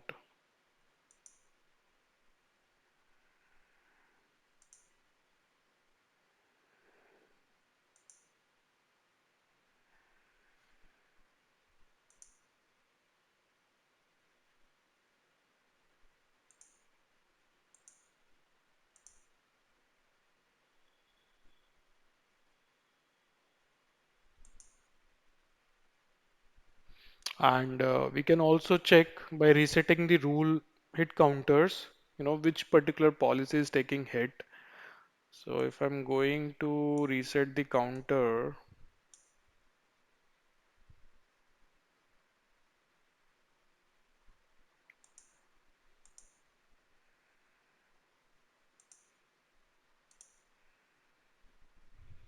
so let's wait for this commit to be completed.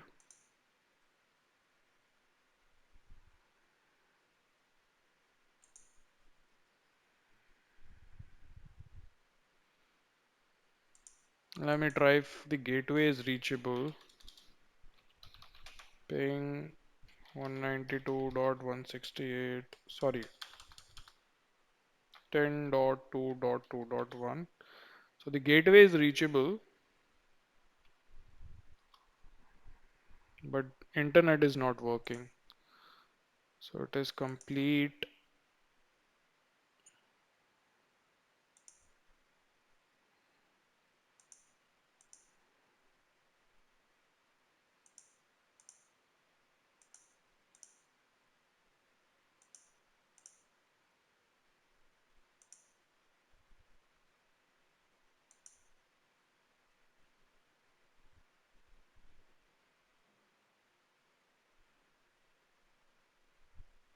So internet is taking hit.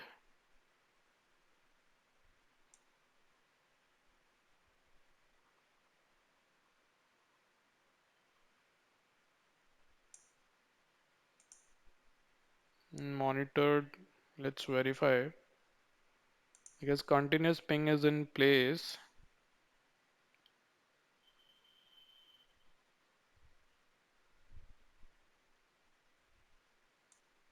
So we ping the gateway as well.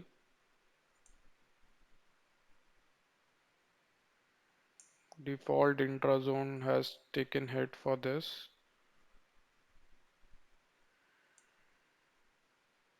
That actually allowed the traffic, and rest of the traffic is also passing through.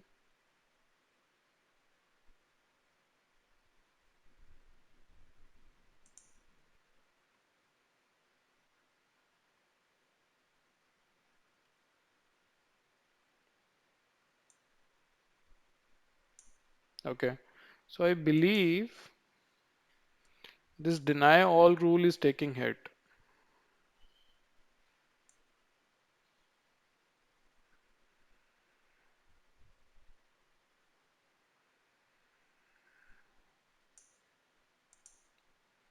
But this is strange because it was working fine. Mm, Let me disable this deny all as well because internet access is placed at top. It should be working. Let's check it out, web server access, which we created yesterday. It is working. And let me see if we have the hit count here.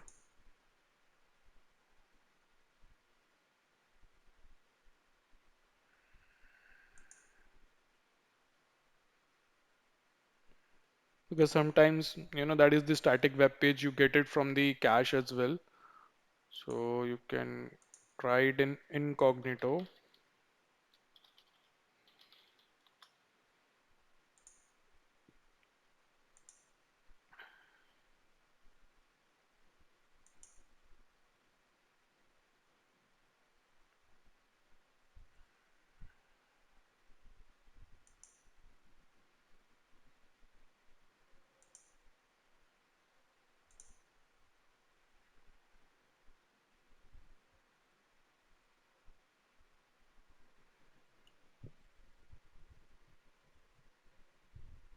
So it is the counter is not moving.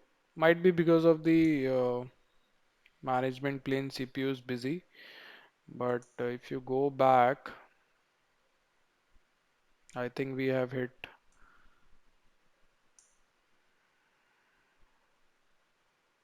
So you can see we have hit on the rule.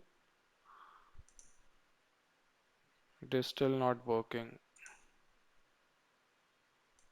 So this happens sometimes, in the VM firewall, especially the image is running inside the Eve.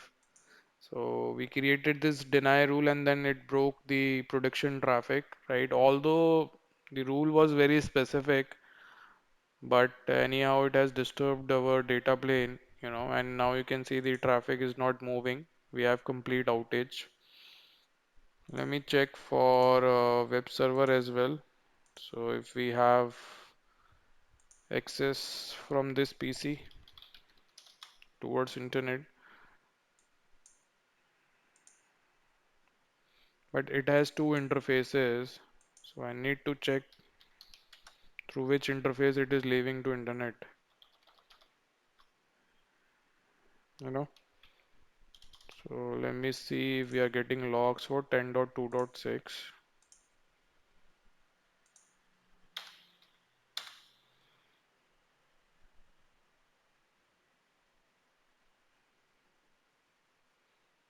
So that interface has taken hit from different network.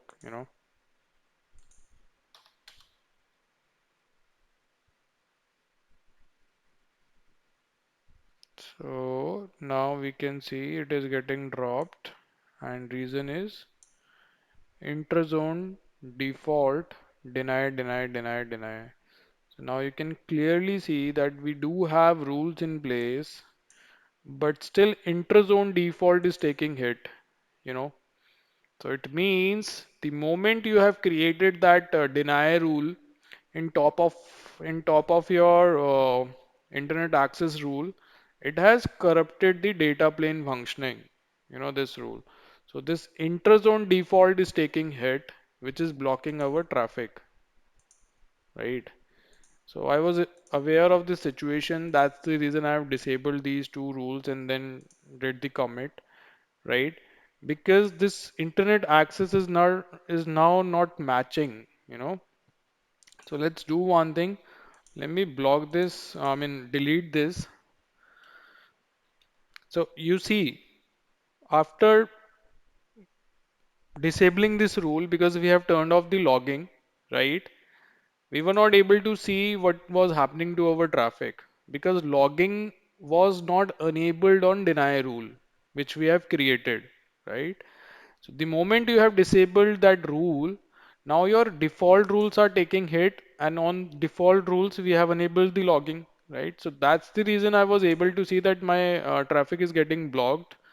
Now, if you see, the policy parsing is from top to down, right? So engine is matching first rule, then second rule, then third rule. When packet is inside the slow path, when we do the security policy evaluation, we go from top to bottom, right? So this internet access is not matching. That's the reason it is falling back to these rules, right? So now let's do a commit and see if this fixed the problem. Sometimes it happens because this is the VM firewall again I'm saying, and that too it is running inside the emulator EVNG. It happens, sometimes it breaks the data plane. So let's wait for this ping, and I'm damn sure that it is going to fix this problem. Okay, guys, so after this successful commit, you can see that we have got the internet access, right? So it happens sometimes, in these virtual firewalls. Okay, so let's do one thing. Now let's do the URL filtering. And meanwhile, this commit is in progress. So click on add, block, social networking, source, trust, address, LAN subnet, destination, untrust, application, any service category. So first we will block social networking, action, deny. So let's place this rule on top of the internet access rule.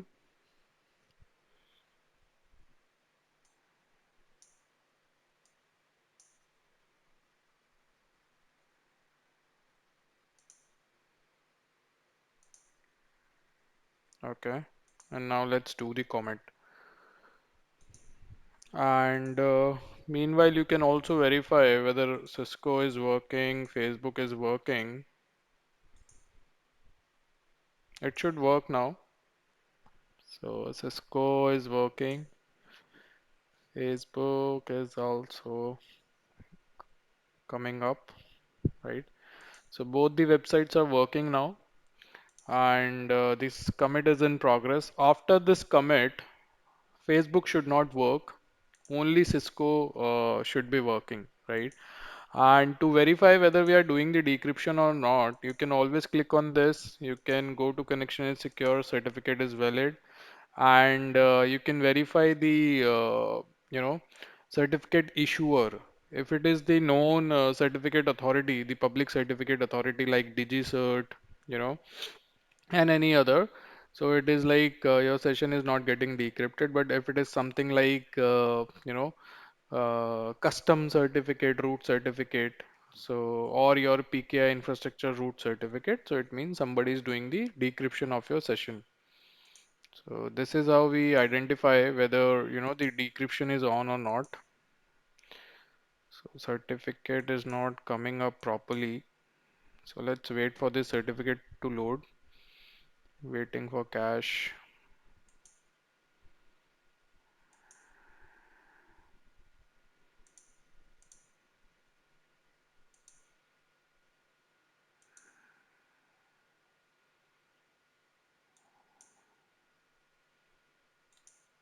So I'll show you in my machine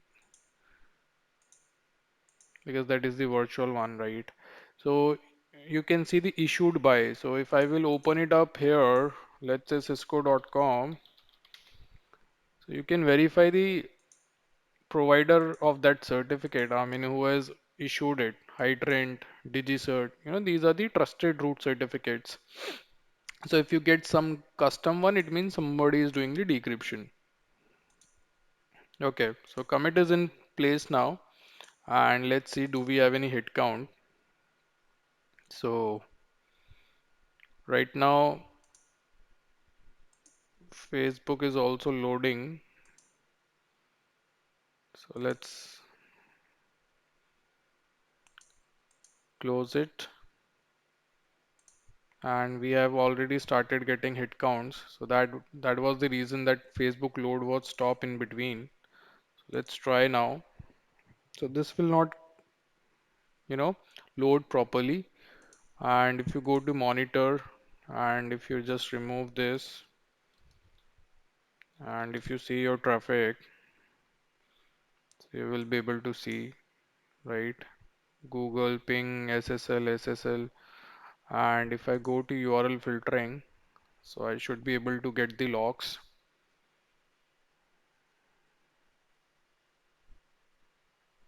So social networking, you can see, you can verify the date, right? Social networking, and it is getting blocked. Source, source. So this rule has started taking hit now. Facebook.com is getting blocked. So if I will open it up, cisco.com, it will work. If I will try to open up Facebook, LinkedIn, they will not work, right? Facebook is working. If I will go to, I mean, Cisco is working. If I will go to Facebook, it will time out. It will not work. So Cisco is working.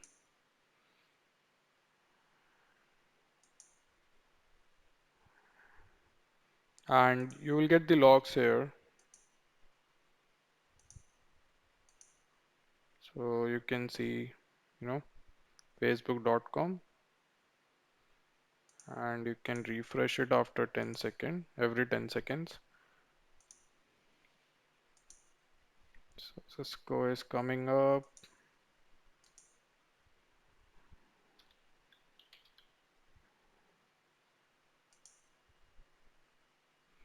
Let's do a Google search for Facebook and then try to open it up and let's see what happens.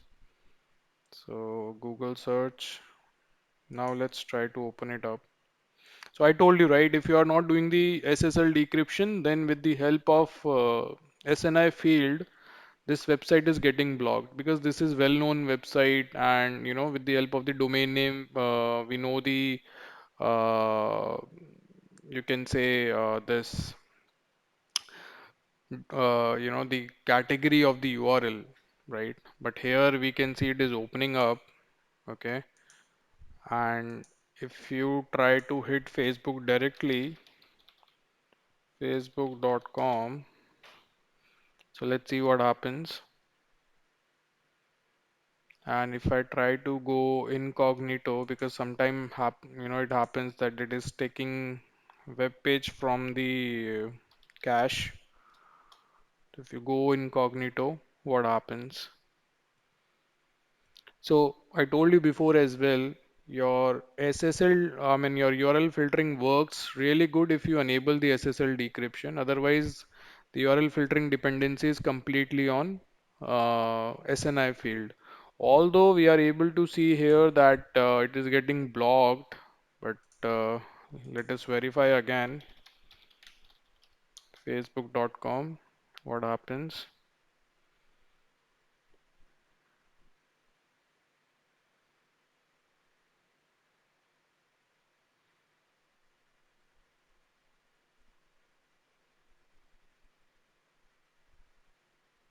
Nothing is happening in the incognito.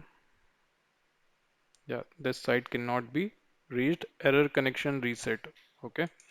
So this page is coming from the cache. Let me just do one thing. Let me clear the cache history because we can see the logs in the firewall that Facebook is getting blocked. So these pages they are coming from the cache. You can see it is not loading properly, right? So if you clear the cache, you will be able to see that it is not working.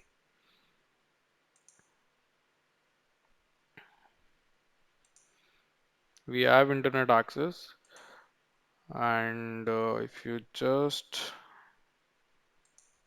sorry, my bad, settings.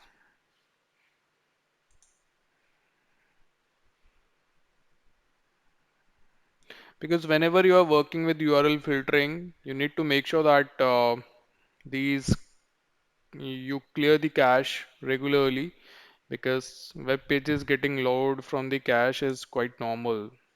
So we can do a search, browser cache,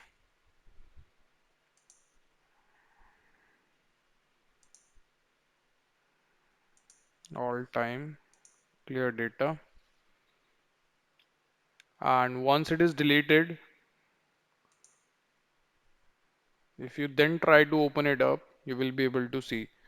So meanwhile, it is happening in the background. Let's try to visit twitter.com. So again, a social networking website. So let's see what happens and whether we are able to see the logs for Twitter, right? Right now we are getting logs for facebook.com, but let's have a look. You can see Twitter is also getting blocked, right? So application, Twitter base, action, block URL. You can also create blocks basis on application, right?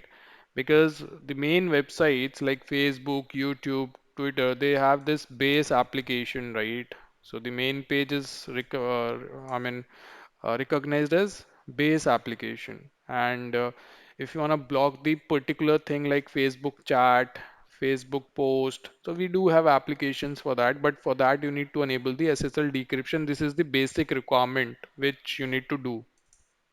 So here you can see that Twitter has been blocked, right? Connection has been reset. Similarly, if you visit Facebook, it will be blocked.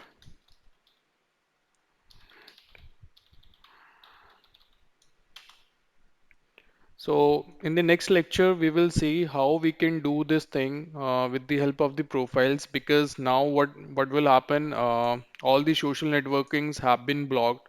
But let's say, you know, you need to create certain categories to allow the traffic like, rest of the traffic you need to allow. So if you do it in internet access, if you define any category here, it will only allow the connection towards those categories. Rest of the traffic will be by default denied, right? So to better achieve this, we will go with the profile settings, right? We will enable the profiles and we will see what we can do with the help of the URL filtering. And in that case, do we need such kind of security rules, right? So in the next lecture, we will see that. Thanks for watching this video. Hey guys, welcome to this lecture. So now we will see how you can do the URL filtering with the help of the URL filtering profile. Okay. So with this internet access rule, you can allow the internet to your LAN users. In fact, you can control their internet access. So if you open it up, if you go to actions, you have this option to configure the profile. And in URL filtering profile, you have the default URL profile, right? So you can apply the default profile or you can create your own. So we will see how to create the custom profile and then we can call that profile in our rule. So you need to go to the objects. Inside objects, if you scroll it down, you have the security profiles. You need to come to the URL filtering, right? And this is the default profile which has 59 categories allowed, alert 5 categories, continue 0, block 11 categories, override 0 categories, right? So I mean it gives you option to the user whether access will be allowed, or do we need to generate any sort of alert that users are visiting such categories of websites, or do we need to present, continue page to the user so that he can take the action whether he needs to proceed to that particular website or not, or do we need to block certain categories, or do we need to override the action defined by the administrator, right? So this you can do.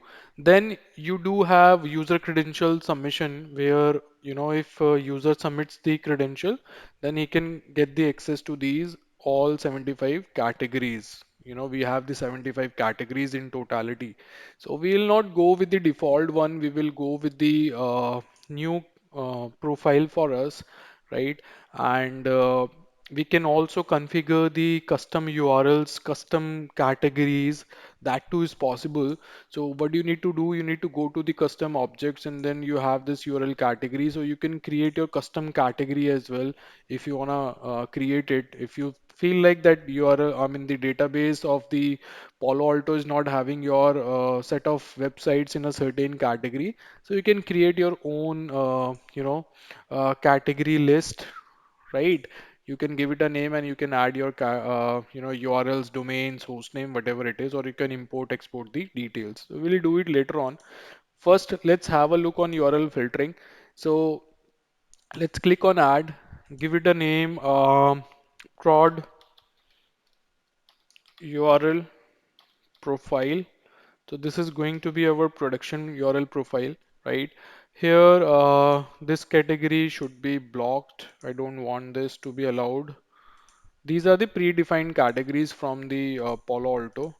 Then abuse drug, block, adult, block, alcohol, block, auctions, block, business and economy should be allowed, command and control should be blocked, computer and internet info allowed, content delivery networks allowed, then copyright should be blocked, cryptocurrency allowed, dating should be blocked, dynamic DNS allowed, then educational allowed, encrypted DNS allowed, entertainment and arts allowed, extremes are blocked, financial services allowed, gambling is blocked, and games allow block, right? Then government is allowed, grayware should be blocked, hacking blocked, health and medicine allowed, high risk should be blocked. Home and garden allowed, hunting and fishing allowed, insufficient content block. Then we have internet communications and telephony, internet portal, job search, legal, low risk, malware should be block, medium risk block, military is allowed, motor vehicles allowed, music, newly registered domains, news not resolved, block. These are the URLs for which we cannot resolve their categories. So it is like newly added websites, right? And nobody is aware of that type of website. Nudity block. Then online storage and backup should be allowed, parked, peer-to-peer. Personal site blocks, philosophy, phishing should be blocked. Private IP addresses, proxy avoidance, anonymizer should be blocked. Ransomware block. Real estate allowed, real-time detection, recreation, reference, religion, search engine, sex education, block. Okay, shopping, social networking should be continue. So continue, it will be like user will get the message, right?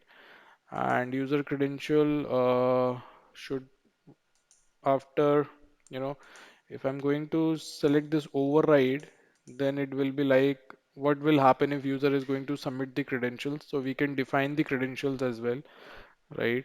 And it should allow the connection, or it should generate the alert that you can define. So first we will go with the continue, and we will click on allow. That user will click on that continue button and connection will be allowed. Then Sports, so allowed. Streaming media allowed.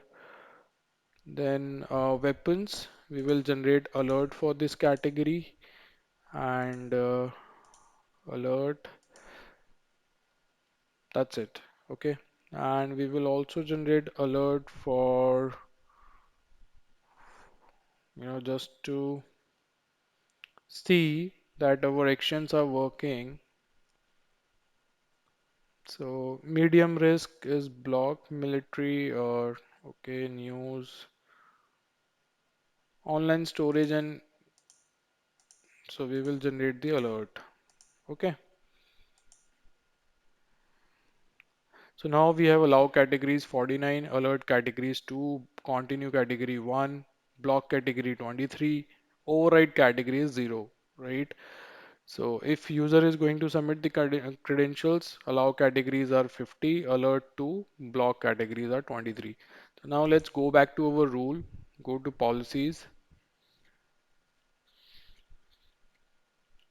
and just pull up this internet access. So now you can see how simple it is. You just need to call that particular profile here and your job is done, right? But the only thing is now you won't see the logs inside the URL filtering tab, in monitor. It will come inside threat because now CTD will do the inspection, not your slow path. I mean, during the connection establishment. So first time if you receive the packet, it goes through ingress, flow lookup, slow path, and we evaluate the security rules, right? And then it goes into fast path, then app ID, and then it goes to CTD, right?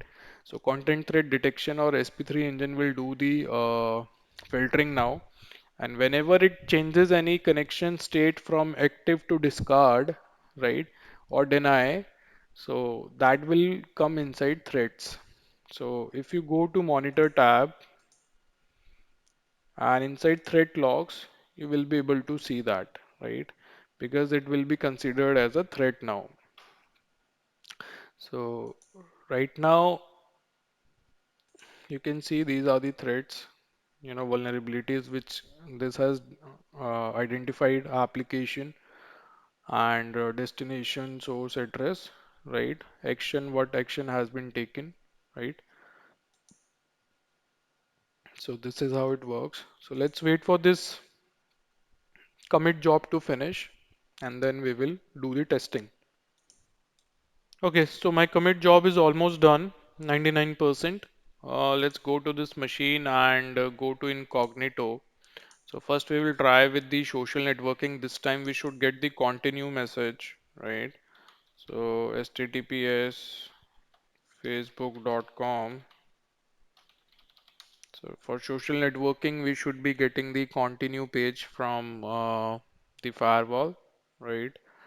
And meanwhile, you can also go and check this out in URL filtering, whether Facebook is still getting blocked, right?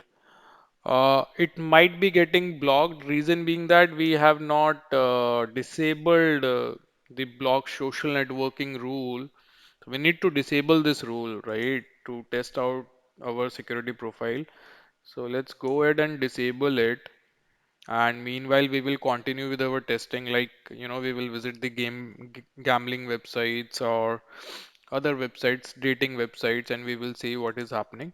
So let me just do a commit for this. I forgot to disable this rule. So now you just don't need different security rules for your categories.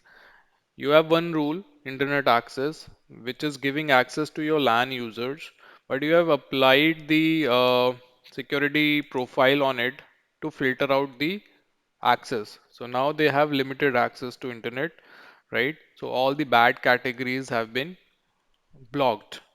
So if you go to this object and if you see this custom prod profile, so these are the categories which are blocked, right? So this is what we have done, right? Hacking, copyright, these are blocked.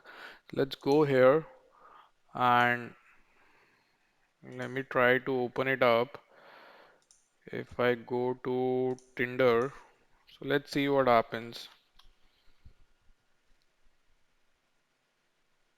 Because Tinder comes in dating app, right? So dating category should be blocked as per the security profile. So if I try to open it up, so it should be timed out.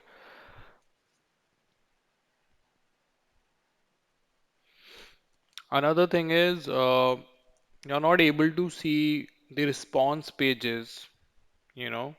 I mean, by doing this, users are not aware that these websites are getting blocked from the organization, right? So what you can do is you can simply go to your zones and you can configure the response pages, so let's say trust,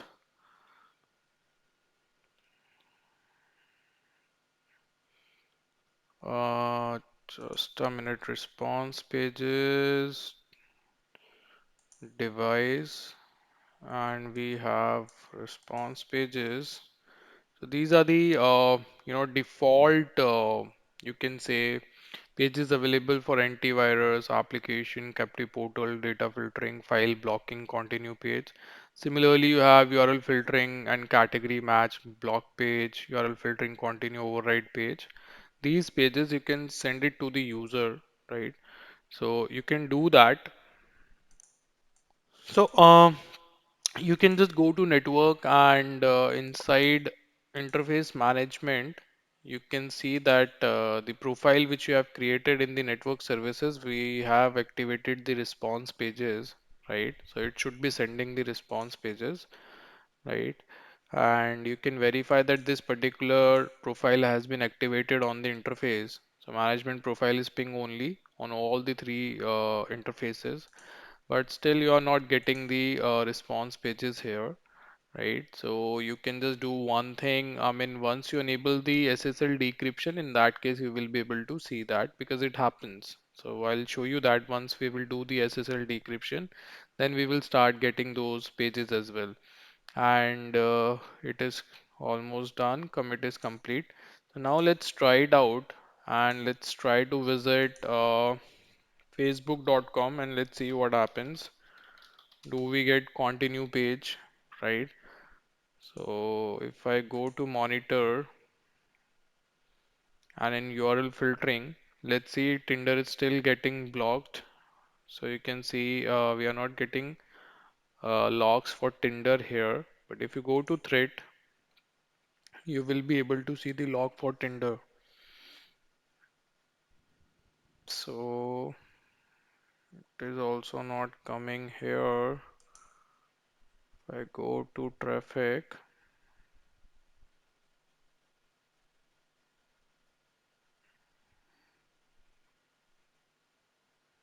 so let me just do one thing.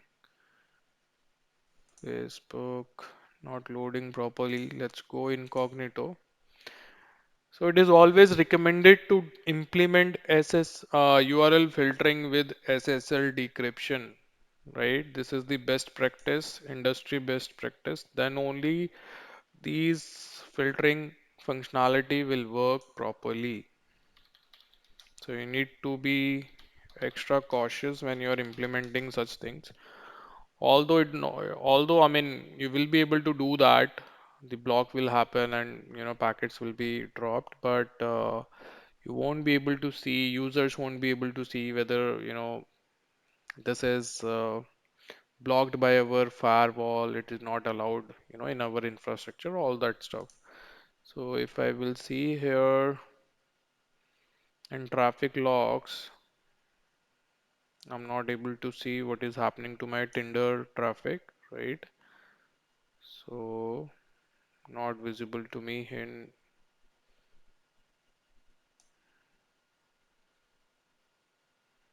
So you can see threat, Facebook session end because of threat, right? Facebook, although the action was allowed, right, through internet access, but session end reason, thread detected, thread detected, thread detected, right? Similarly, you will see for Tinder as well here, and for Tinder as well as this website, yeah, Tinder only. So you will see thread detected. And if I will go to my thread logs, it should have the latest logs. Let's see. Uh, no, these logs are not updating because in URL filtering now you won't be able to see that these are the thread logs. So dating category, block URL, right? Facebook is also getting blocked. Okay, they are coming inside URL filtering only, but in session end reason you can see that it is being the session end reason is thread detected, which clearly you can see session end reason is threat. Okay, action is allow, but due to thread detected, we have dropped the packets and users are not able to reach these websites. Okay, similarly, now we will apply more security profiles on this particular internet access rule. So another profile is like all those other features which we have discussed, continue, alert, right? All those features, they will start working once we will implement the SSL decryption. So right after this, we are going to apply the decryption. So we will see then how this URL filtering will improve. So before doing that, let's go ahead with the antivirus policy, vulnerability profile, right? All these things. So go to object, then in antivirus, these are the default predefined, signatures we have. So let's give it a name, prod antivirus profile. Okay. Then if you want to enable the packet capture, if any particular signature detected, you can do that. So your protocol, right? FTP, HTTP, HTTP2, all these signature default action reset. So you can, you know, define if anything malicious detected in FTP protocol, what do you need to do? You need to drop it, you need to reset the connection, you need to allow, you need to alert, you need to reset both, right? So we'll go with this, you know, reset both, and wildfire signature action will be default reset both. Inline ML action should be reset both, right? Because wildfire is our sandbox. So then we have this pop. So HTTP, right? So if any virus detected, reset both. All these features, they work fine when we do SSL decryption. So let's do one thing. First, implement the SSL decryption because these are like, layer 7 stuff. It is not going to work if SSL connection is encrypted. Let me explain you the theory behind it. So what happens, after the successful TCP three-way handshake, once your TCP three-way handshake is completed between client and server, right? So send, SYNAC, acknowledgement, connection established. Right after it, we have SSL handshake, right? And after SSL handshake, your session is encrypted. So whatever you are sending, it is encrypted. And now to get the granular control on your traffic, we need to do the decryption. Otherwise, if you have firewall in the middle, that firewall won't be able to understand what is going on because all the packets are encrypted. Only these packets were plain text. Rest of the traffic is now going as encrypted traffic, and this is how we have made our internet secure with the help of the SSL protocol, right? Earlier, if you make connection on HTTP, HTTP, so your traffic used to go in plain text, but HTTPS 443 tells that this is secure. Everything is going in, in a confidential manner. It is encrypted. So let's implement the SSL decryption first, right? And then we will do how these layer 7 features like vulnerability protection profiles and your other antivirus profiles, they are working or not, right? So what we are going to do is we have this firewall, right? We have LAN subnet user,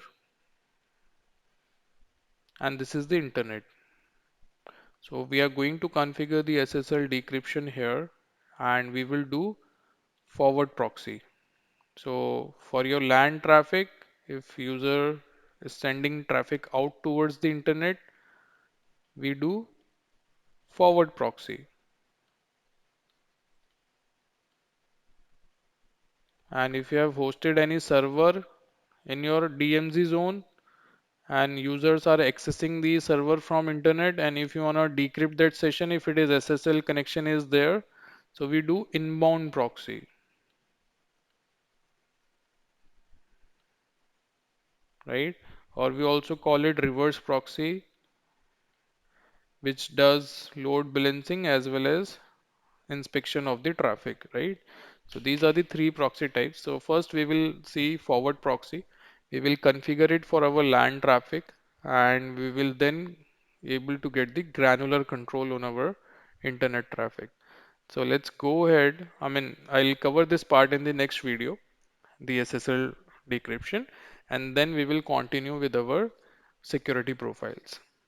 Thanks for watching this video. Hey guys, welcome to this lecture. So now we will see the SSL decryption policy, how you can configure the forward proxy, right? So to do that, we need to first generate the certificates, right? Because we will be modifying the certificate chain to do the proxy. So root C is already there, right? Similarly, we need to generate another certificate which we will be using for decryption. So let me just give it a name, intermediate CA.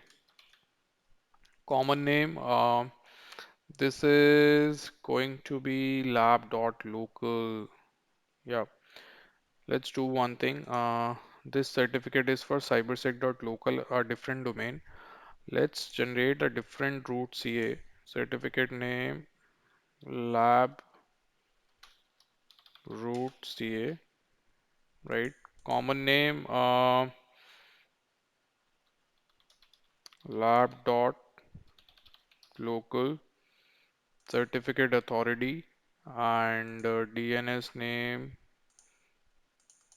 star.lab.local wildcard generate. Now we will generate and let's make it trusted root CA. Now we will have another certificate intermediate CA.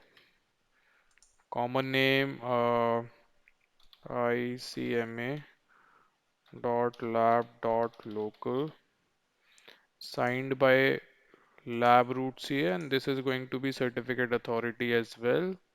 Generate, and we will make it trusted trust certificate. So this particular chain will be used to modify the server certificate chain which we are going to receive from the server, right? And it will help us to implement the forward proxy. Similarly, we need to alert the user as well whether they are visiting the correct website or not. So certificate name untrust certificate. So common name untrust dot lab dot local signed by lab root CA certificate authority generate, and we will forward this certificate to the user.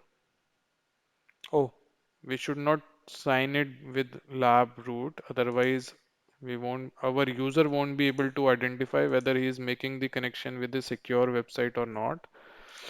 So let's give it a name again, untrust cert, common name untrust dot lab dot local, and we are not going to sign it. That's the reason user browser must get alert if he tries to make connection with a unsecure website. So forward untrust certificate, right? So these are the three things you need to do. Then what you need to do, go to objects. You can also create a decryption profile. So we have the default one where, for SSL forward proxy. So you have SSL forward proxy inbound protocol settings, then no decryption SSH proxy.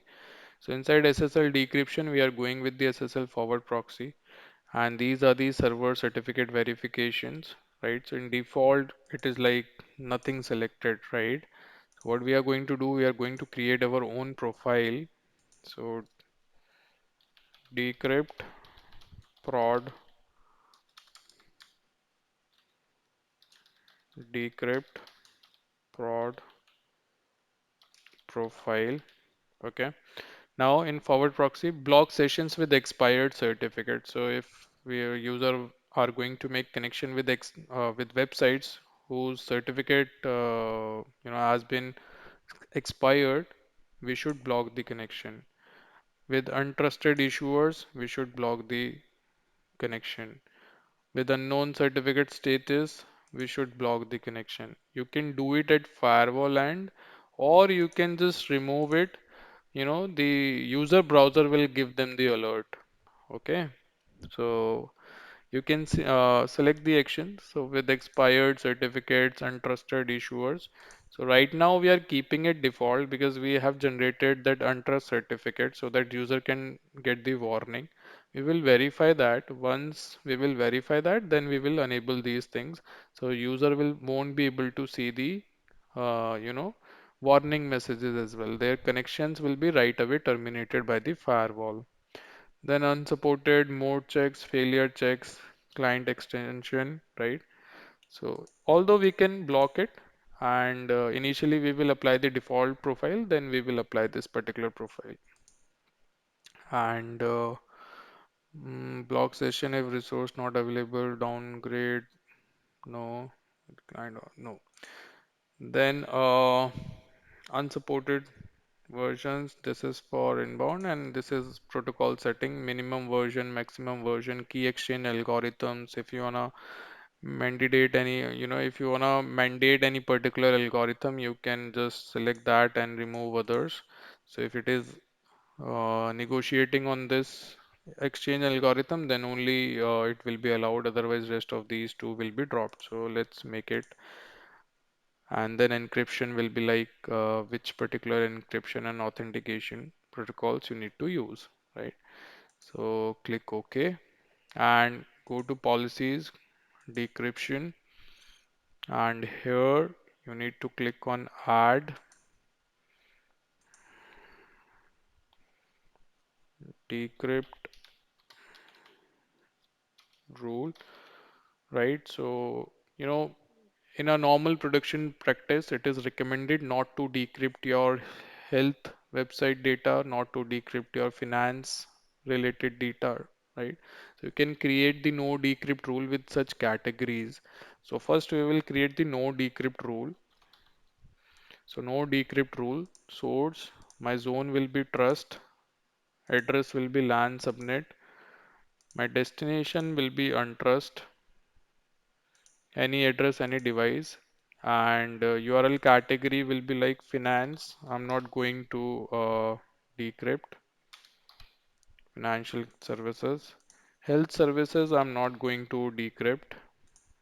Okay, so these two in option, action will be no decrypt, type SSL forward proxy, and you can apply the default profile. And you can log the unsuccessful SSL handshake. And if you have any log forwarding profile configured, you can send it to that. We'll do it later on when we have panorama. So for time being, just keep it okay. Now create the decrypt rule. So decrypt rule, source, traffic coming from trust from this subnet, destination untrust, and it will be any, right? Decrypt, SSL forward proxy, and right now we are just keeping default. Okay, so commit, and now what you need to do is you need to install that root certificate in this machine. Then only your decryption will work without warning. Otherwise, whenever you will open up any warning, your user will get the that security warning that connection to this website is not secure and all that. So now to install that certificate here, what I need to do is I need to enable HTTP service on this particular interface. Let's do one thing. In interface management, we have this particular profile, HTTP, HTTPS, and ping response pages. Okay, so let's give it a name, MGMT only, and let's go back to the interface and apply this newly created profile on this interface. Oh, this is our outside uh, on this trust interface. So my profile is going to be MGMT only. Yeah. So now you can do the commit. So what we are going to do is we are going to open up this web GUI of the firewall inside this uh, laptop, and then we will be able to export the certificate and install it here. So let's wait for the commit to complete. Okay, so commit is almost complete. Let's go here and try to open up the web UI of the firewall in this machine so that we can export the certificate here, right? And then you will see we can apply all the layer 7 profiles, security profiles, and they will work seamless, right? You can have file blocking in place, you can have antivirus in place, okay? So 10.2.2.1. So let's log in. I mean, this is quite irritating, this machine is quite slow. But again, we have to wait for it because it's like a VM running on this Eve. So we cannot do anything. So let's wait, advance. So you can see that we got this warning, although here now we are not getting any warning. Reason being that that root certificate was installed in my trusted root certificate store of this laptop, so I'm not getting any warning. So similarly, we need to install the root certificate, which we will be using for decryption. Otherwise, your LAN users will get the security warnings like this, not secure, and which is not a good way you know, to do the changes because you will be flooded with IT tickets right after it. So you need to make sure that you are implementing the changes correctly and they should not have any production impact.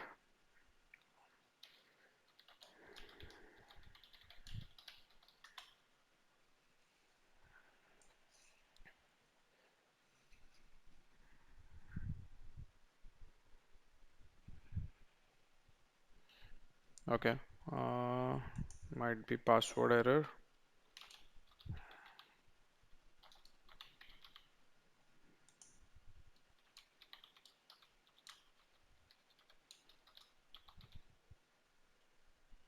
So let me just verify the password.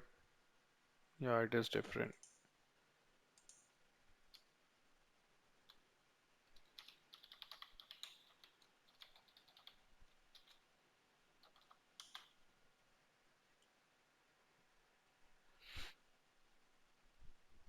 Oh, again, wrong password.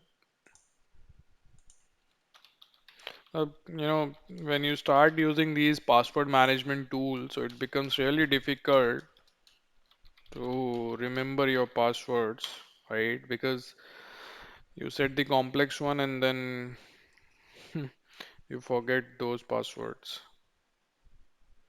So now creating administrative session.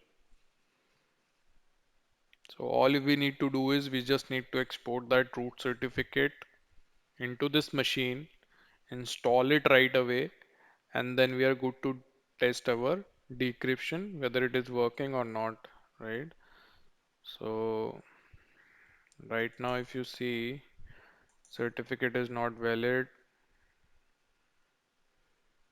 so dc1.cybersec.local, uh, you know, so let me just,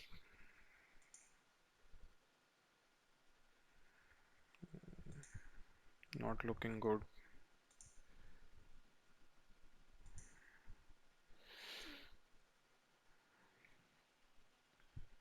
So we need to bear this slowness. It's taking time.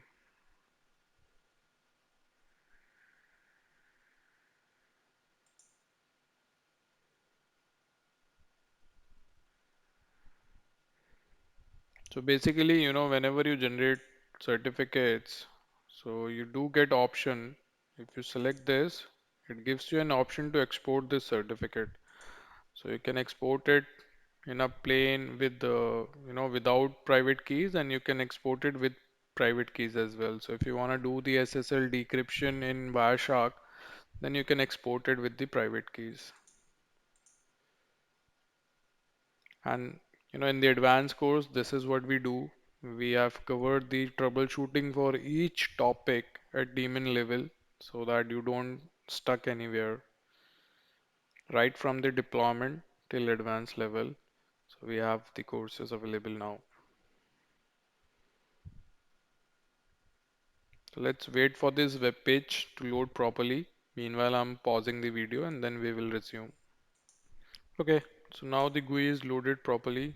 Uh, let's go and export the certificate right away.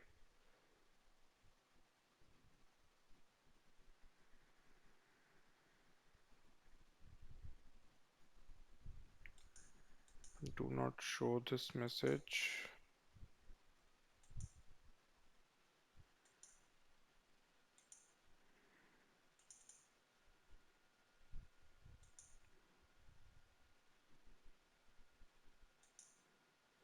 So right away go to device, go to certificates. Now select our certificate, export, okay, and done. Double click on it and install it.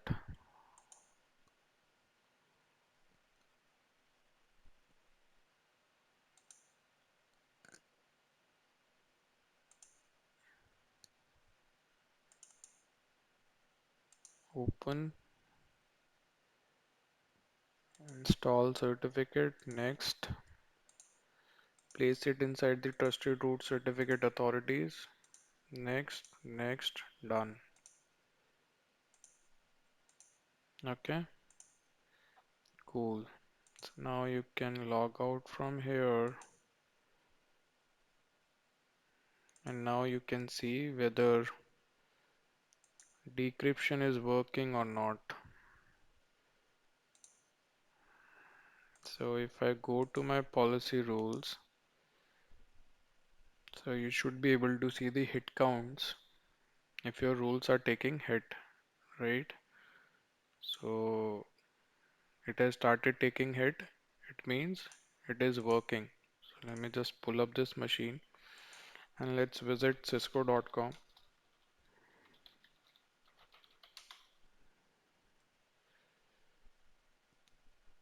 And you can also verify the logs. Go to monitor, go to decryption, and you will be able to see, you know, which application, policy name, right? Source, destination, proxy type, source address, so root status, subject common name, issuer common name, all these details you will be able to see here. TLS version, key exchange, encryption, all that, right? So received fatal error unknown, certificate unknown from client. So all these details you will see. So if I go back here, if you click connection is secure, certificate is valid. I mean, here I'm not able to load the certificates properly. I don't know what is wrong with this browser. Okay, it is coming. So common name you can see ICMA lab.local. This is our intermediate certificate, right? So now you can see the chain certificate chain is getting modified.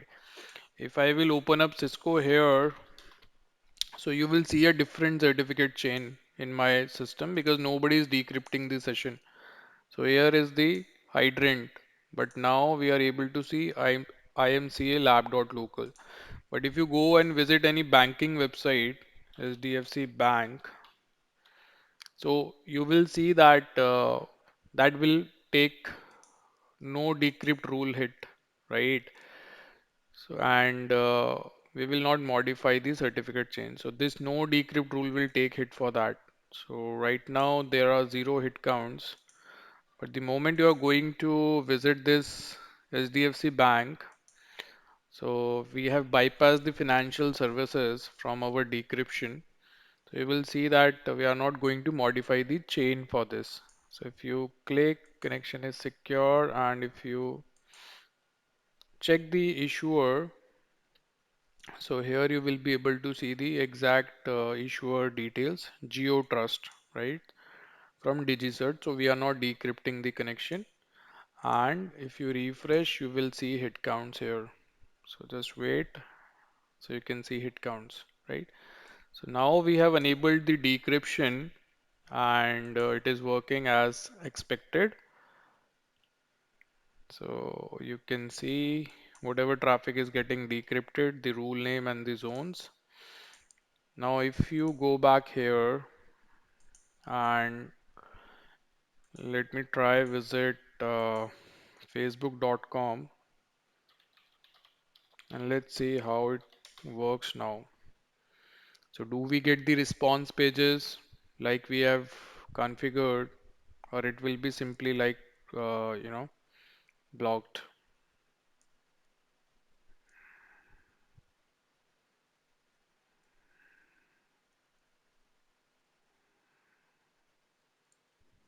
So you're getting a response page and it is telling that this is not secure, right? Because you're getting a response page.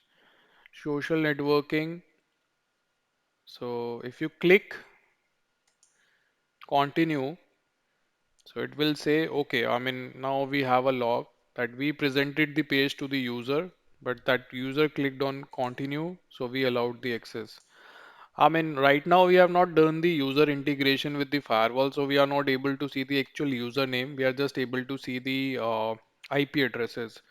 Once you have integrated your Active Directory with the firewall and we have enabled this user ID, you will be able to see the usernames as well, right?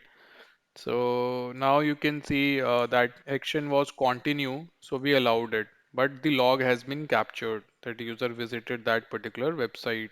Okay. So Facebook open it up. Similarly, Tinder is blocked. So if I will try to visit Tinder, so now, I mean, your URL filtering is not only dependent on SNI, but now it is actually doing the deep inspection on your packets. And right away, you can see web page blocked. It was not coming earlier, right? So when you enable the decryption, you get more granular control on your internet traffic, right? So this is blocked now. Similarly, let's verify the categories which were configured to just generate the alert. So URL filtering and alert, online storage and backup. Okay, so let's go to Google And if you feel like that, the category of this particular website is not correct, you can also check with Palo Alto. So if you click here, you will get option to request a categorization change. And if you click on it, so it will ask you to fill out this page and you can email them and you can suggest the category, correct category of that particular, website. They will review it and they will get back. Okay. So now,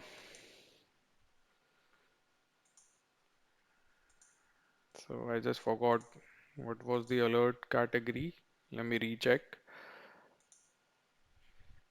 So alert, alert, alert. Okay, online storage. So let's open a box,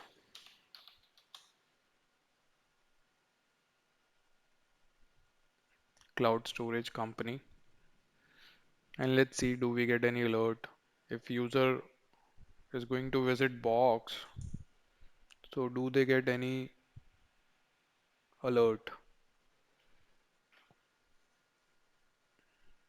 So web page blocked, medium risk. Okay, this got blocked due to category has been configured, detected as medium risk. So this was not, detected properly. The category didn't, you know, detect it properly. So that's the reason. Now let's try any other Google Drive. So it's all about the categories. If categories are detected properly, there is a mechanism in Palo Alto. So we have data plane cache, we have management plane cache. Then back and forth they communicate with the cloud servers from where these categories are getting updated, right? So if you want to deep dive into the backend process, then you can enroll to our advanced course. So let's go to drive.google.com and let's see what happens.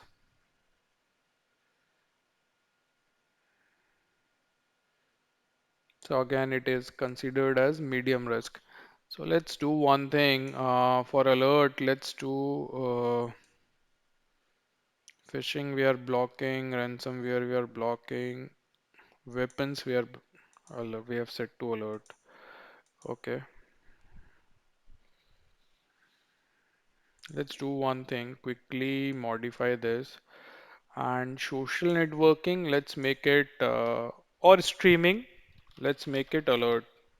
Streaming. So let's make it alert. Done. And how to set these user credentials. So just go to device, go to setup, and in content ID, you have this URL admin override, right? So you can define the details here, confirm password, right? So if you want to add, you want to delete, you can do that. Okay. So if you click here, URL continue timeout, and then URL admin override. So you can just select this. You can define the password, and if any SSL TLS service profile is there, because if you remember when we got redirected, that web page was not secure. If I will visit Facebook, so we are getting redirected from this particular IP, right? And user then got that particular continue page, but user was not able to trust. User's browser was not able to trust that particular connection. So that was the reason we got that alert in the browser that not secure. So if you want to attach any SSL TLS profile, so you can do that from here, right? And you can select the mode. You want to keep it transparent or you want to redirect it to a particular address. If you have any particular web, proxy hosted or any sort of website hosted where you would like to redirect the user, you can do that. So This is how you can configure the password for your URL admins. Okay, so they can do the override. So let's do commit. So if I will visit twitter.com, so you will see that I will be prompted with continue page, you know, and that redirection is not secure right now because you have not attached any SSL TLS profile so that it can give the correct certificate chain. It is using the system certificate which your browser doesn't trust. So you can see not secure coming here. So if you wanna update this, you can attach the appropriate certificate. Okay. And then you are getting this continue button. Okay. So we have updated the streaming category with alert. So if you go to monitor, so here you will see that we will get the alert messages. Right now it is block, block, block, right? Initially Twitter got blocked, block and continue, but user didn't click on continue, so the web page was not displayed. Otherwise, uh, user would have got the web page. So almost done. So now let's try to visit YouTube and see do we get any alert. So now you will see that after decryption enabled, things have started working very good because now you're getting ability to do deep inspection on your sessions, right? So deep inspection cannot be enabled if you don't do SSL decryption. You have to be sure that you are doing that. Then only you will be able to get granular control. In the next lecture, we will see, you know, security rules with app ID, how you can get more granular control instead of blocking the entire YouTube. Can I block YouTube streaming only? I mean, only website will be able to open up, but videos will not run, right? So these are the stuffs you can do. And you can see here streaming media low risk, and we have started getting alerts. Action alert, alert, alert. Okay. So we are getting the alerts. So this is how you can configure the actions, right? And now moving to the next profiles. So in the previous lecture, we were not able to configure the profiles properly because of the decryption. So now in antivirus, you can click on add. You can set the action, whatever you want to do. So let's say for SMTP, I would like to reset both if any virus is defined detected. So antivirus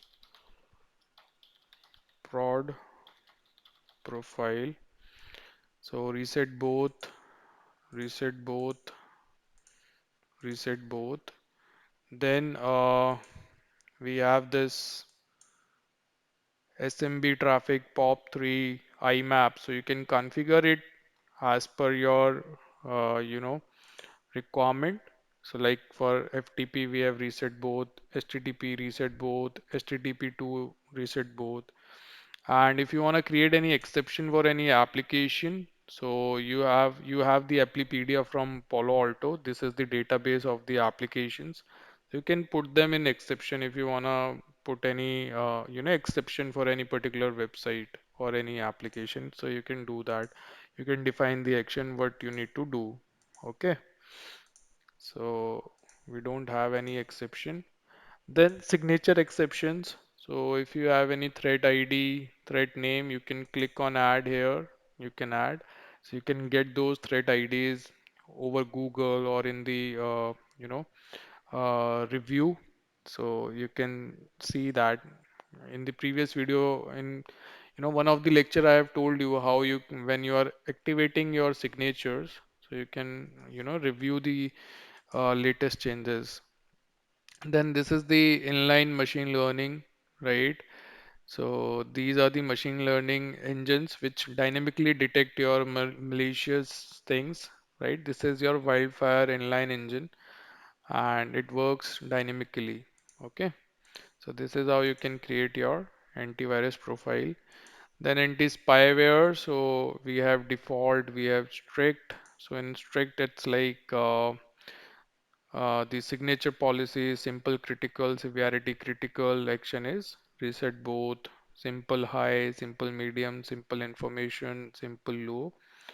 Accordingly, the actions have been defined, right? Then you can create these signature exceptions, your DNS policies, right? Ad tracking domains, Benet domains, Graveyard domains, right? These are the strict settings which are allowed, and you can create your DNS sinkholes as well.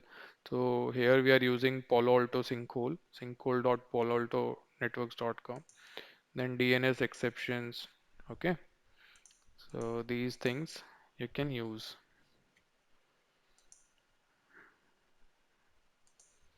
Then vulnerability protection. So again, we have strict and default. You can create your own as well. So again, in strict, it's like rule name, simple client critical, threat any, CV any, host type client, severity critical. So my action is reset both, right? Then if severity is high, I will reset the connection. Medium, reset both. Informational default, low default, critical reset both. So basis on your criticality or severity, we have defined the actions, right? You cannot make changes to these predefined profiles. You can create your own profile and then accordingly you can add the rules, you know. So any CV, any vendor, right? If criticality, right? You can give it a name. Let's say I want to give client rule, threat name, any, action, reset both, host type, any, or you can slide. We are making it for client, so client. CV, any, vendor ID, any, criticality, any, packet, single packet capture, category. So you can add the category, brute force, code execution, right? Exploit kit, all these things, SQL injection. So any category. If you click OK, this rule will be created here, right? So we will apply the strict category. Then comes file blocking. So basic file blocking where these file types are blocked, right? And then we have strict file blocking where almost every file type is blocked, right? So you can see direction both action block, block, and for other files it is alert. So we'll try downloading 7-zip, we will try downloading exe file, right? We'll see and we will check whether we are able to download the exe files from the internet, right? Or archive files from the internet. We will apply this rule as well. Then we have wildfire analysis. So it is like we are sending it to the public cloud. So for any file whose signature is not known to our database, what you need to do is you need to send it to public cloud, right? So you can define the applications, you can define the file type, and you can send it to the cloud for the analysis. Then we have this data filtering. So we will uh, discuss this later on. Then we have this DOS protection. So we will also discuss this, right? So meanwhile, let's go back to our policy, go back to the security rule and go to internet access, action, antivirus. We will go with the default one.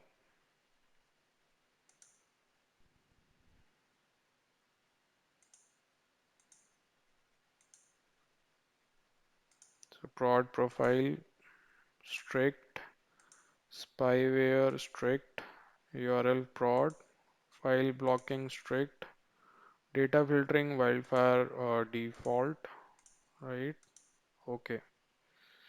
After enabling so many profiles on it, now we have implemented the deep inspection. So what will happen? Now packets will go inside the CTD module.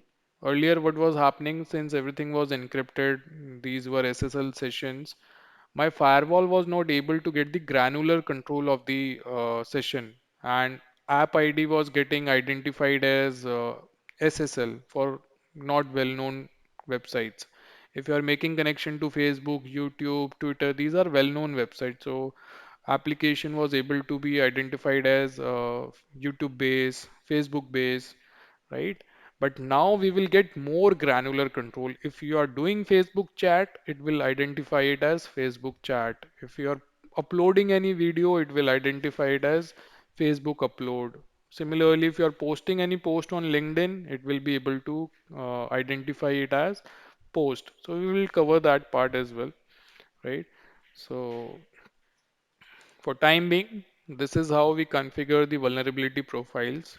And you can review the signatures anytime. So whatever database you have activated, right? So if you go back to your dynamic updates and if you see your signatures, antivirus, so you can go to the release notes, you can go through the updates, right? So these are the updates and signatures updated in this version. Similarly, for application and threats, also you can go to the release notes, you can check it out. What are the threat IDs, their severities, attack name, CV ID, category, right? And default action. So these are the things which you can go for. Okay, so this is almost done. And now let's try to download the file. So we will download VLAN VLC player. So if you try downloading it, it won't let you do that because now we have strict file blocking in place. So if you download VLC for Windows, it will not let you do that. And for these features to work properly, you need to enable SSL decryption. I'm repeating this thing again and again. Reason being that people don't enable SSL decryption and then they expect deep inspection to happen. So these features will not work until unless you configure SSL decryption. So if you now try downloading VLC, it will not allow to download the executable file. So your download should not start ideally. And if you go to firewall, if you go to monitor and if you go to traffic,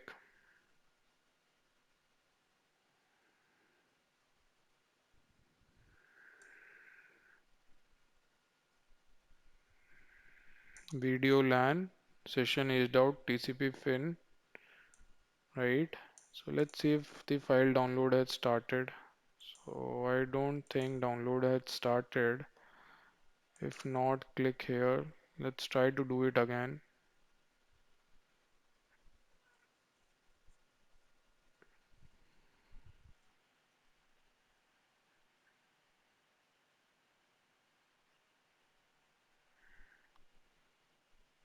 So the download is not starting. You can also verify the download folder whether we are getting any file.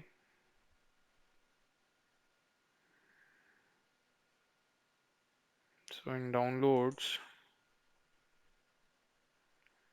no new file, right? So it will keep on scrolling like that, right? And it will not work. Similarly, if you try visiting badssl.com, now we have decryption in place. So far we have just applied the default profile. So now just to check it out whether everything is working properly or not. So there is a website to check how your configured policies are working. So if you go to bad SSL, it will give you option to try multiple things like you can make connection with expired certificate websites, untrusted certificate websites, and you can see whether your user browsers are getting warnings or not. If they are not getting warnings, or if their connections are getting, you know, passed securely, so accordingly you can modify your decryption policy. And that's the only reason we created three certificates, right? So two certificates for trusted websites, another certificate for untrusted websites. So basically this certificate verification, how firewall is doing it. So if you go to device and if you go to certificates, if you see default trusted certificate authority, so certificate, I mean these trusted certificate authorities are also presented in firewall, right? And on this basis, firewall is also verifying whether the user is making connection to a particular website is secure or not. And accordingly, it is taking decision, do I need to forward this certificate chain or do I need to forward this certificate, right? So if firewall is not able to verify the certificate chain for any server, then it will forward this, because we have configured this forward and trust cert, and this certificate is not installed in the user machine, so user will not get any warning. Here you can see that connection is secure because the certificate chain user is getting is already there, icma.lab.local. So root CA we have already installed it. But let me just make connection with untrusted root website. So you will see that user will get the warning in the browser. Your connection is not private, right? So if you check the certificate, here you will see that we will get this untrust.lab.local, and since it is not signed by any valid certificate authority, my user store doesn't have that information, so my browser is giving me the warning, right? You can clearly see here. And if I go back, so if you don't configure this certificate, what will happen? Users won't be getting this type of warning because you will be giving them this forward trust. So user is not known that they are making connection to a bad website, right? So that's the reason, as a best practice, you need to take care in your mind. Otherwise, you can create problem for your LAN users. Similarly, if you want to block such connections, you don't want your users to even get this warning, accidentally they might proceed it. So if you want to do that, you can also do that. So that particular profile which we have created for decryption, right? So we can do that. So you can see we are getting such warnings. So let me just do one thing now. After applying that particular profile which we have created for decryption, you will see user won't get any warning in the browsers. Their connections will be right away blocked. So if I will apply this profile, now their connections will be right away blocked. They will not get any type of warning.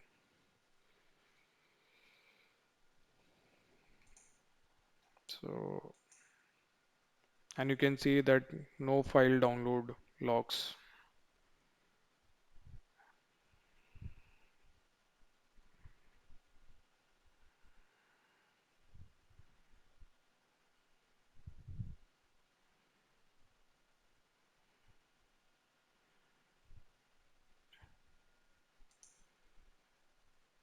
So after this commit, we will do the test again, and we will see whether we are able to make connection with those websites or not. Ideally now firewall should block the connection right away.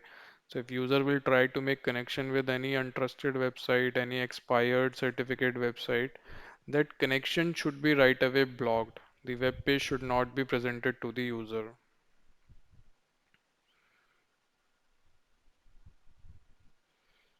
So if you go and check it out, and meanwhile, this commit is in progress. So this is the application command center where you can see your network activity, thread activity, blocked activity. We will have a detailed discussion on this as well in coming lectures. Basically, you can see what are all the applications active, what is your user activity, right? So right now, we don't have user integration with the firewall, so we are not able to understand the things properly. But you can generate the reports, you can see the threat activities, blocked activities, tunnel activities. So once we are able to configure everything properly, then we will come to this part and we will see what reporting granularity you get from Palo Alto. And this is the indicator which is telling you, you know, it gives a number that how much secure your infrastructure is, you know. So blue, green, red is like highly risky. So basically, it's like if your DNS queries are going out from your infrastructure, that is not secure, right? And there are certain class of applications which should be blocked. Accordingly, it gives you this number, right? If you go to dashboard, you can also have this widget, available. So you can just have top risk applications and application. It is already there, risk factor in last 60 minutes, right? Okay. So job is almost done. So let's try and visit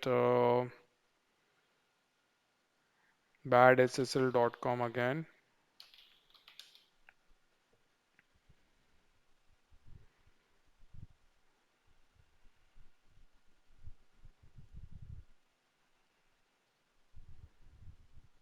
And if you go to these websites now, so ideally your connection should be terminated from the firewall. This is strange that we are making connection untrust. This should not come. Let me just close the browser and open it again. Meanwhile, let's verify what we have kept inside that profile. So block session with expired, untrust issuers, unknown certificates. So session should be blocked. Okay. So badssl.com.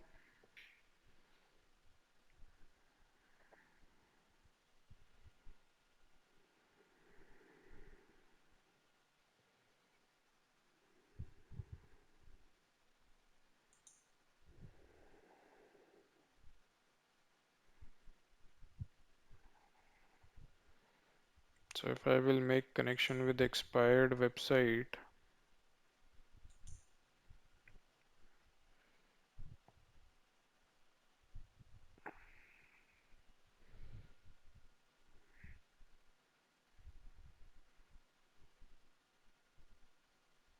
mhm, if I go incognito, because it might be possible that it is picking up the pages from the cache, bad SSL, and you can check the logs, monitor, decryption,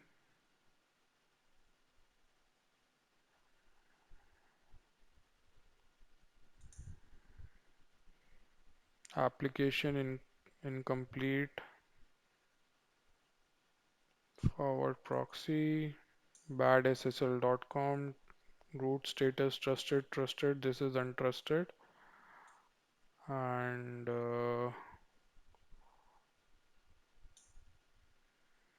in that case we should not have got the access to the website.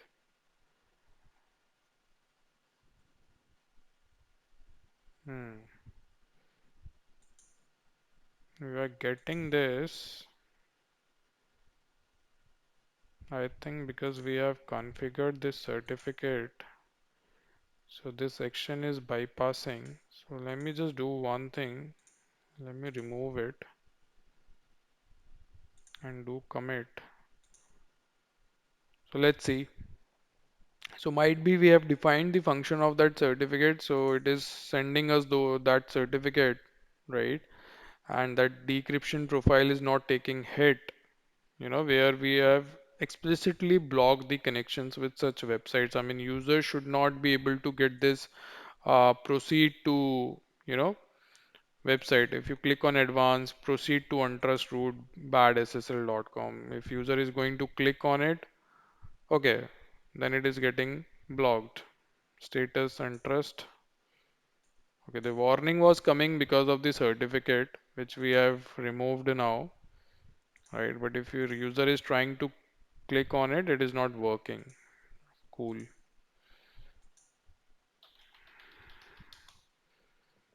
So because of that action which you have defined, it is working properly. I was coming from the impression that it should block it right away, but it is not doing in that way. So it gives you warning, and if you click on advance, proceed, then it is, you know,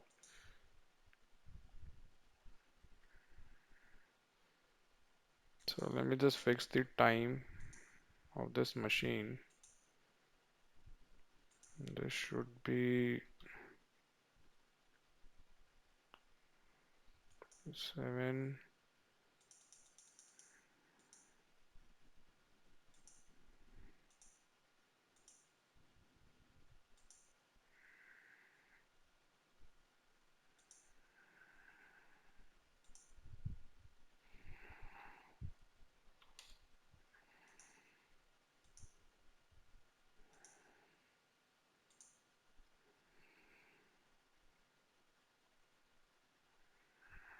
Okay, now my clock is at, no worries. So let's refresh badssl.com.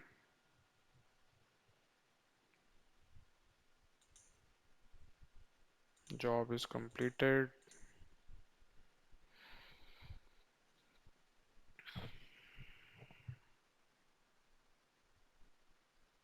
So now if I visit any untrusted website, untrusted root website, so we are right away getting that certificate error, right? So now it is not giving us that proceed and all that. Reason being that we have removed that certificate forwarding.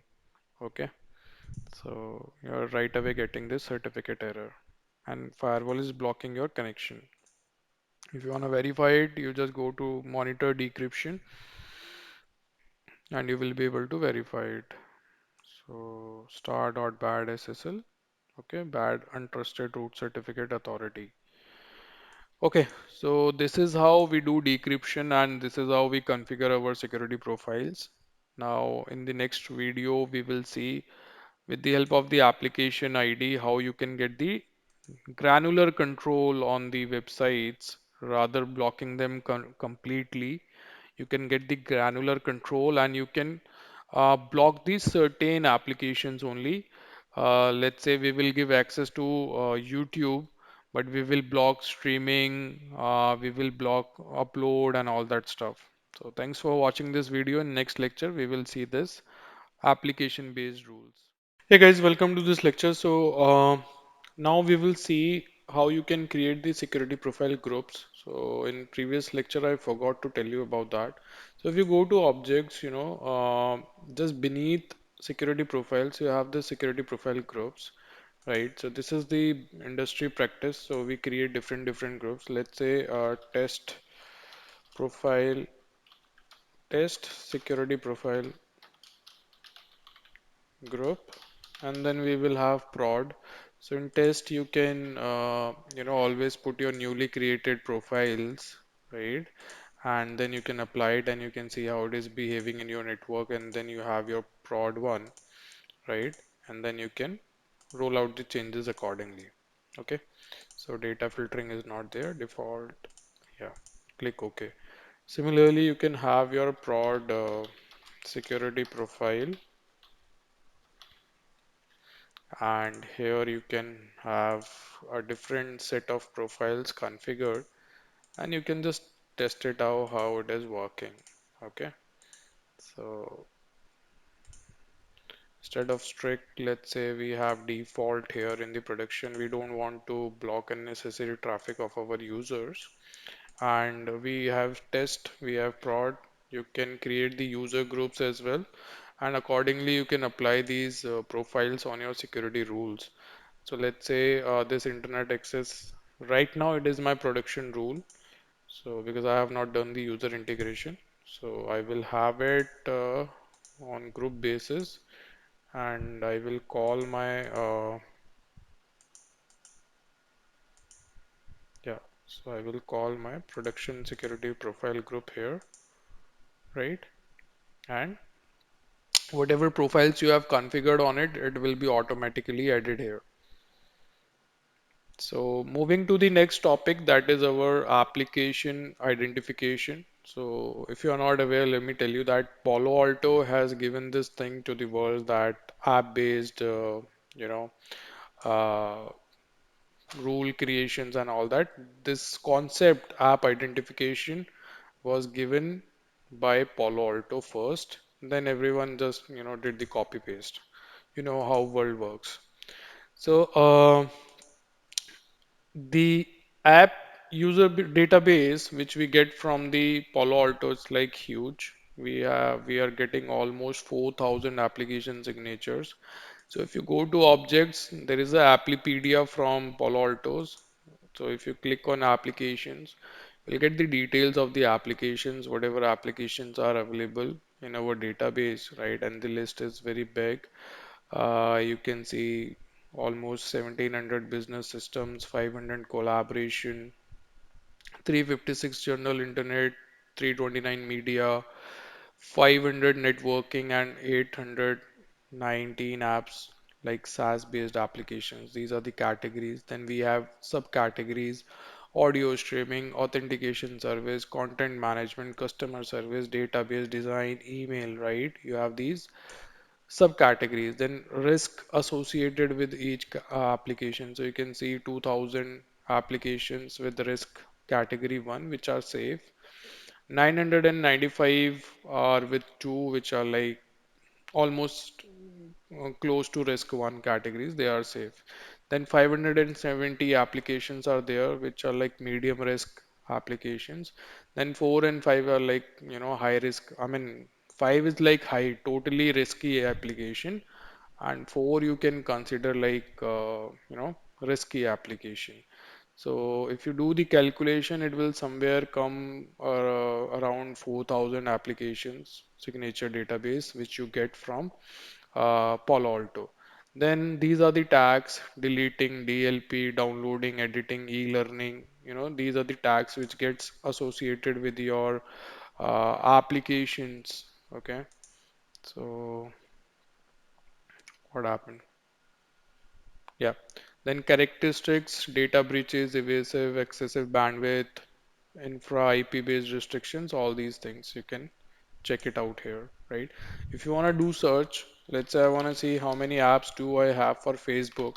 So you can simply type Facebook and you can see, we have this Facebook apps, social networking, risk is 4, standard ports of working, 443 and 80 TCP. Then this is the base application, right? Risk is 4. Then Facebook chat is there, Facebook code is there, Facebook downloading is there, right? Facebook file sharing is there, games, posting, rooms, social plugin, Facebook uploading, right? Video, voice, Facebook mail. So all these applications available. Then we have Tinder, Trippy, and similarly, if you want to see basis on category, so you can just simply type social networking, you know, so it will give you the application basis on social networking. So you can see all these applications available: social networking, instant messaging, right? So this is how you can check the Applipedia database of the Palo Alto Firewall. If you search YouTube, so you can see YouTube base. So this is like photo, video, media category, live chat, live viewing, live posting, YouTube posting, safety mode, streaming, you know, YouTube TV streaming, uploading, all these sub chats, I mean sub applications available. Then similarly, you can create the application groups. If you want to create application groups as per your business need, you can click on add, you can define the name, let's say streaming apps, right? And you can add them here. So like YouTube is there. So search for YouTube. So YouTube and relatively you need to add all the like YouTube base and all that stuff. So YouTube base, then whatever streaming applications available. Vimeo is there, right?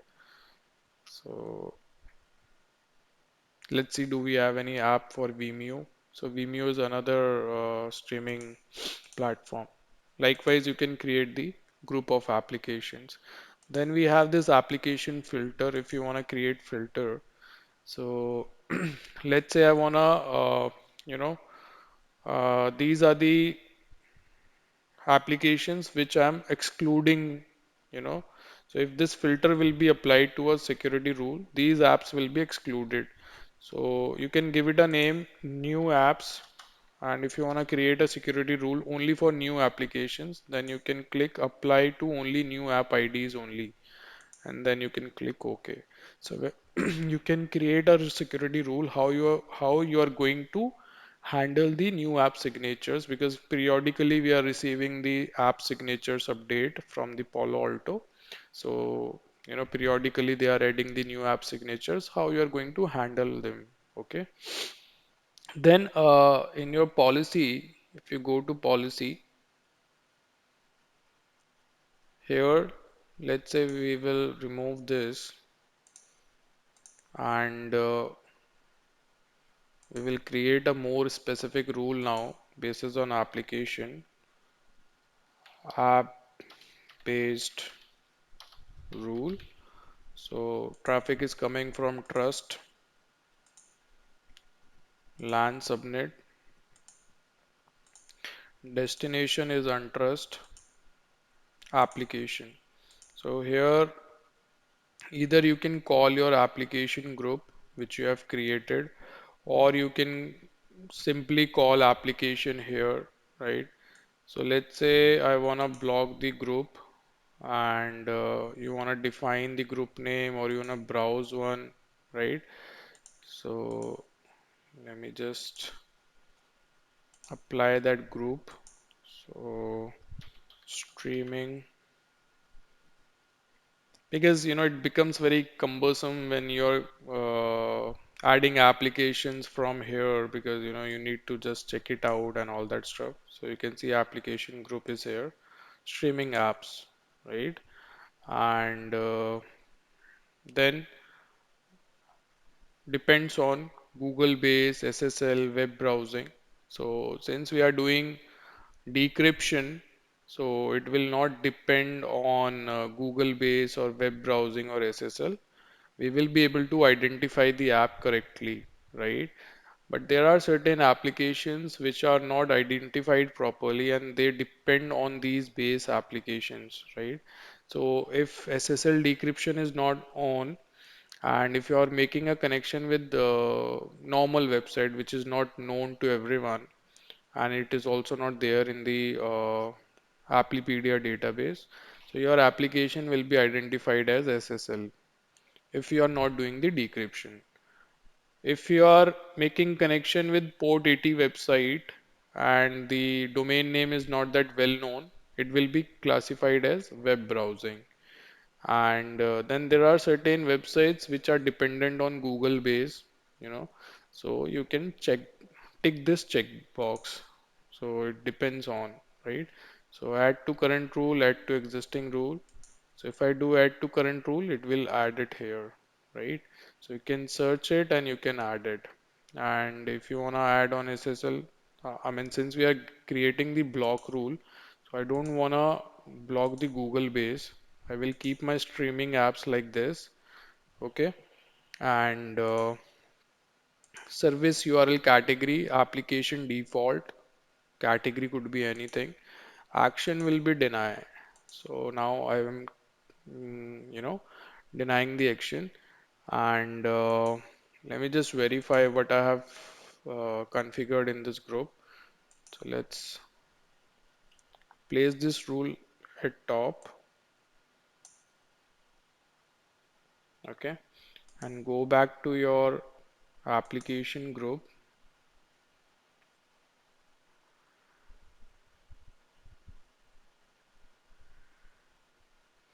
And here we will add, Facebook chat and all that.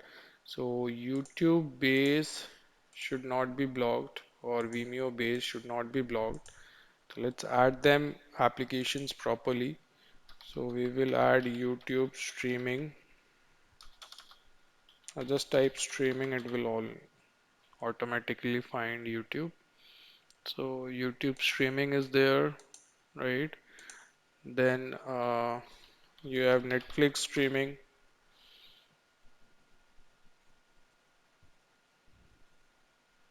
So Netflix streaming is there, right?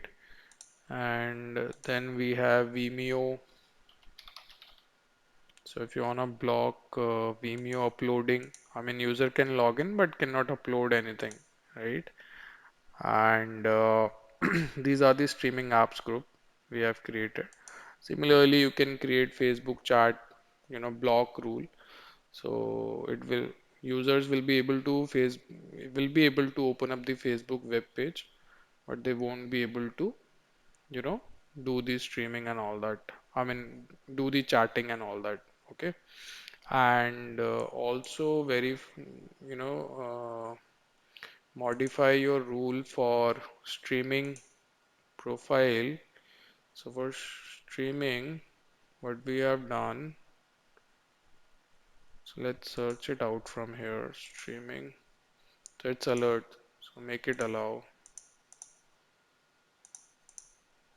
Okay. And then commit.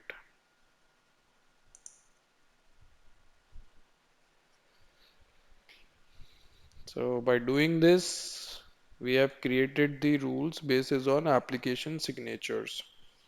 So this application signature is giving you the granular control, right? With only URL filtering, either you were able to block the domain complete website, right? Or you were able to block the website spaces on their categories. But if you want to get the granular control, let's say I want my users to visit Facebook, but I don't want them to upload any information or do chatting. So you can get the granular control and they can just check out the news and all that stuff on the Facebook. Rest of the things will be blocked. I mean, you don't want them to do gaming stuff, right? Because it's like in digital marketing. So you must be having the digital marketing department in your organization who needs Facebook access. So you cannot block the Facebook for all the users. So if you need to block gaming for them, so you can just block gaming. Rest of the things will be allowed, right? So this is how, with the help of the applications, you get more control on the internet access. And when you want to block any particular URI or any particular URL, then you can do it with the help of the URL category object. You need to create a custom category object. I will show you that as well in this video only, so that you know how to block any specific URL, because so far in security policy you don't get option to place any URL. Okay. So this is committed now. So if I go to policies, now we have this rule at top, app-based rule, and it is blocking. So as of now, there is no hit. Okay. So let's go here and visit YouTube. And if you try to play any video, then it should get blocked. YouTube web page will be open it up for you, but you won't be able to play any video.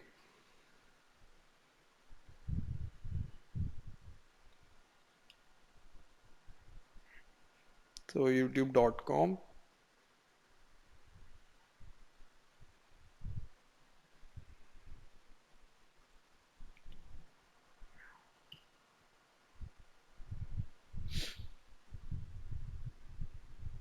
And now if I will try to play any video, it will not work. And if you want to see the connection, whether we are doing the decryption or not, then you can see what certificate chain you are getting. So if you are getting imca.lab.local, it means that firewall is doing the decryption. So right now we are getting the main certificate. It means we are not doing the decryption on this website, right? So this has bypassed the decryption. Or this might be possible, that website tried loading it from cache, right? So if I go to monitor and if I go to traffic,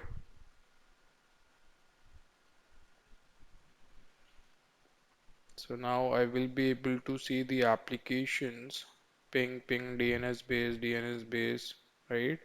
And quick. Oh, I just forgot to block this quick application. So, this is the application from the Google itself. So what it does, it bypasses this TCP three-way handshake because TCP three-way handshake, it's like a slow protocol, So we should not allow this quick in production environment because then it bypasses so many things for us, So if you need to get the granular control, first of all you need to block this protocol. So just block this quick protocol, I mean the application. It will help you to allow your LAN users to do TCP three-way handshake with the websites so that your firewall can, understand the connections properly and take the actions as per the defined security posture. So let's do the commit. And meanwhile, if I go to monitor, I can apply the application based, uh, you know, filter. So my application is like YouTube streaming, YouTube streaming. And if I go here, if I try to play any video, so it might work right now because we are not doing the decryption. So we won't be getting the granular control on the website, you know. So to get the granular control, it is mandatory to do the decryption. So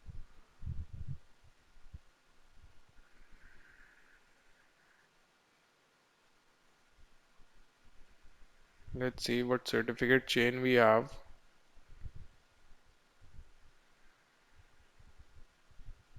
It is loading. Meanwhile, you can see that we have deny. User is this. YouTube streaming application identified. Policy deny. App based rule. You can check the logs. Okay. And if I check here, but streaming is working, you can see videos playing. Reason being that we have not decrypted this session, you know. So that's the reason streaming was able to work. If you decrypt the session properly, then streaming cannot work. I mean, it will just keep on loading and then it will just throw you an error that we are not able to play the video. So this is the power of SSL decryption, right? If you want to get the granular control on the website, you need to do the decryption. So if I will check now,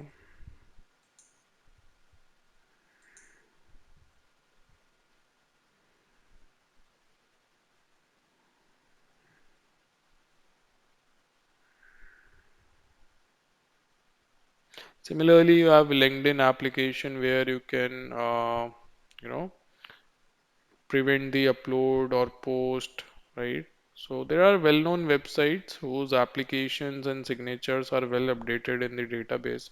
But problem comes for the custom applications if customers are running any custom application in their environment or so now you can see imca.lab.local, so we are doing the decryption. So if I will play any video now, it will not work.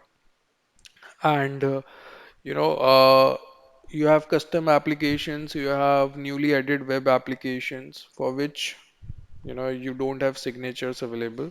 So you can add the custom signatures, or you know you can simply create a rule based basis on FQDNs or exact URLs, which I'm going to show you how you can block a particular URL if you want to block it, or particular URI if you want to block it, right? So we can do that. Or if you don't want to block, let's say I want to block support.cisco.com, but I don't want to block cisco.com, right? So how you can do that? So we can see that, right? So if now I will try to play any video, let's say if I try to play any video, this video I will try to play. So it should not work. I mean, it will rotate and then it will give us an error that we cannot load the video properly, and we should be getting more logs here. So now you can see that how many logs you have received, right? YouTube streaming, and this should just keep on rotating. Video should not play. So you have seen it, right? When decryption was not there in place, we were able to play the video, but now we have decryption in the picture. It should not play, right? So that is the power of SSL decryption. So let's see how it works, because continuously we are getting logs here that streaming is getting blocked, streaming is getting blocked. App-based rule is taking effect for us.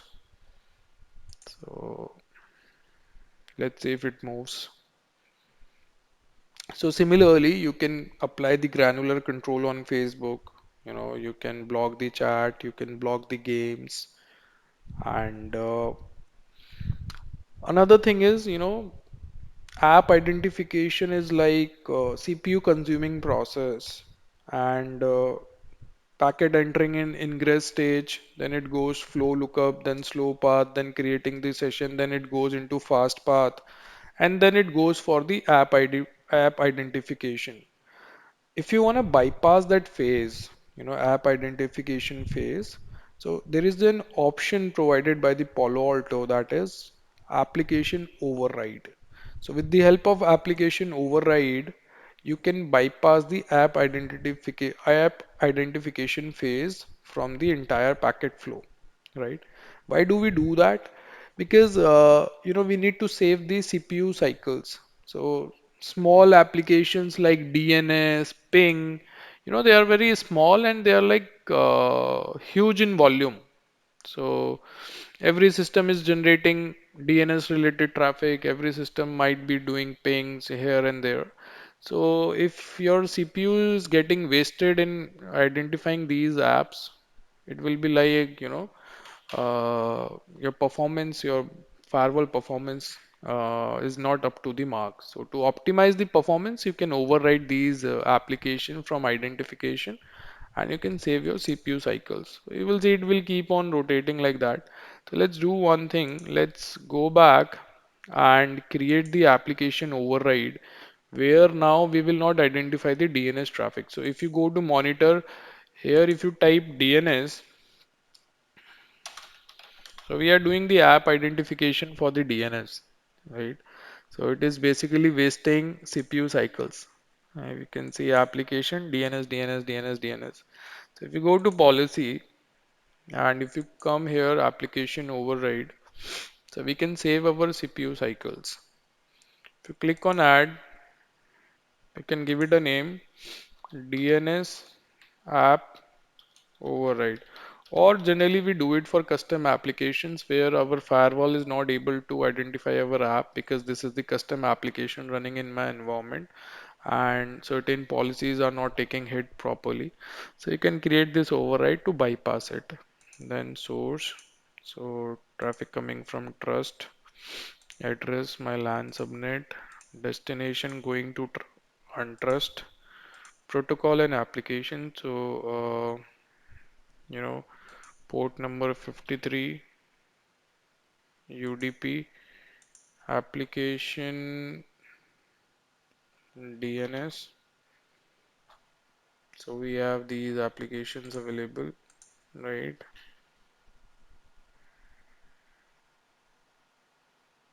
So if you go to monitor, so you can see that we are not decrypting it, right? So this is the actual application and you can see the connections.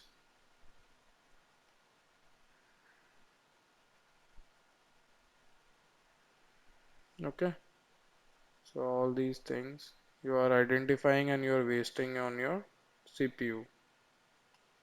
So let's bypass this, commit.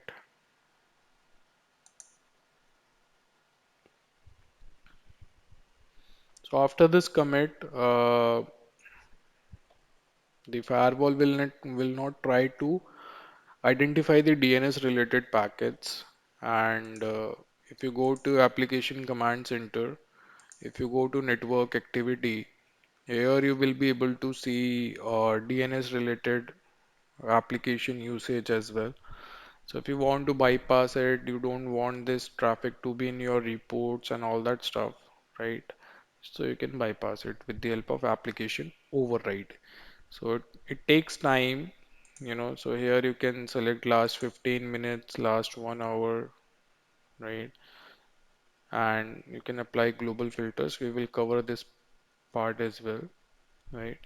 So you can see quick SSL, Google based ping, DNS, right? So whatever YouTube based photo, video, infrastructure, networking, and if I will make it last 1 hour, so you can see the database. So what applications your users are visiting, quick YouTube based web browsing, ping, SSL, DNS over HTTPS, Google updates and all that, right? And this is the traffic flow. Then you can see source IP activity, destination IP activity. These are the source IP addresses. These are the destination IPs. Then source region, destination regions. All these details you can get, right? And host information profile we have not configured yet. We will do it and we will let you know. Rule usage, right? Then profile activity. All these details you can get. Similarly, if you go to threat activity, so it will give you the last 1 hour threat reports, right? What is happening in your environment. So let's see if that commit is complete or not. Yeah, it is almost done. Okay, so now we have this application override in place and we will see do we have hit counts, right? So zero hit count. Let's generate the DNS query.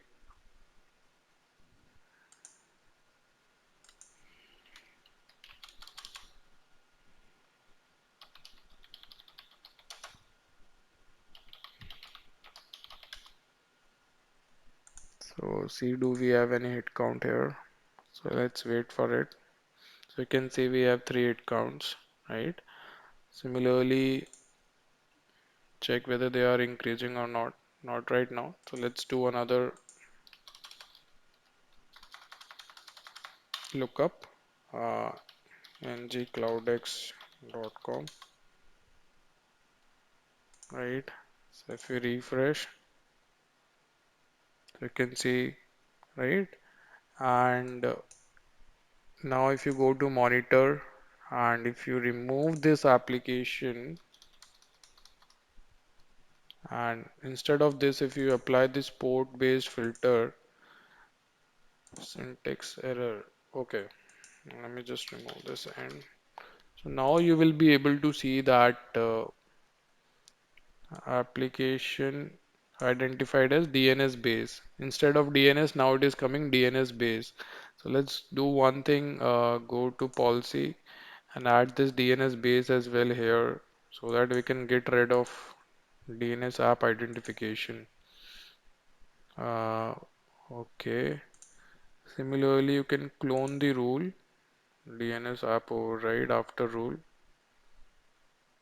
ठीक है DNS.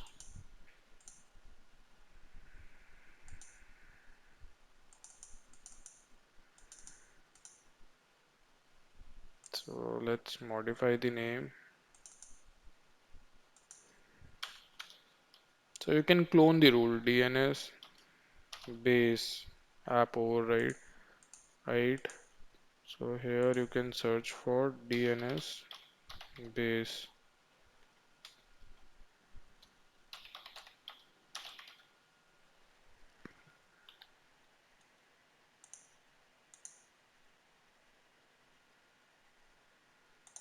So this is how you can create the bypasses, right? So now you can see that your firewall is not able to identify DNS traffic as DNS application. It is using DNS base next available application. Okay.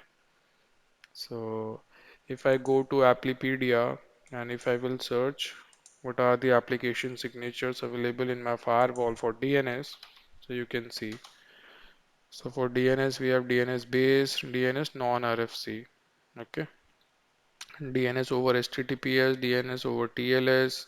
So these are the things which are available. So this is how we create the application override. Then there are other basic stuff as well, like addresses. You can create the addresses, LAN, subnet, web server, right? You can create the address group here. So click. These are the basic stuff, very basic. Uh, London DC group, address group, right? So type static, dynamic, and then addresses. You can click on add LAN subnet. You can click on add web web server, right? So DMZ and LAN both are included. You can click OK.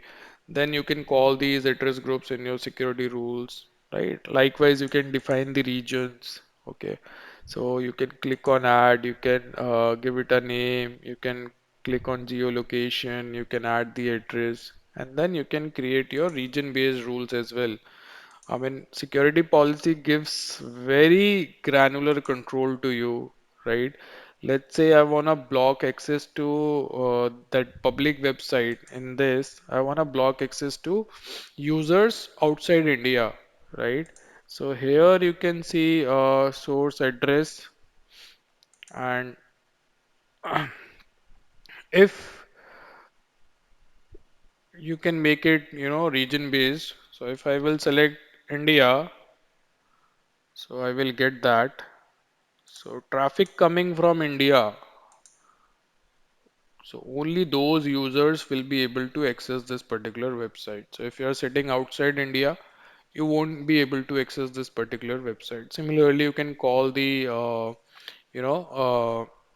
address groups and all that stuff. So these are very basic fundamentals which we do in every other firewall. And if you are a security based professional, so you must be familiar with all these basic stuffs. This is very basic. So just do commit. So meanwhile, let me see if that previous commit is completed. Yeah, it is completed. So again, just go to this application override and let us, reset the hit counts. So if you refresh,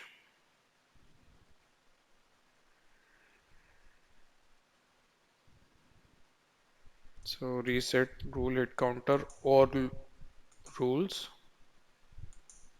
Okay, commit is in progress. So we won't be able to reset it once this commit is done. Meanwhile, let's try to do the DNS query again, and this time let's run it for LinkedIn. And if you go to monitor, Let's see what do we get for LinkedIn. So DNS Google, and still it is able to identify as DNS base 925.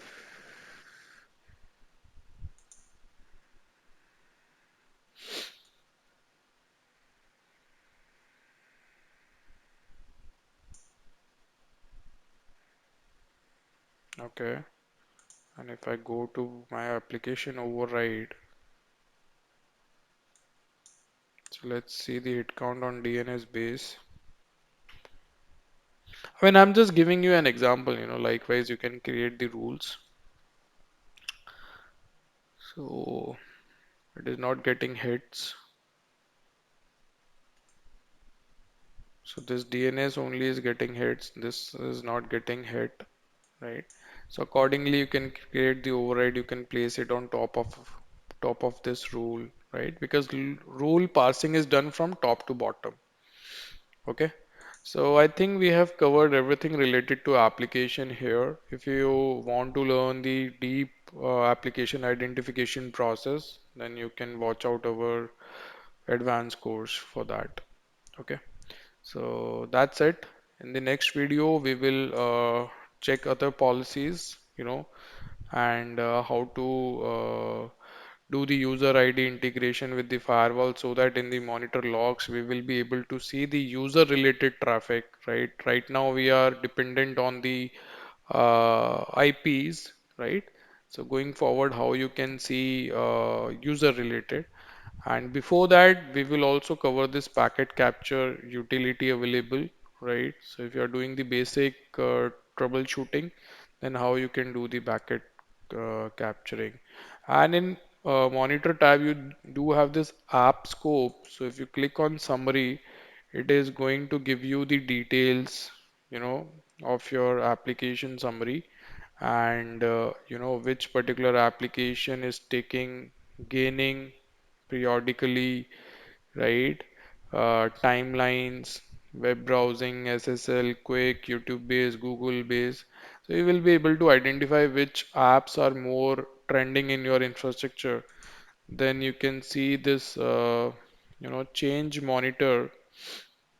So you can see application category, right? General internet to networking.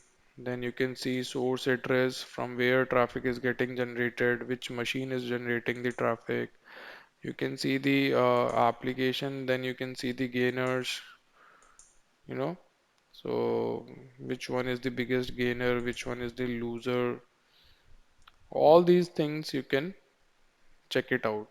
Then you have this threat monitor, you know.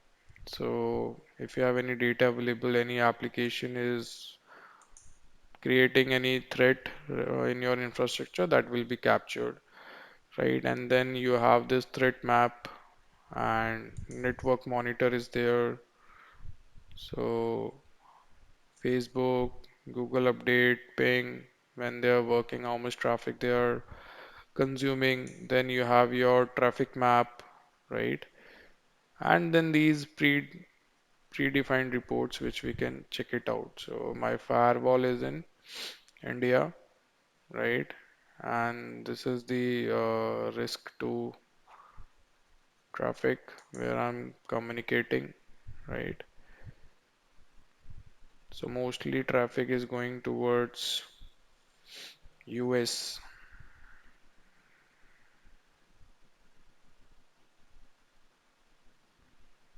Okay, so I think I clicked the wrong link.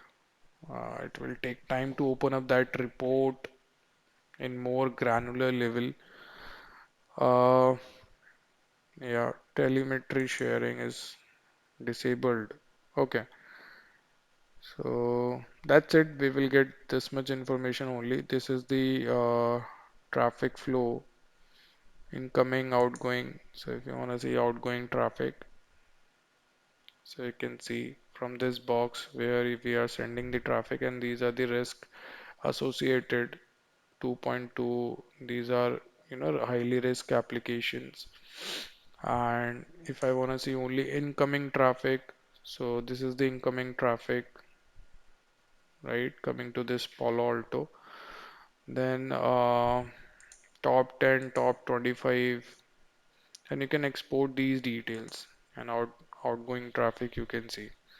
So this is how you get the control on your internet traffic with the help of the applications. So thanks for watching this video. We will connect in next lecture. Hey guys, welcome to this lecture. So in this video, we will see how to create custom categories and apply packet captures in Palo Alto firewalls. So if you go to objects here, just scroll it down and you will see URL category. These are the custom objects you can create. Similarly for vulnerability, spyware and data patterns if you want to apply the DLP. So click on add and here just give it a name custom category, right? And you can add the site. Let's say I want to block support.cisco.com, right? I want to block learn.ngcloudx.com, right? So you can create the wildcard entries like star.cisco.com. You can also create regex based app entries like star.cisco.com star and all that stuff, right? And you can have forward slash, all these things. So you can create this site list here, then you can click OK, and in your URL filtering policy, you can have this custom category and you can define the action to block. So whatever action you want to define, you can define here. You can click OK. So basically what we have done, we have not blocked the complete cisco.com or ngcloudx. We have just blocked their particular subdomains. Similarly, if you have particular video in YouTube and if you want to block the specific URI, so you can just copy that complete URL from that website and you can paste it here and do the block, right? So let's do the test once this commit is done. Meanwhile, if you go to policy, right, we will apply the packet captures as well. So if you are doing the troubleshooting and if you need to understand what is happening with my user traffic, right? So in Palo Alto, there are four stages, in which you can apply the packet capture. So it's like receive, transmit, firewall, and drop, right? So let me explain you how these four stages work. So this is like this. So you have your firewall. This is Ethernet 1 by 2 interface. This is Ethernet 1 by 1 interface. Traffic coming in, right? And traffic going out. So if you are applying receive stage RX, right? And if you are applying it on the entire firewall, so whatever traffic is coming towards the firewall will be captured inside this stage, right? Or if you are applying it on a specific interface, so whatever traffic is coming towards that particular interface on the firewall, that will be captured in that phase. If you apply stage of transmit, so whatever traffic is going out from that interface or from the firewall, because there is a filter available in the packet captures if you want to apply specific captures, or if you want to keep loose captures. I mean, if you want to apply it on all entire firewall. So traffic going out from the firewall will be captured in transmit stage. Then comes your firewall stage, which says that whatever traffic is entering and getting processed as per the packet flow, that is ingress stage, flow lookup, slow path, fast path, app ID, then CTD, egress stage, and then going out. So the complete processed packet will be captured inside the firewall. And drop stage will capture your packets which are getting dropped by the firewall during this firewalling stage. So these are the four types of different stages we have in Palo Alto Firewall. So from here you can manage your filters, right? Let's say you can add ingress interface as Ethernet 1 by 2 as per my topology, and source IP will be 10.2.2.7, right? Destination could be anything. Source port could be anything. Destination port could be anything. And protocol, let's say TCP, right? So this is for client to server, because in this firewall, your packet captures are not bidirectional, right? So you need to make them bidirectional. Or let's say we are doing capture for support.cisco.com, it is not working because we have created the rule. So if you try to hit support.cisco.com, it will not work as per our configured policy. So here you are getting this web page, right? But let's say when we have not turned on the decryption, we were not getting that blocked web page, right? So in that case, how can you troubleshoot? You don't know whether the traffic is getting blocked or not. So what you can do is you can just simply identify the destination IP address of your server. So support.cisco.com. So the destination IP is coming out to be 72.163. So destination IP 72.163 4.154. So 4.154. Okay. And destination port it will be 443, right? This is client to server. Similarly, you need to add server to client. So server to client, it will hit the outside interface. Source will be 72.163.4.154, and you know it will hit your NATed IP, because we are doing the source translation. When my traffic is going out, so when it is hitting the ingress interface, it is coming like this. But when it is coming from the outside, it will hit my NATed IP, because we are doing the source translation. So you need to take care of these things, right? These are very minute things which you need to take care. Source port will become 443, protocol will be 6. So these captures are not bidirectional, right? You need to create it. So these are the filters which we have created. Now you can turn on the filtering. Then this options is pre-parse match. So if your packets are getting dropped due to parsing error, so you won't be able to see that until unless you turn it on. So if you want to see any packet is getting dropped due to parsing error, so you can turn it on and it will show you that because of corrupted headers and all that stuff, packet has been dropped. So if you click on add, now you can add the stage. So let's say I want to add drop stage. I want to see if my packets are getting dropped for this particular source and destination. You can also define your packet count and byte counts. You will get the warning when you're going to turn it on the packet captures. Reason being that, this is very CPU intensive process. So it always gives, warning that it is only for troubleshooting purpose. Do not leave it open. So now we are doing the capturing. So if you refresh, right now there is no web page coming. So let's go incognito and try to visit support.cisco.com,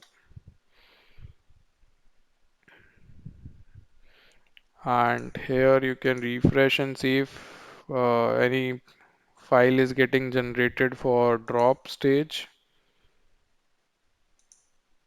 So website is getting blocked, but we don't have any drop file created. So it means our packet captures the filters which we have created is not matching. So if I will verify, so you can go to URL filtering and you will be able to verify the exact destination IP. Support.cisco.com, this is the IP and destination is like redirect. So do not resolve the host name.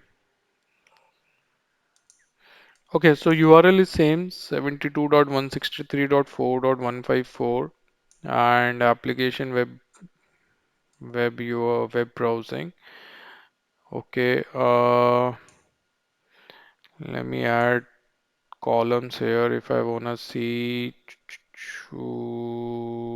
source port and destination port as well. Mm,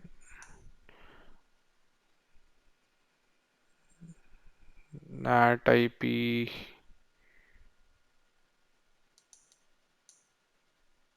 2 port, right?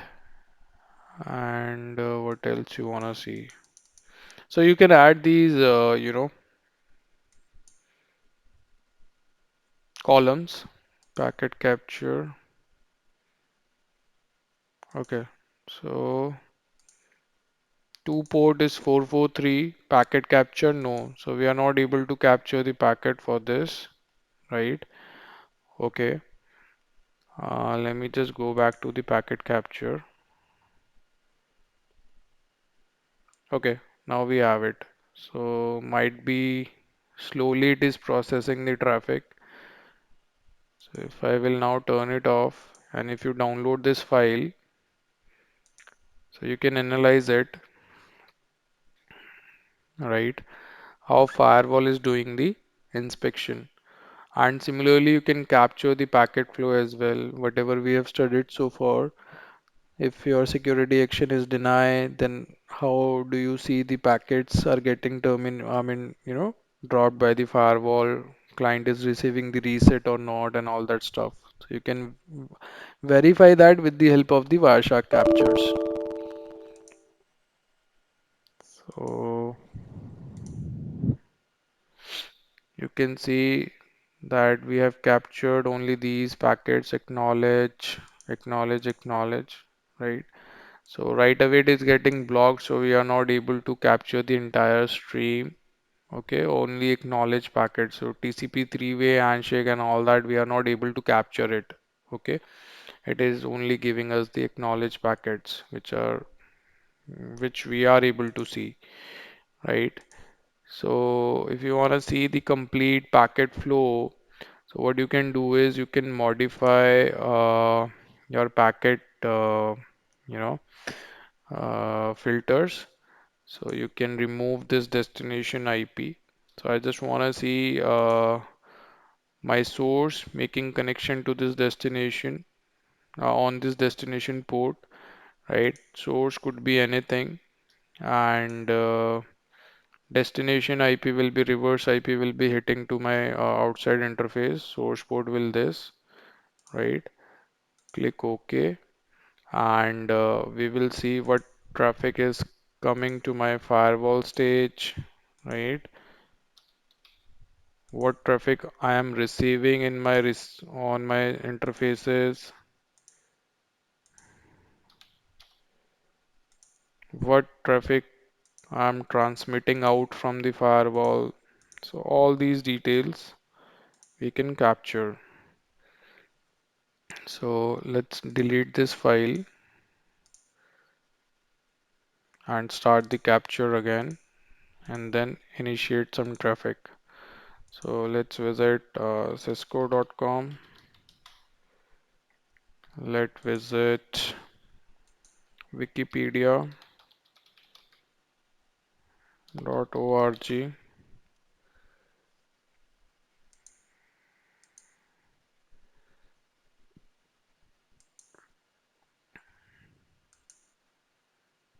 and let's refresh.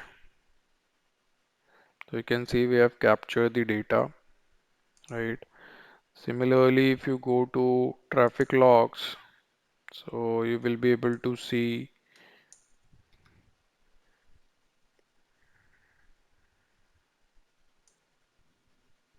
so DNS, DNS, DNS. So DNS resolution is happening, right? And then we are making connection with the websites, web browsing, allow, allow, allow, right? And if you see, Cisco is up, Wikipedia is loading, right? So if I remove this, I will be able to see the destination IP. So this is Cisco IP 72, you know. So on port 80, on port 443, we are making the connections. Now if you go to packet capture and you can stop the packet capture because we have the data available now. So just first download the firewall, receive, transmit, and then drop. So if I will open it up, so file size is big. These are like 2.5 MB, 2.5 MB. This is almost 2 MB. Okay. So first I will open it up, receive file, what I have received. So these are the packets I have received. You can see this is the Cisco website. Then send packet to this 8.8. So with Cisco website, you can, apply the TCP stream, and you can see we have sent this in. Then we have received the acknowledgement, right? So here you won't be able to see an acknowledgement in a fashion because the IP is getting natted, right? So you can see uh, Cisco is replying to this IP address, right? So that's the reason I have put that natted IP here. So my machine is sending the packets. Here I'm sending the packet to Cisco, right? But I'm getting acknowledgement on this. If you follow this stream here, you can see SYN on this IP, right? Then acknowledgement, then server hello and all that stuff. So we can follow this stream. So when you try to follow, it will only give you this source because traffic is getting natted, so we won't be able to see the complete stream. So you just need to analyze it from here itself, right? This is the drawback of NAT. You won't be able to do the complete analysis, and eventually this is receive as well, right? So you're getting you're able to see what packets you are receiving, and similarly this is like transmit, what packets you are transmitting out from the firewall, right?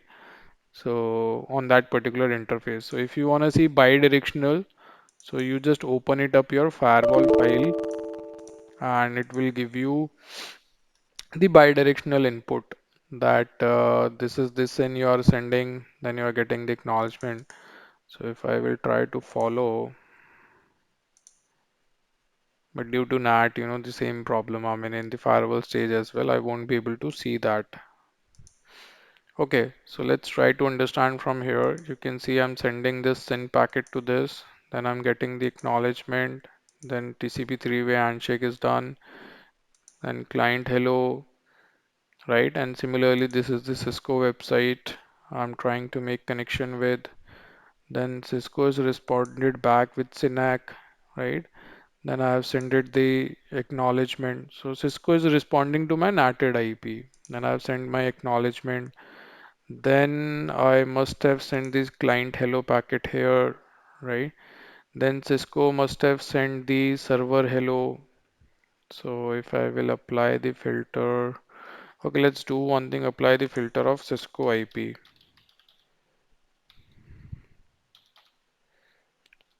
72.163.4.185, right? So You can see SYN, SYNAC, acknowledgement, client hello, then SYN, SYNAC, client hello. So we don't have complete captures available here, right? So this is how it is working. And then this is the another connection with another website. Then this is another connection with another website. So this is how you take the Wireshark captures and then do your analysis. Okay. And you can see how much traffic is getting processed by the firewall, and it depends upon the filters you are applying on the firewall. These are very important, how specific filters you are applying, right? Since I have not pasted any destination IP, it is picking up all the destinations. So the more specific filters you are going to have, the more clear packet captures you will see, right? And you can do your analysis in a better way. Okay. So last file was drop, right? So that drop file, let me open it up. So just to see what traffic is getting dropped. So you can see these retransmissions to Cisco, these are getting dropped, right? And connection reset and all that, these packets were dropped. Okay, so that's it. I mean, this is how we apply the packet captures and we do our analysis. These are the four critical stages. Pre-parsing, we turn it on when we are not able to see the packet captures in these stages. When you're not able to see any file, in that stage we turn it on and we see if any packet is getting dropped due to parsing error. And the more specific filters you are going to create, the more specific results you will get in your captures. Okay, so that's it. Thanks for watching. We will connect in the next lecture. Hey guys, welcome to this lecture. So today we are going to discuss about the zone protection. So we have hosted one website on our Linux server, that is in our DMZ zone, right? How can you secure this particular resource from the internet attacks, or you can say cyber attacks? Because now this website is available for over internet, so it is but obvious that attackers will try to exploit this service. Okay, so there are multiple techniques to protect this particular resource. In this lecture, we are going to discuss about the zone protection we have from Palo Alto Networks. So, zone protection is like a wider protection you apply on a particular interfaces, right? Because a zone can have multiple interfaces, but a interface can belong to a particular zone only, right? So if you go to network, inside network, in network profiles, you have zone protection profile option, right? And if you click on add here, you can, provide protection against flood attacks. If somebody is flooding your network with SYN packets, UDP packets, ICMP packets, right? You can have protection against reconnaissance protection. I mean, if somebody is trying to do TCP port scanning, UDP port scanning, host sweep. So these are the reconnaissance protection you get if somebody is trying to get the information out of your public IPs or outside interfaces. Then it gives option of packet-based attack protection where you can prevent the spoofed IP addresses. You can check for strict IP address. You can drop the fragmented traffic. And if IP options are selected like strict source routing, loose source routing, timestamp, record route, all these things, if these options are selected, I mean the flags are on in the IP header, then you can drop the packets. Then similarly we have TCP drop, so mismatched overlapping TCP segments, split handshake, TCP SYN with data, TCP SYNAC with data, right? So you can simply drop these type of packets. Then ICMP drop, so ICMP ping ID 0, ICMP fragments, ICMP large packet, right? All these things you get the protection against packet based. And then we have IPv6, IPv6 drop, right? Then we have protocol protection. So here you can create the rule whether you need to exclude it or you need to include it, and you can click on add and you can define the protocol, and you can define their ether type, right? And those protocols will be protected against the exploits. Okay. Then this is the new protection added later on, Ethernet SGT protection, right? So this is like you can protect your layer 2 information, right? And similarly, you can add your exclude list and you can associate the tags. Okay. So in this lecture, we will see mainly we will see flood protection, reconnaissance protection, right? And packet based and protocol based, we cannot do the recreate for that, so we won't be able to cover this piece. But yeah, flood protection and reconnaissance, we will be able to do it with the help of the Kali Linux. So if you see, we have this Kali Linux to initiate the attacks towards this landscape. So with the help of this firewall, we are trying to mitigate the attacks. Okay. So let's do one thing. Let's create the profile. So let's give it a name. First, we will do the flood protection. Okay. So let's give it a name, flood protection prod profile. Okay. And we will protect it against sin. And inside sin, you get two options. One is random early drop, another one is sin cookies. So random early drop is like CPU extensive process, or you can say algorithm.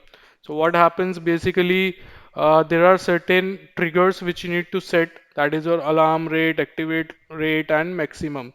So once the trigger gets activated, it will do the probabilistic drops of the packets incoming flood attack, and once it reaches the maximum threshold, then it is going to drop the entire packet above that threshold, right? So these values you need to set as per your you know data analysis.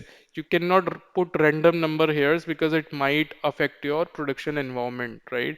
In case of sin cookies, so firewall behaves like man in the middle. So firewall is going to respond back to the SYN you're receiving on the interface.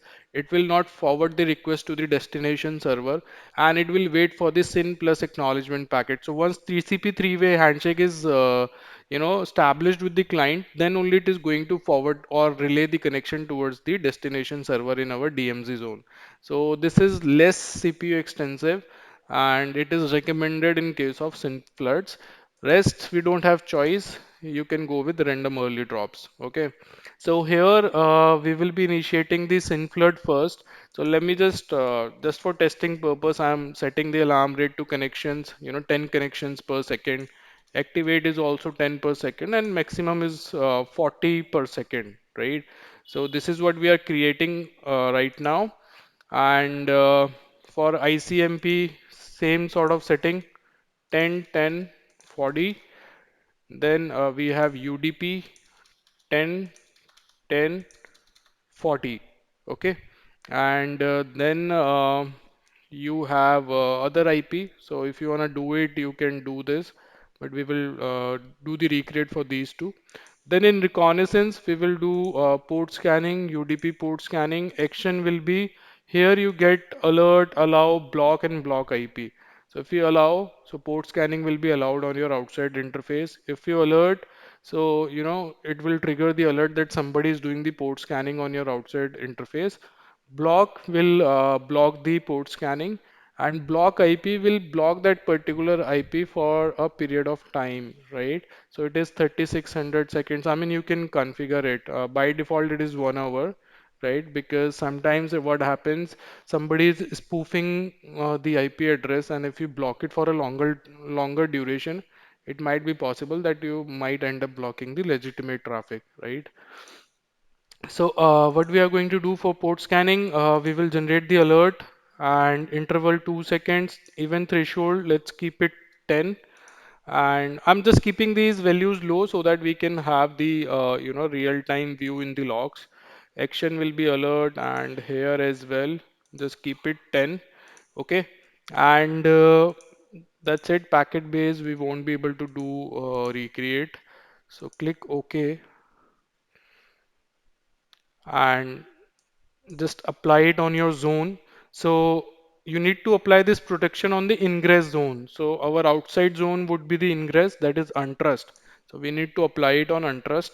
So if you open it up, you will see zone protection profile, and you can call this zone protection flood protection prod profile and enable packet buffer protection. So click OK.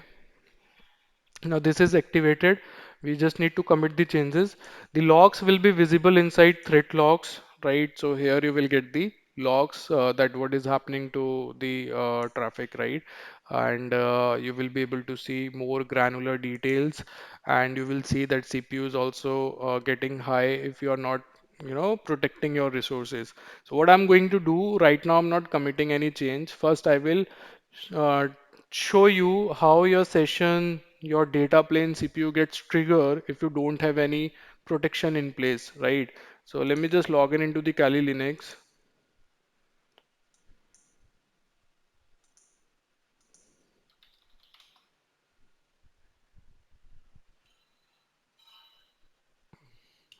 Okay.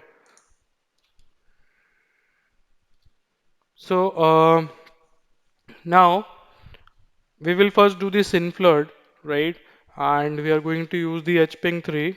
This is the tool to do the flood. Total packet count. So let's say I'm going to send 1 lakh packets, right? And if you want to randomize the source, you can do that, right? So random source,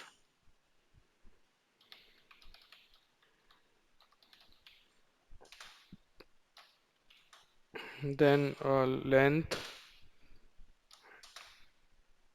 then the target port you are targeting. So we will hit port 80 and target IP. So that is 10.1.1.3 our outside IP, and we will enable this flag flood. So if you do this flooding and if you go to your firewall, here you will see that your sessions will increase drastically. You can see 34 sessions and it will increase, right? So the more number of packets you're going to send, the more, quickly your sessions will burn out and your data plane CPU will also get triggered. So since, the reset timer for TCP connection, I mean, if you go to device, if you go to setup, and if you see session details here, so for TCP SYN, my session is getting discarded if TCP SYN is not, I mean, TCP three-way handshake is not completing. So if we have just received the TCP SYN, so here you will see TCP discard TCP. TCP or the TCP session will remains in the memory for 1 hour. Handshake is just for 30 seconds, and TCP initialization when the TCP connection is in init stage, that is we have received the SYN, it is only for 5 seconds. After that, it will be discarded from the session. I mean, session will be freed and the session ID will be returned to the pool, right? So similarly, that's the reason, it is not overshooting. But if you are going to, modify this particular value here, if you make it, 120 or 3600, in that case, you will see that your session count will deplete, right? And slowly you will see that your data plane CPU is also started increasing. I mean, right now I'm just sending very less number of packets, and if I will increase the packet count, this will also increase. So if you go to session browser, you will see that there will be so many browsers, I mean, so many sessions created, right? And we are receiving traffic on this port, right? Source IP will be random. So randomly it will be generating the source IP. So basically we are doing the IP spoofing, and we are just hitting, your destination port. And you can see we have the web server access, right? So because your website is reachable over internet, so anyone can do the, anyone can play with it. So you can see the session count, it is increasing. And similarly, if I will increase the packet count, so if I will increase the packet count, then you will see more sessions, right? And sometimes it happens, your data plane CPU also goes high. So now you can see we are able to see more sessions. So the more powerful machine you have to do the attack, right, the more dangerous outcome you can have it on the your victim's infrastructure, right?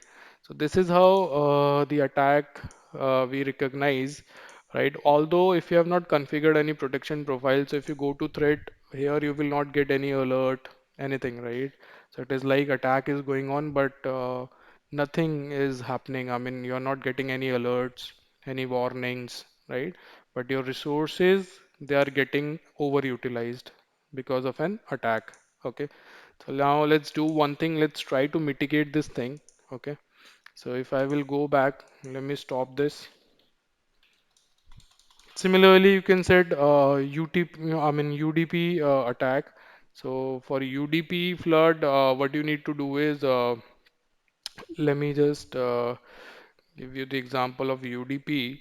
So it will remain same, total count random, and here you need to just provide 2 and then your target IP, right?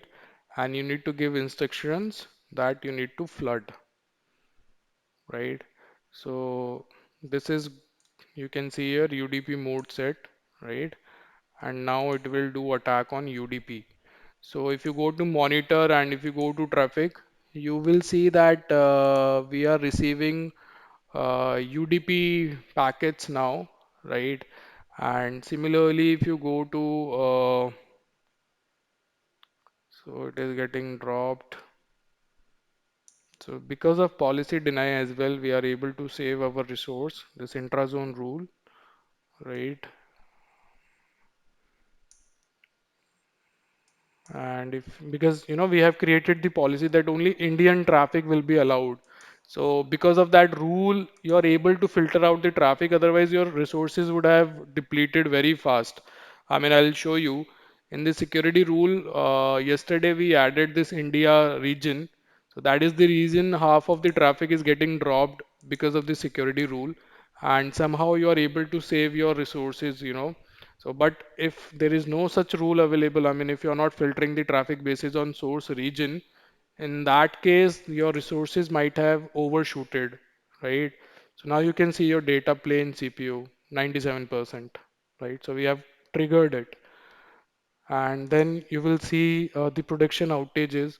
Although the number of session is very less, but your data plane CPU got triggered because, it is continuously dropping the packets. I mean, if you see monitor, in traffic, we are continuously dropping your packets. It is receiving huge volume of attack on your outside interface, right? And you are not able to detect it, right? And once it is going to hit 900%, it will uh, go down. And now you can see, zero sessions are there. We are just dropping the traffic, but your users will start facing slowness, production impact will be there.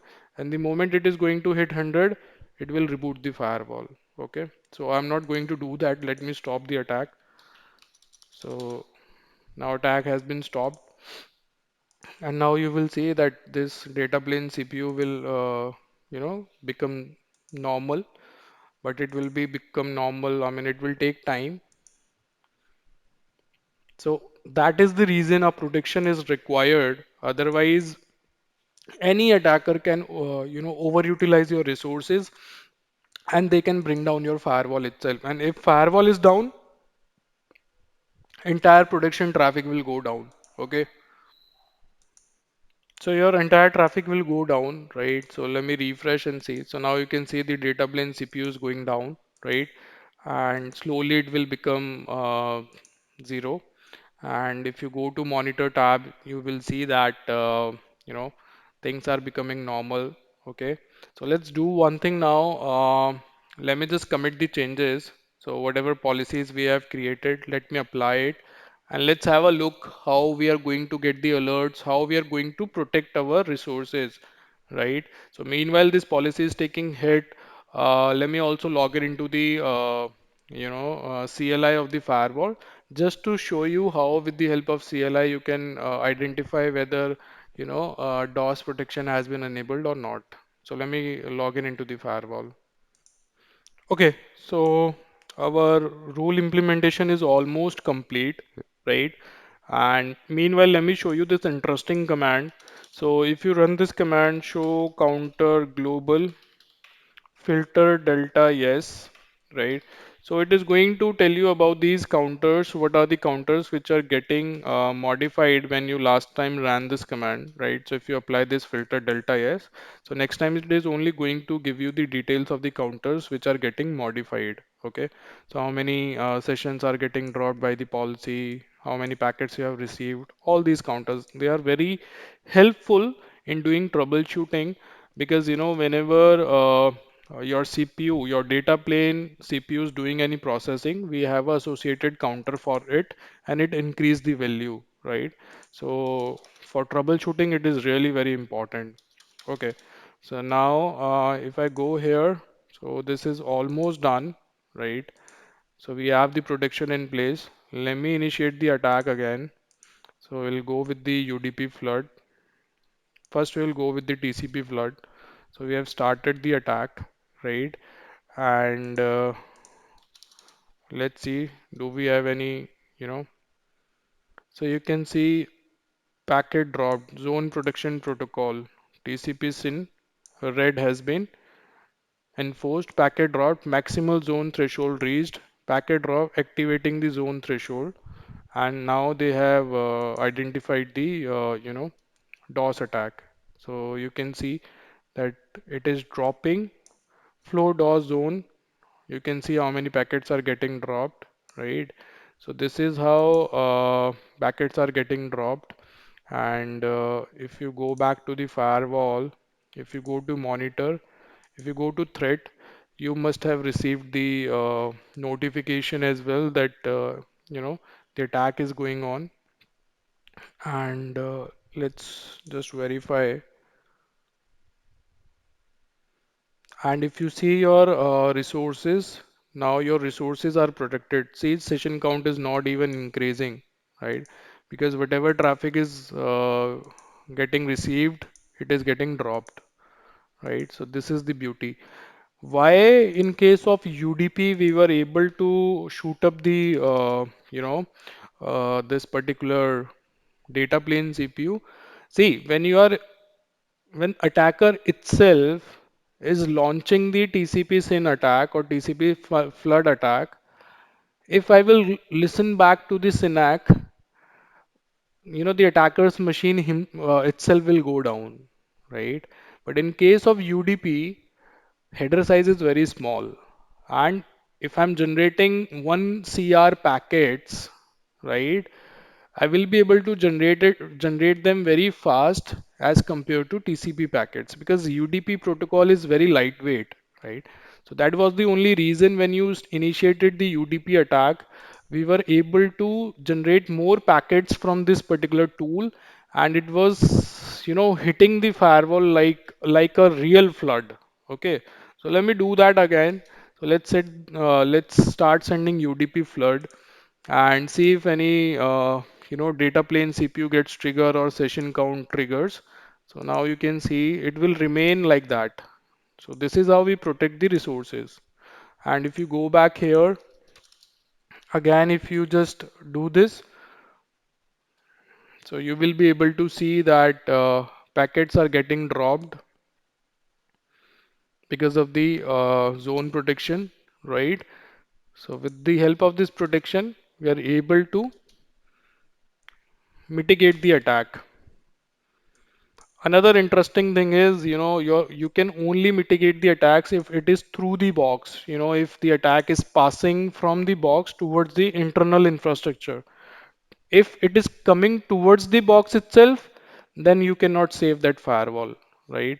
So in our case, attacker is hitting this particular IP address on port 80, which is having a NAT rule to redirect the traffic towards the internal resource. So we are mitigating the attack, and we are blocking the entire traffic at firewall level, right? So we are stopping it entering our infrastructure. But let's say this is the management interface of the firewall. And if somebody is attacking the management interface of the firewall, then this attack will become towards the firewall. In that case, you cannot save it with these type of policies. Okay, so towards the firewall, you won't be able to save it. If it is through the box, you can mitigate it. Okay, so if you see now, resources are well in controlled, right? 2%, 5 sessions. We are not overshooting our resources. And if you go to threat logs, we should be able to see the threat logs here. So you can see flood, flood, flood, flood, TCP flood, TCP flood, UDP flood, right? Source destinations, critical, critical, critical, action is dropped. So we are able to get the threat logs. Okay. So now let me stop the attack. Similarly, let's do ICMP flood, right? So hping 3 total count is this random source. Now my protocol number is 1 for ICMP, right? Target IP and flood. So if I do this, now let's have a look. So my data plane CPU is getting shooted, but we have ICMP protection in place. And let me just verify from here. So yeah, it is working. UDP, ICMP, both are activated.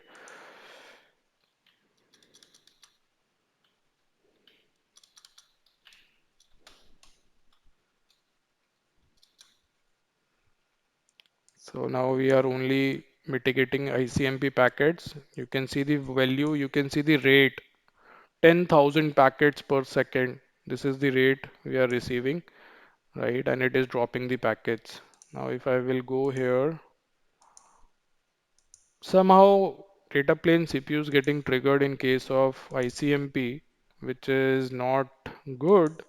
So we need to check why it is getting triggered. Let me see the policy.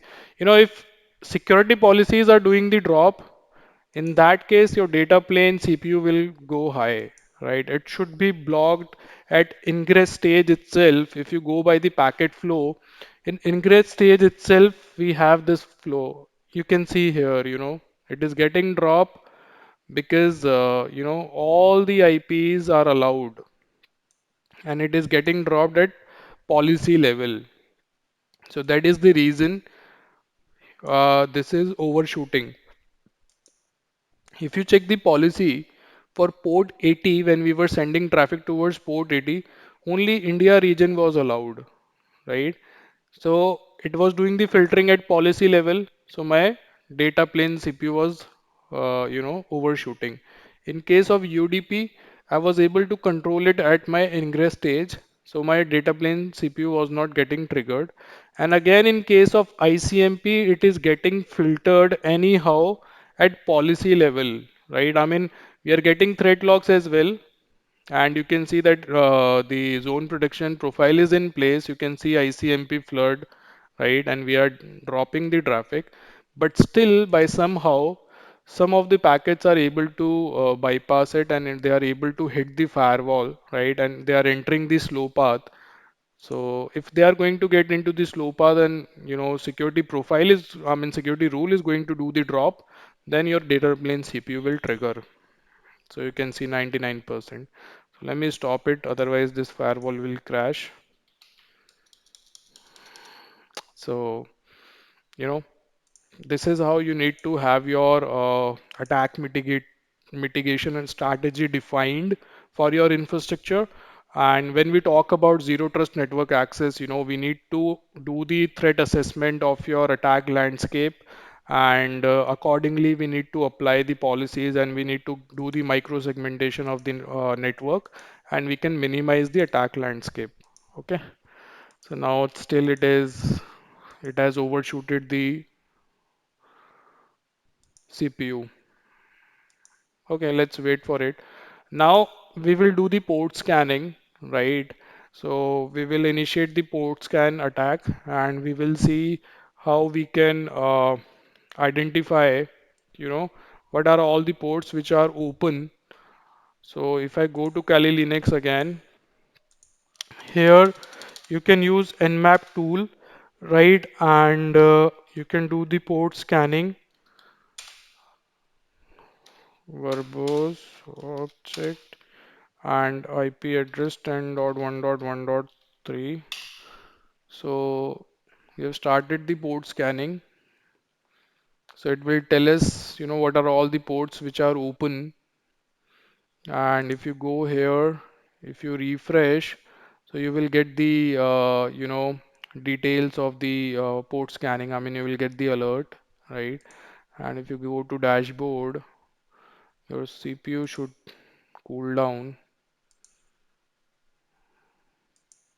So why CPU is getting flooded? If you go to device and if you see the session timeouts, so for UDP, it is very less. Discard UDP is 60 seconds, and for ICMP it is 6 seconds.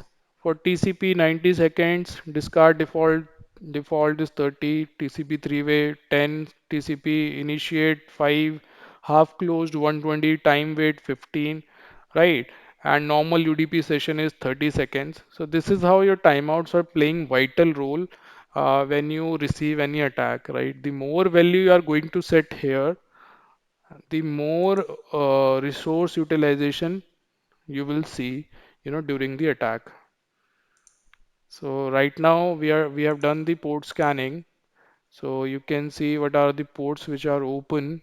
So let me just see. So initializing, scanning, and scanning, but we were not able to see the open ports. Initiating OS detection, Nmap scan report. So MAC address, too many fingerprints, network distance, one hop, and we were not able to get the port details. Reason being that we have the protection in place, right? So, data plane CPU is 100%. So it might reload the firewall.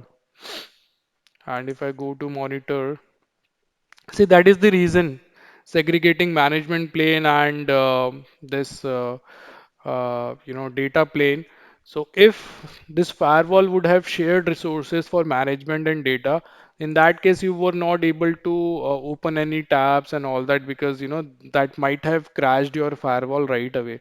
So that is the reason, since we have dedicated resources available for management and dedicated resources available for data plane, so we are still stable. I mean, we are not running into problems. We can at least do the monitoring and we can restore the services, right? I have stopped the attack, but it is still,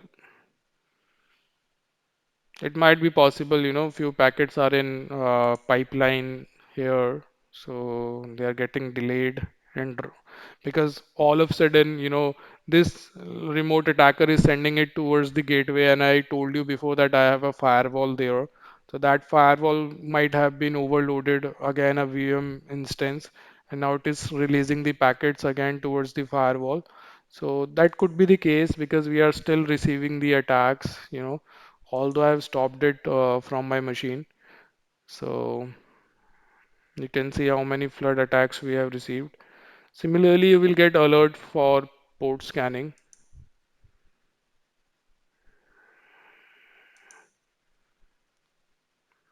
So if I go back to dashboard, now resources are under control. And if we will run this command again,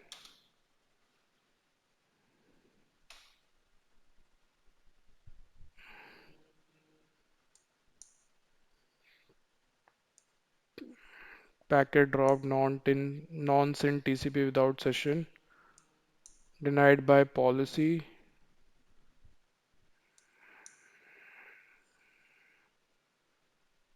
packet transmitted to control plane. Okay, so now again do the attack.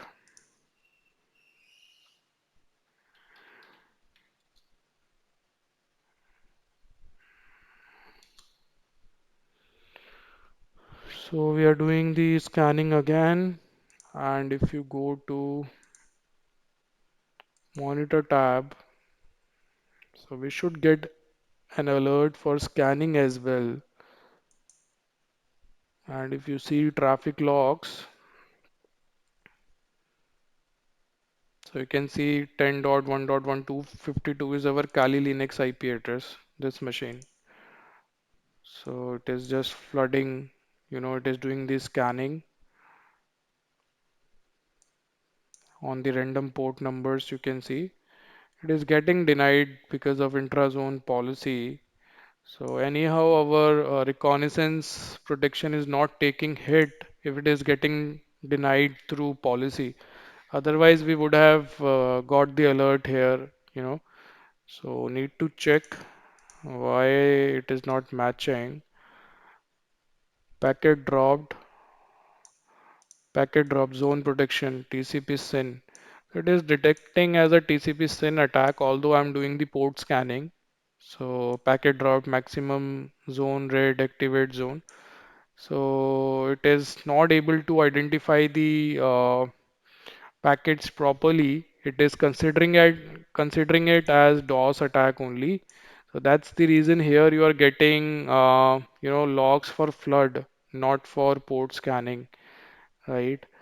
So this is what happening. Okay. And if you see, are we able to receive any information? No, we are not able to identify which port is open. So this is the beauty, right, of the protection policies, and this is how we mitigate. If this would have been like, let me show you. Let's launch attack on Cisco. So if I will do ns lookup for cisco.com, right, or let's say use Ngcloudx because we are using the cloud security feature there. So we have received this particular IP address. So let me just initiate the attack to this IP.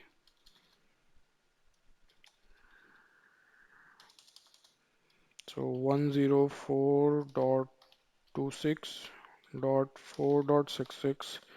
So, we have cloud security enabled there, but port scanning is allowed in my infrastructure, and you can see that these are the ports which are open. Okay. HTTP proxy, HTTPS, alternative HTTPS, HTTP, and you can see uptime and all that details, right? So although this IP doesn't belongs to my main server, the traffic is getting proxied through a firewall and through the WAF protection. So anyhow, we are safe. But you can see with the help of the port scanning, protection, that is the reconnaissance protection we have enabled here. We were able to detect it and we were able to mitigate it. Okay, so this is how we do protection of our resources with the help of zones. In the next lecture, we will see how you can enable the granular control because zone is applied on a broader way, right? I mean, in a zone, you can have multiple interfaces. So it is applied on a broader way. It is highly CPU extensive process. The random early drop itself is very CPU extensive process, and that might be the reason, another reason, your data plane CPU is overshooting. So, to mitigate such problems, we have another option available where we can drop such flood attacks with the help of DOS protection, right? So in the next video, we will see that. So thanks for watching this video. Have a nice day. Hey guys, welcome to this lecture. So now we will see the DOS protection. So zone protection, we have applied it, at a broader level. Now, when we talk about the DOS protection, it will be applied on a granular level.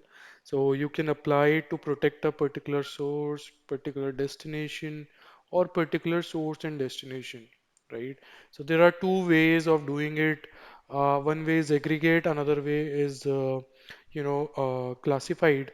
So in aggregate, the traffic flow matching that particular profile will be protected, and in classified, you can protect the particular resource. I mean, source and destination both, right? So this is less CPU extensive.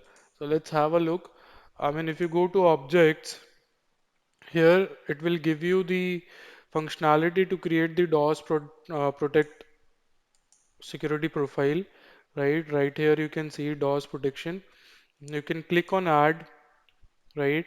And you can give it a name DOS. So DOS stands for denial of service, prod profile, and type aggregate and classified. So first we will go with the aggregate, and here you have SYN flood, UDP flood, ICMP flood, right? So we will configure the SYN flood, and thresholds are going to be like 10, 10, maximum 40, and then block duration for how much second you would like to block that particular IP address. So in our case, let's do the block for like 100 seconds. Similarly for UDP flood, 10, 10, 40, and let's make it 100 seconds. And not 100 seconds, let's make it 60 seconds. Right? We don't want to keep waiting for long. Then ICMP flood,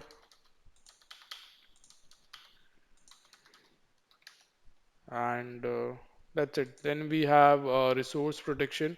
If you want to protect your maximum concurrent sessions, so you can have that protection in place. So how many concurrent sessions you would like to allow for a from a given machine source IP address. So you need to be extra cautious when proxy setup is deployed in your network, because mostly connections are getting proxied and firewall will see only one IP address. So just take care of that, right, when you're configuring this policy. So let's say we just need to allow 100 sessions in our environment, right? So we have created this, and just disable the zone protection, because otherwise zone protection will be activated. So let me remove zone protection. So just make it none. Okay. And now go to policies and just go to DOS protection. So you need to just create a rule and give it a name, add. So DOS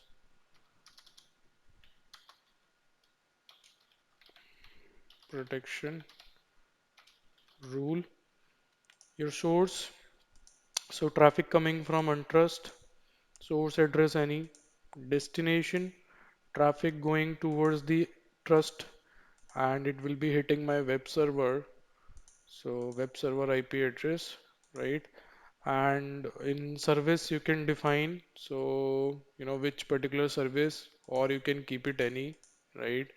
And what else do we have? So in our case we have just open up the port 80 service, right? Rest of the services are already denied on that particular IP address. So let's keep it HTTP, because otherwise the security rule will deny the traffic and it will overshoot the data plane CPU, because ports are not open. And action is going to be deny, allow, protect, right? So let's keep it deny. Then if you want to schedule this rule, you can do that, log forwarding. And if you want to aggregate, so we have this aggregate profile, so let's call it out. And if you have classified, then you need to define the classified policy, which we don't have as of today, right? So let's go with aggregate first. So we have configured this profile. Let's do the commit, and I will also take the console access of this Linux server. We will, uh, take the Wireshark captures to see how we protect our resource. I mean, you can do one thing in your environment. You can just simply initiate the attack, turn on the Wireshark capture on your destination machine, and then you will be able to see, how many packets this machine is receiving. Okay, so let me run Wireshark. So with the help of the mitigation strategies, we can control the packet flow and we can protect our destination server. So start the packet capture, right? And if I will hit traffic here, so you should be able to see that. right? Traffic coming in from this particular IP address, right? So this is the normal flow. Now, once this uh, profile will be implemented, we will have a look how the traffic is received by our destination server. So whether the DOS protection is taking place or not, right? Similarly, if you run that command show counter global filter delta yes, so at present you can see there is no DOS counter increasing, right? So at present there is no attack ongoing. Okay, so let's wait for this deployment to complete and then we will initiate the attack. So it is almost done, 99%, almost done. And we will also see the hit count here, right? So let's do one thing, let's initiate the attack from our Kali Linux.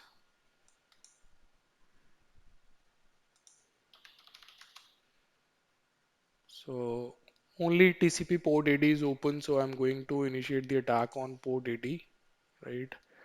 So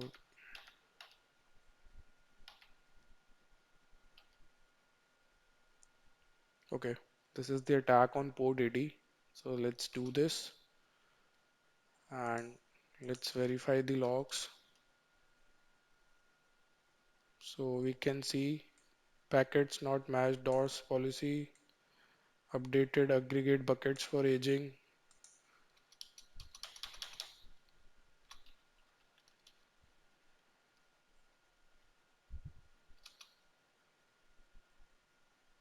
denied by policy, packets not matched DOS policy, packets aggregate buckets.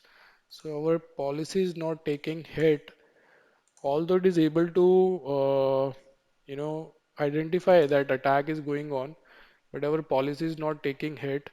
And if you take the server access, so we can see that we are receiving too many SYN packets, and we are continuously doing the retransmissions. You can see we are receiving so many SYN packets. And if I will go to monitor and in threat logs, so we are not detecting any particular attack. If I go to dashboard, so you can see we have session count.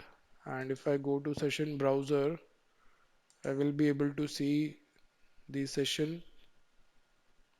So port AD, right? So session from untrust toward DMZ. So why our policy is not taking hit? Because our server is inside the DMZ zone, right? And we have created policy for untrust to trust. So that was the mistake we made. Although it is good, I mean, you are able to see that our destination server is receiving the attack in huge volume, right? Now let's correct this. So destination is going to be the DMZ. So that was the reason hit counts were not coming and we were not able to detect it. And see the beauty, when you run this command counter, this was able to identify that some sort of DOS attack is happening, right? But there is no rule match. Packets not matched DOS policy, right?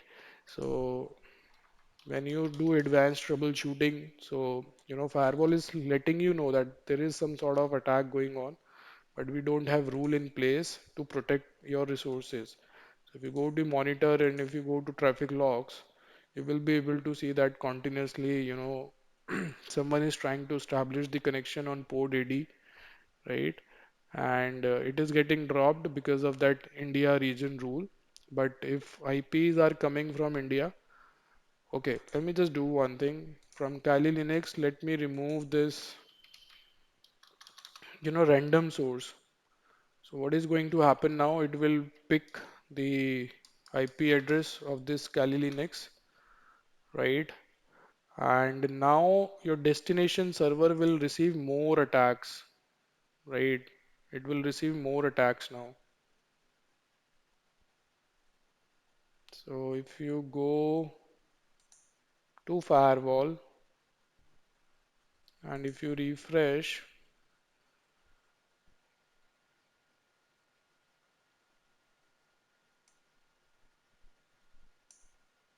threat logs, because random source was making it kind of DDoS, distributed denial of service, because random packets were coming. And I think our DOS policy is almost implemented, so which is cool. So if you run this command again,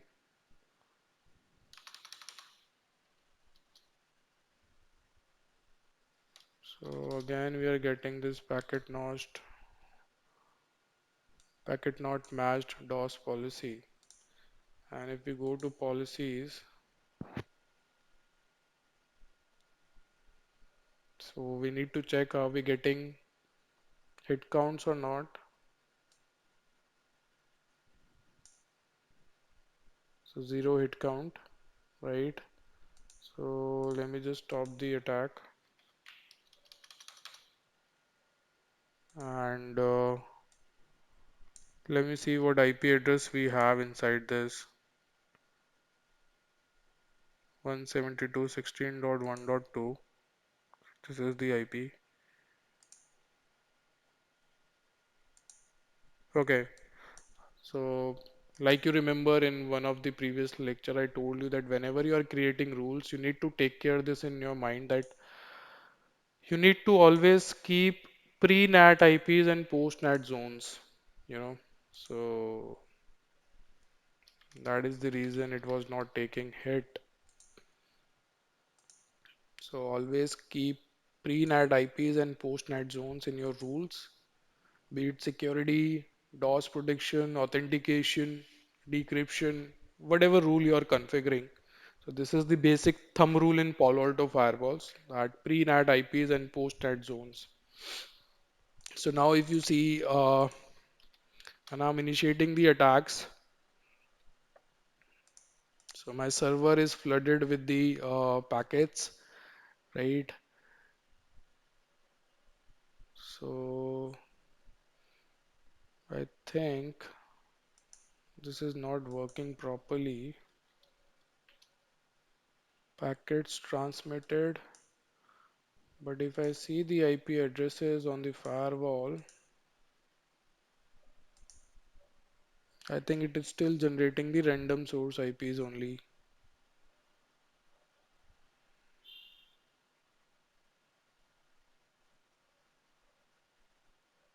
Yeah, it is still generating. If you see the timestamp, no, source is now this, but it is getting dropped. Policy deny interzone default. Okay, the reason being that this 10.10 is not allowed in this particular rule, right? We have that Indian region. So 10.1.1.252 is not allowed to open up this website. In fact, you can check it out here. If I try visiting this, website, so this will not open up. The reason being that that is not allowed in the rule. Okay, so that's the reason it was getting blocked due to rule. So let's do one thing, remove this Indian region for time being, okay, and do commit. So now we will be able to flood the destination server. So, with help of granular settings, this is how you can, prevent the attacks. I mean, I have just included India region, and you're able to see that I was able to drop down the, unwanted traffic towards my resource without any mitigation strategy as well. But, in production environment, you cannot limit your web access to only a particular region. But yeah, there are certain websites which are very critical. Let's say if I talk about Indian government websites, so they are more related to Indian citizens, right? So we can put restrictions. And similarly, If you visit Ukraine websites, so if you are coming from Russia, you won't be able to open up those websites. The federal websites are blocked, right? So majorly government websites, critical resources, they only provide access to their citizens. So in that case, we can have geolocation based rules configured. So now we have DOS policy and we have removed this. So we will be able to do the lab recreate in a more effective way, and we will see whether our rule is still taking hit or not, right? So let me just do one thing. Let me initiate the attack again. First of all, let's try to see if we are able to open up this web page. If we are able to open up the website, then we can launch the attack on that. If that website is not reachable to you, then there is no sense of launching attack. You are just wasting your resources. So the connection has timed out. So the rule is still applying. And if I go to monitor now, so we can filter out the traffic from the IP address. You can just apply the filter source IP is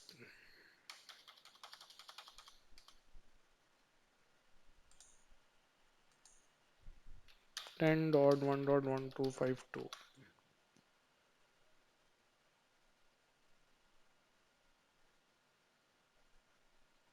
So it was getting blocked. And if I will try now,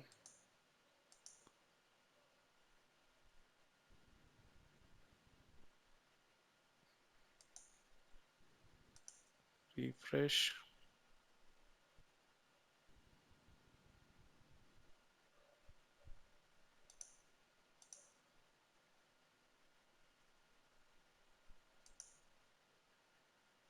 if you go to session browser, you will be able to see the current sessions.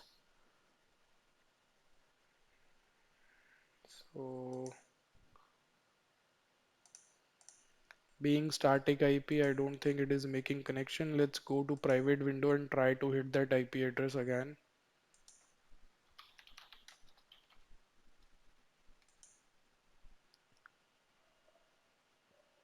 And let's see. So now, trust to untrust. We're not getting logs. This is strange. We're not able to establish any session. It is timing out. So if I go to traffic, commit is successful.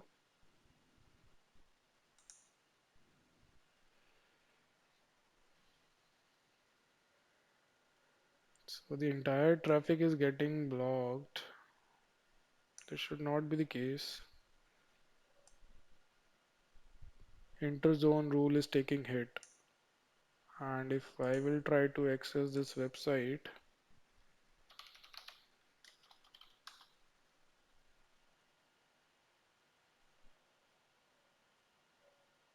it is not working for me as well. Let's find out the reason. Packet smash DOS policy,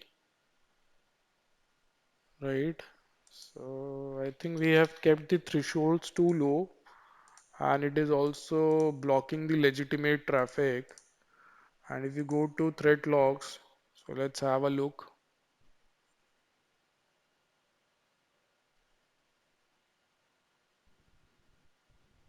So if I go to policy, if I go to DOS protection, so the rule has started taking hit now. We can see it is matching the policy. You can see hit counts. But somehow the website has become unreachable to me as well. So if I will check the security policy, so we have this web server, and if I will open it up, untrust source any, right? Destination, good. Application any, service any, action is allow, profiles are configured, Okay,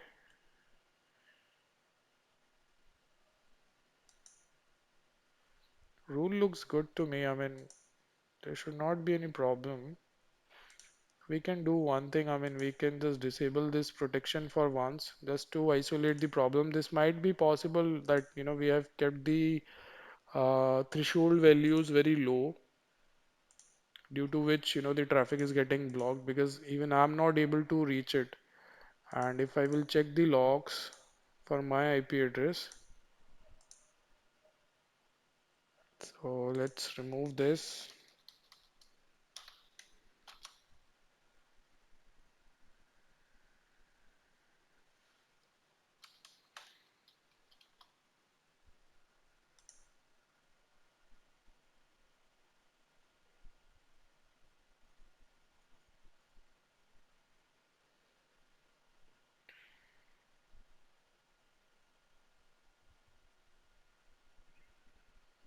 Actually, I want destination IP to be, just a minute.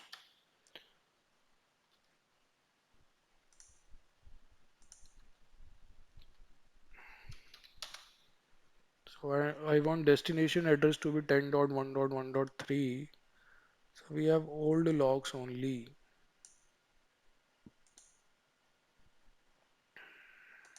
So why my request is also getting blocked? This is strange.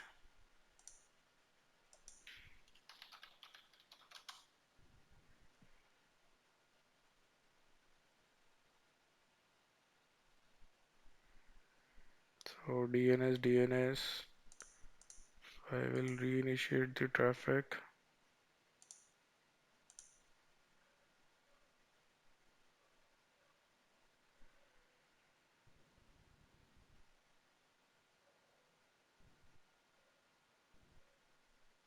Okay. So now the connection has been established, you can see, and we were able to see the website. So I think our rule has taken hit. I mean that that rule has been disabled, so it has started working. Similarly, you can revisit this website from Kali Linux. Now you can see, right? And might be due to low threshold value. It was blocking the legitimate traffic as well. And this was I was telling you before. Let's try to initiate the attack now. And if I will try to initiate the attack, let's have a look what happens. So you can see we have started receiving sin, right? So our destination server has been flooded. And if you go and check out the logs, so if you see your session count 500, 600, right, it will overshoot. And if you go to monitor, if you see the traffic logs, because now we don't have any policy deny.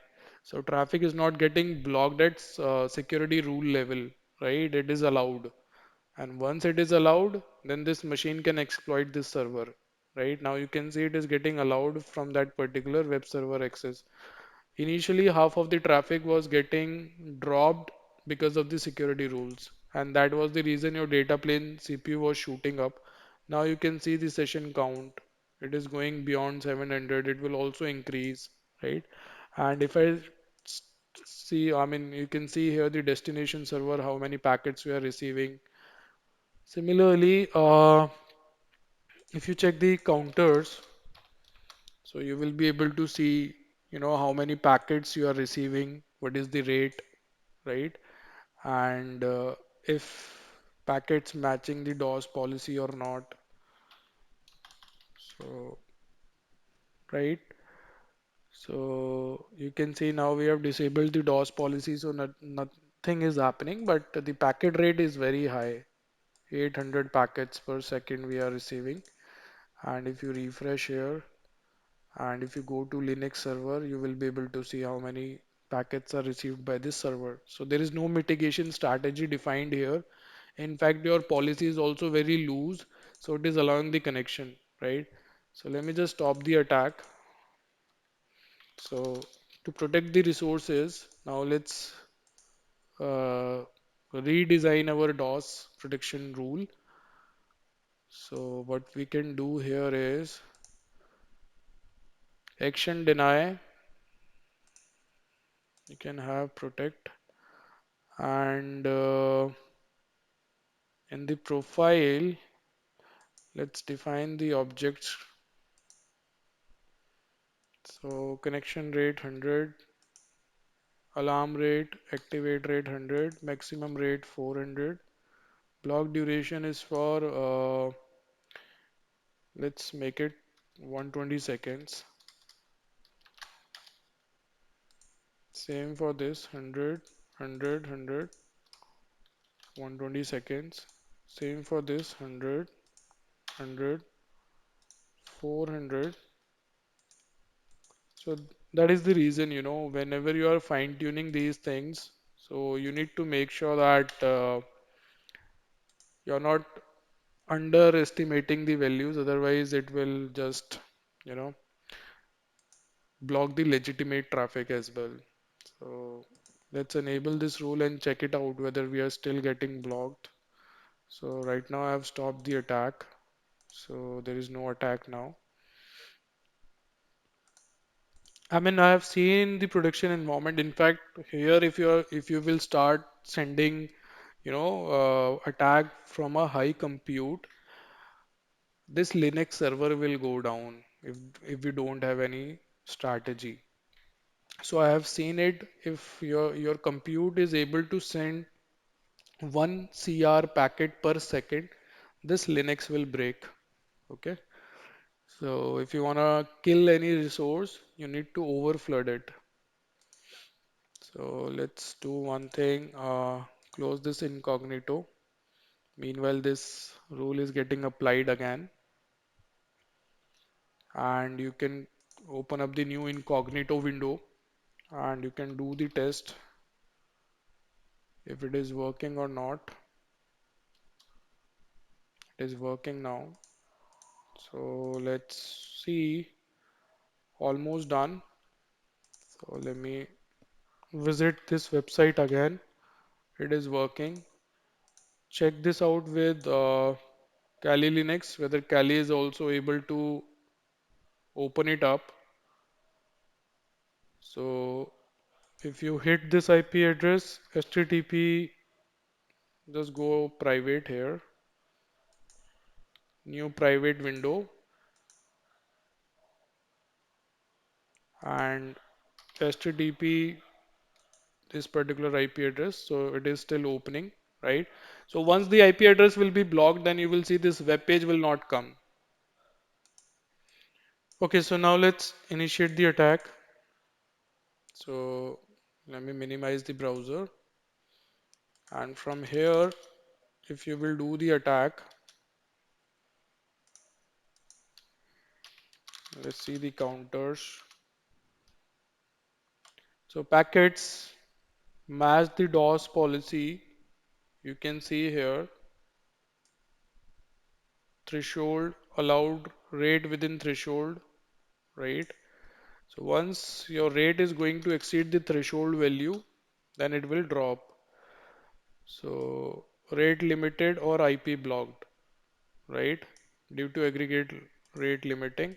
And if now you will try to, you know, open up their particular website, it will not work because the IP has been blocked. So if I will try to visit this website, it will not work because this IP address has been blocked. And if I will try to open up this website, it will work. It should work for me and it will keep on working for me. And if I will go to monitor and threat, you will be able to see the threat logs, right? Threat ID and name, right? So you can see these are the latest logs. So latest logs we have received: source address, destination address, drop, drop, drop, critical, critical, right? So this is the latest log we are receiving. And if you go to dashboard, you will be able to see the session count. This time session is not going high. In fact, here you will see that we are receiving very limited, filtered packet only. So you can see that we are receiving very limited packet only, right? Mostly reset, you know, So it is getting filtered because of this DOS policy. And if you go to monitor and if you go to, if you go to policies and if you go to DOS protection, you will be able to see the, you know, this hit counts, how much hit it has taken. If you do the calculation, it is like 18 lakhs. Okay. So how many packets we are sending, and if you check it out, what is the rate, packet rate, right? So you can see the packet rate, 15,000 packets per second we are sending, and all these packets are getting dropped. Still the IP has been blocked, so it is not affecting the resources, and the block is for 2 minutes. So let me stop the attack, and let's see after 2 minutes whether this machine will be able to access that website again or not. So this is our mitigating strategy, and this is how you can protect the resources, right? Now, meanwhile, this IP will be restored from, I mean, it will be removed from the blocked cache. Let's go and check it out. Another option which is available in the DOS protection profile, that is classified, right? So you can add the profile, you can give it a name, DOS prod classified. So here you can, drill down the protection to a particular resource. So SynFlood random early we will go with 100 connections per second, 400, and block time will be 120. I'm not enabling these things, right? Resource protection, let's keep it this. Okay. And now inside your policy, you can make this change. You can configure this as classified, and you can apply both, or you can remove this and you can apply only classified, and then source IP, destination IP. So I just need to protect my destination IP only, right? So whatever destination IP you have configured here, that IP will be protected. And let's do the commit. And then you can also have option of source and destination. So accordingly, you can apply the rules, wherever you want to apply it. So the more granular rule you are going to create, the more CPU cycles you are going to save. This is the strategy of best practices. So meanwhile, this rule is getting deployed. Let's go back to our Kali and see if we are able to open up that website. So now you can see the block has been removed. So this is how it works, right? Why we are blocking it for a shorter period of time? Reason being that when we generate the attacks, we use IP spoofing, right? So when I'm placing that keyword random source, it is randomly generating the IP addresses, and it might be possible that that IP address may belongs to a legitimate user. So that user will also not able to open your resources. So that's the reason we cannot have it in permanent block, right? So this is how we configure the DOS policy. So let's wait for this commit to success and then we can do the testing again. And if you go to dashboard, so here you will be able to see your data plane CPU utilization, your session count, and if you go to your application command center and if you click on thread activity, so you will this time you will be able to see logs, and if you make it like last 6 hours, so you will get more data. So auto refresh and you will be able to see more data here.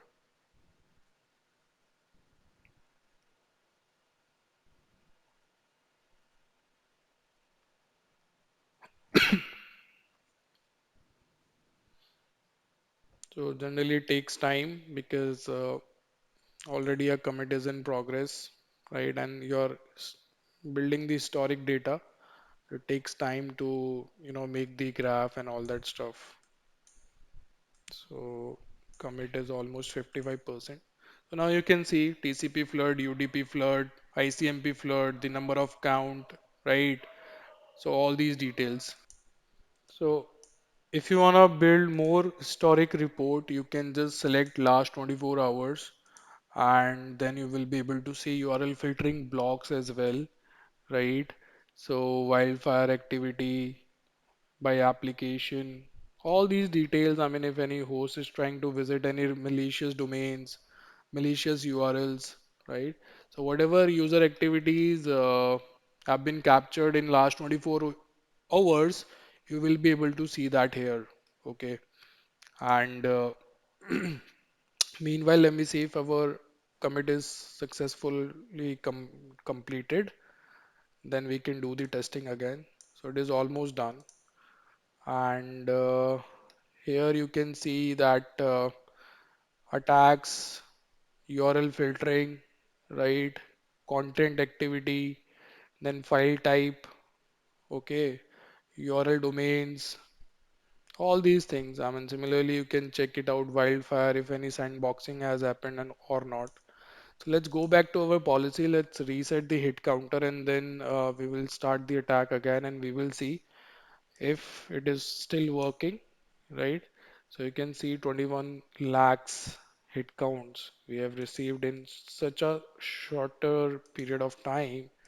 So let me remove the hit count and let's do the attack again.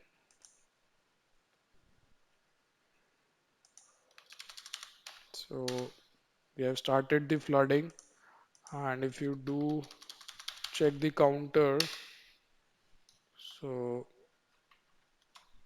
you can see packet drop, IP blocked. So IP has been blocked. And if you refresh here, you will be able to see the hit counts, right? So this is how the granular control you can get 34,000 hits we have seen. And in dashboard, you can see your utilization, session count, and all that. And on destination server, you can see how many packets are getting received by that server. So Wireshark is continuously on there, right? So we are not receiving so many packets. It is filtered, right? So if I will start the packet captures again, so you can see that we are sending this SYNAC, retransmissions, duplicate packets, SYNAC, right? So we are doing the retransmissions, and if you see the session count, so session count is very less because that IP has been blocked, right? If you now again try to visit that website from here, it will time out, right? This will time out. So let me just stop the attack because this machine is also getting, you know, hanged. So if you see, this will keep on looping and then it will time out. So IP has been blocked for 2 minutes. So this is how we create the mitigation strategies. And if you see here, the legitimate users will keep on accessing this website, right? So they will keep on accessing this website. Only the bad users will be filtered appropriately.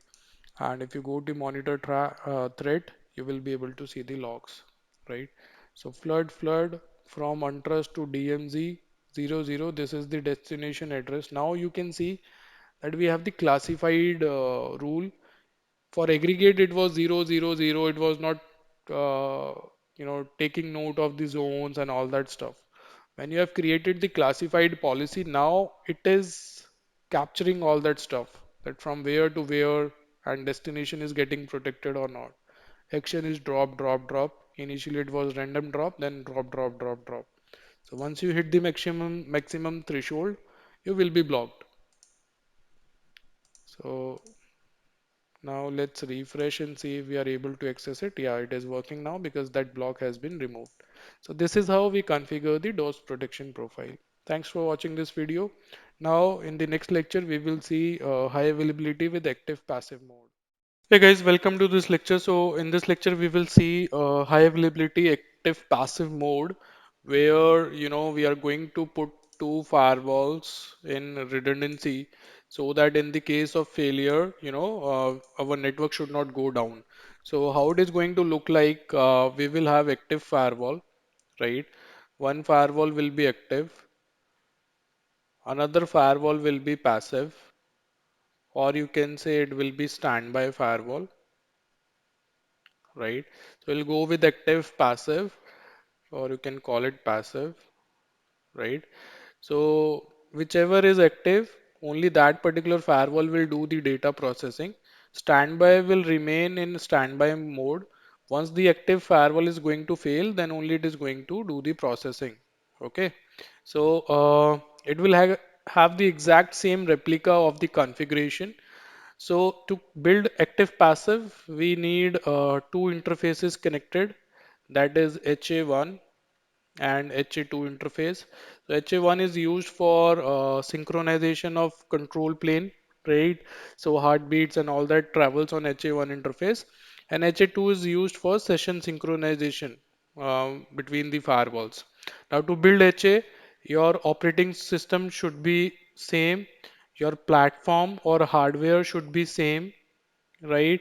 Your databases of URL and other stuff should be same, right? Otherwise, you will get warnings for any mismatch, right? App signatures, your thread signatures, everything should be same. So now let's begin our configuration.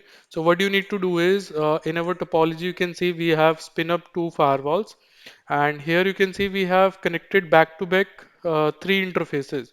So this third interface is for active mode, where third link will be used for data forwarding. In that case, both firewalls will be like active firewalls.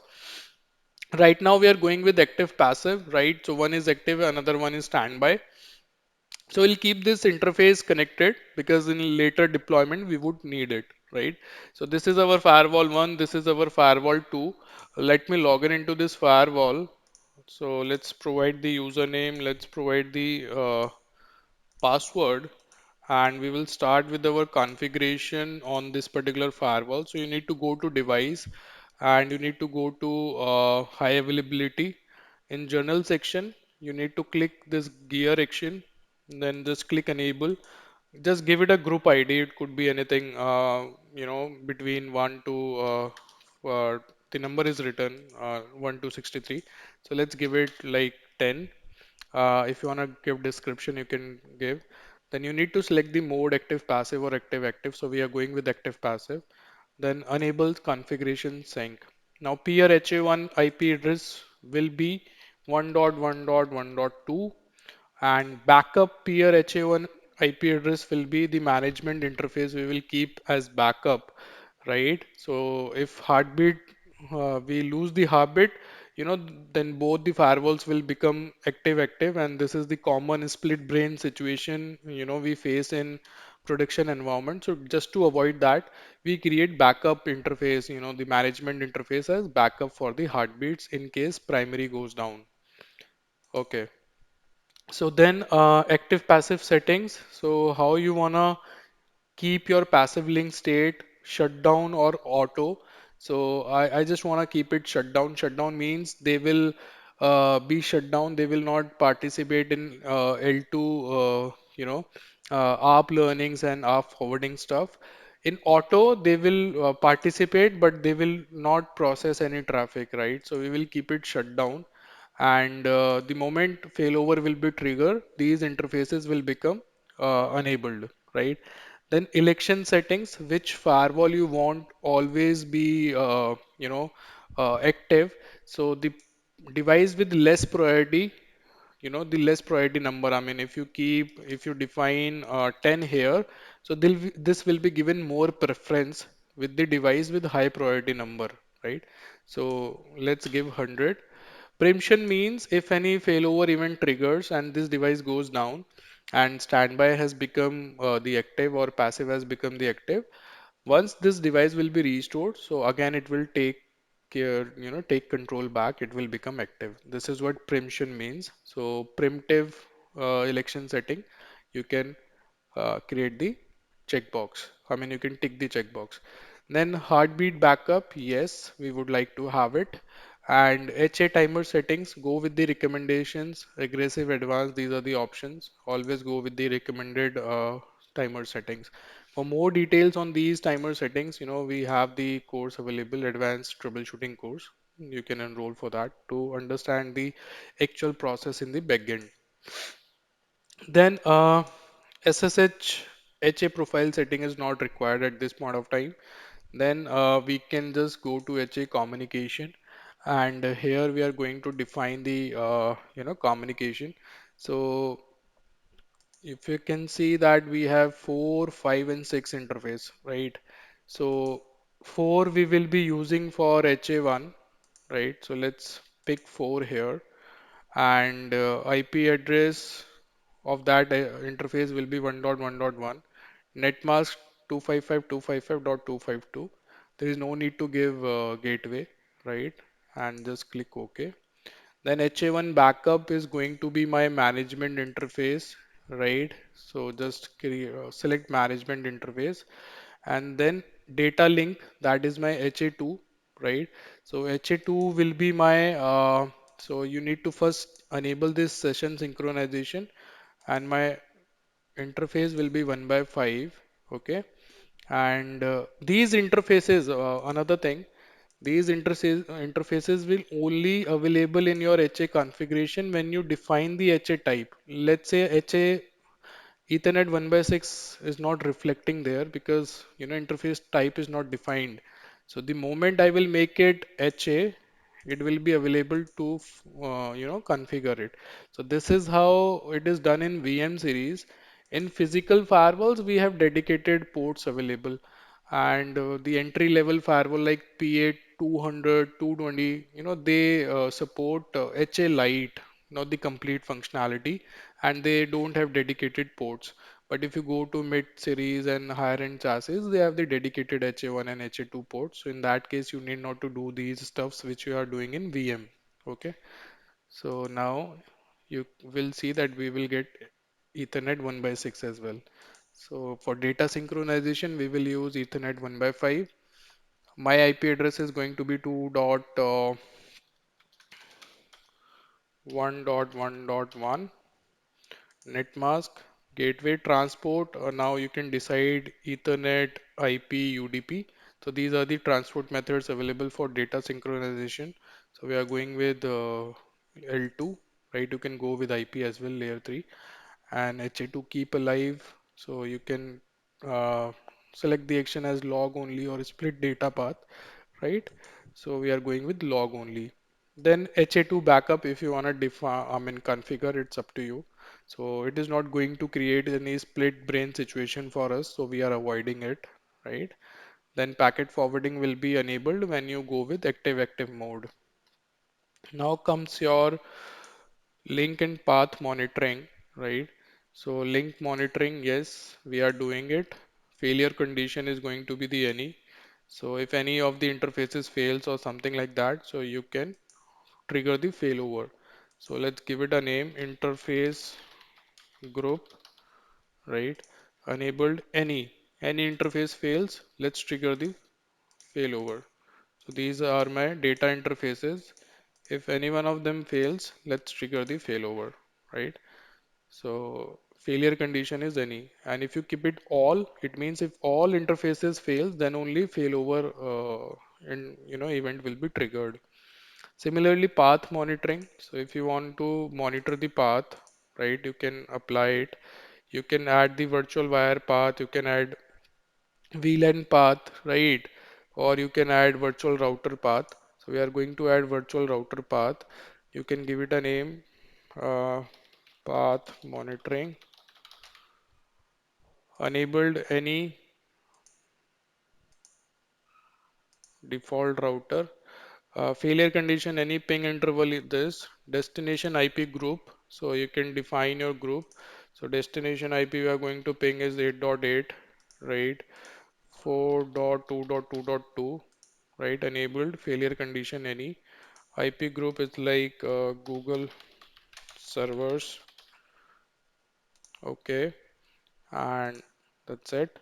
So if any ping fails to these servers, then it will trigger the failover. So we are dependent on the virtual router paths. So if we lose the connectivity to these IP addresses from outside interface, it will trigger the failover.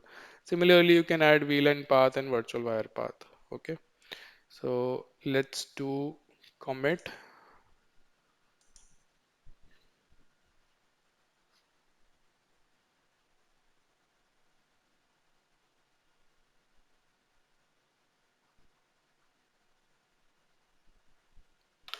Okay, meanwhile this commit is going on, let's go back to our standby firewall and start the configuration here.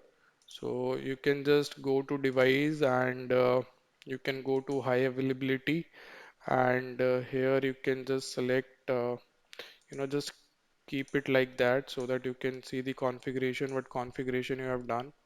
So click this enable. So group we have defined 10, so give it 10. Active passive config sync. Peer HA1 IP address is going to be 1.1.1. Backup is going to be 192.168.1 dot peer IP, right? So peer IP is 1.10. So I made the mistake there. Here it should be 1.2. So let me see if that commit has failed. Reason? Yeah. So this IP address was wrong. So it should be this. So I mean, just Be cautious when you are applying these IP addresses. Okay, so it is done. Then shutdown, hold time 1 minute. Device priority, so we will give this device as 200, and primitive heartbeat backup recommended. Then just go to HA communications. HA1 control link is going to be Ethernet 1 by 4, right? And IP address, so 1.1.1. So let's define 1.1.2, 255.255.255.252. Okay. Backup is going to be the management interface. Okay. And data link is going to be the Ethernet 1 by 5, right? And IP address. So you can see we have taken 2.1.1.1. So here it will be 2.1.1.2, 255.255.255.252/30, right? Transport is Ethernet log only. So log only and all that. Okay. So this is done. Packet forwarding not required.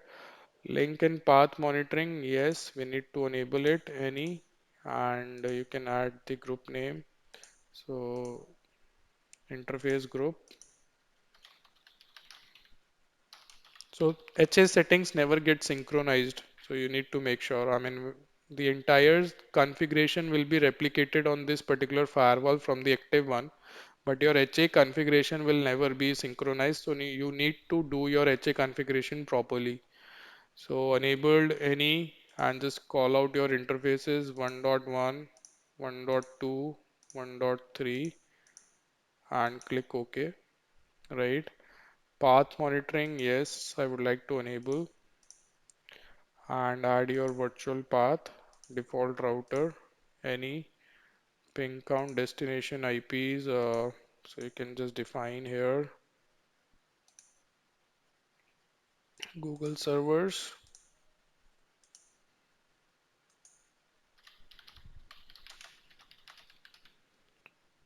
Here 8.8.8.8, 4.2.2.2, any, okay, done.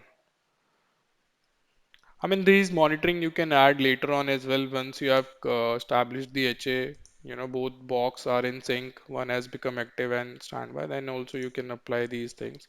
Now just go to it, network and just update the interface types because it is like already having configuration. So it was in HA before. So let's remove this interface type as HA. Rest of the settings will automatically take effect, right? And this will become automatically HA. So just do the commit, and in this firewall, if your commit is successful, yeah, this time it's successful, you can go to dashboard. In widget system, high availability is already there, right? So here you can see high availability. This local device is active, peer, we have not defined, we have not detected it, running config, unknown, app version, threat version. So all these things should be green, when building the HA. So let's wait for this commit to get successfully applied. And here also we can pull the statistics of the high availability. So HA not enabled. So let's wait for this. And once the HA will come up, then synchronization will take place, right? The config will be pushed from active to passive device. Both the devices will have same sort of configuration. And if there is app or thread version mismatch, so you need to resolve that problem, okay? So that your HA is synchronized properly. And then we will do the failover testing. So it is almost done. 75, 98. So now the initialization process will start automatically, and then you will see HA1 interface coming up, backup coming up, HA2 coming up, right? And then it will try to sync these versions. So you can see interfaces are up. Uh, Running config is not synchronized, right? So you have to be very cautious when you click on this. So if you are doing it from active or if you are doing it from passive. I have seen people synchronizing passive configuration on active box. So generally what happens, when your production box goes down, let's say this active firewall is down and your passive has become active, right? And now you are keep replacing your primary firewall with RMA box and you build the HA. That box was not having any sort of configuration, only HE configuration. And then by mistake you click here, synchronize to peer. So what happens? That blank configuration gets synchronized here, and in that case, complete outage in your network, right? So now you can see almost everything is done. Peer is passive, local is active, but there is a mismatch on antivirus threat app. So we can do one thing. First of all, we can synchronize the running configuration from the active box towards the passive. And meanwhile, I can just go to device and I can check for the dynamic updates and then, update the signatures to the latest versions. Otherwise, I will keep on getting those, mismatch errors. So when you initiate this sync to peer in task, you can see whether it has started the sync or not. So you can click here. So it is giving you warning. Are you sure you want to override the running configuration, right, of this device? Yes, we are sure. So HS synchronization is already in progress. So it is already in progress. Synchronization in progress. So let's wait for a second. And meanwhile, let me verify the database version of app and thread signatures. So if we go here, antivirus is 4889, 4889, this one. So just download. So do not sync from passive towards active. Just make this your habit that you are not going to sync configuration from passive device to your active. And another thing is when you are doing RMA, so you need to make sure that you are not pushing the blank configuration on your active box. Otherwise, it will be complete outage. So meanwhile, this download is in process. This one is 7870, 7870. So it is already downloaded here. You can click on install.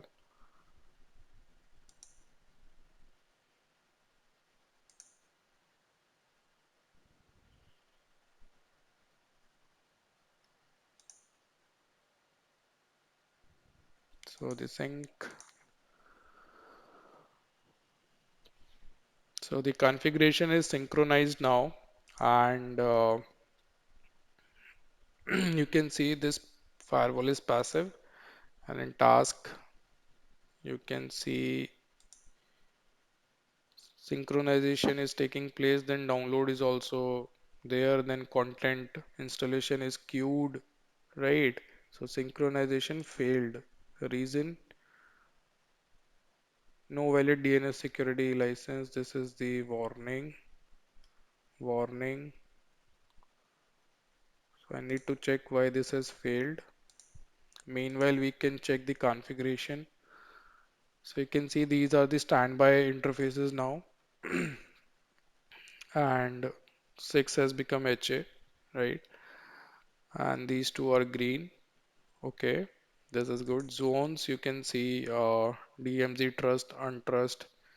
Then you can verify the zone protection profile. So today we have created this prod profile. It has received it. Then you can check your policy set. So you can see that your policies are like app-based rule, internet access, web server default, and DOS. Just previous lecture, we created the DOS profile. So now we can see that almost we have received the configuration. So that failure message might come due to this dynamic update, right? Because your HAPR also tries to synchronize these things, and we initiated manually. So sometimes it happens. So let me just install this, because you can see rest of the things are getting automatically sync. 2 to 7. If you see here, 2 to 7 is installed. Then device dictionary 376 was installed. 376 was installed. So, it tries to do the sync up on the databases as well. So we initiated the content installation and download manually, so it got failed. So we should have waited for this synchronization to complete. Then this error would have gone automatically, you know, mismatch.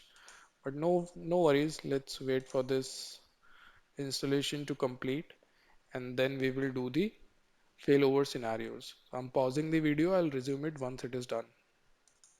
Okay, so the database synchronization for app and thread is not working. Reason being that the current installed version is very old, and whenever we're trying to install it, it is failing again and again. So either I need to clean up the database from the CLI, right, and then install the fresh ones. So I tried with couple of signature versions, but it is not happening. All of them are failing. So we can skip this part. I mean, although it is not going to affect anything, but yeah, any rule with the app signatures and all that stuff can have impact. So we will, in the backend, I will do this, right? Meanwhile, you can see this file is active, this firewall is active, the peer is passive, and if you go to CLI, now you can see active in front of your active firewall, right? So in the next lecture, we will see how to do failovers and how you can upgrade your PAN OS, when your device are in HA. What is the process we need to follow? And if you want to check which particular firewall is is carrying your data, so you can just simply take the control of your Windows machine and you can initiate the ping.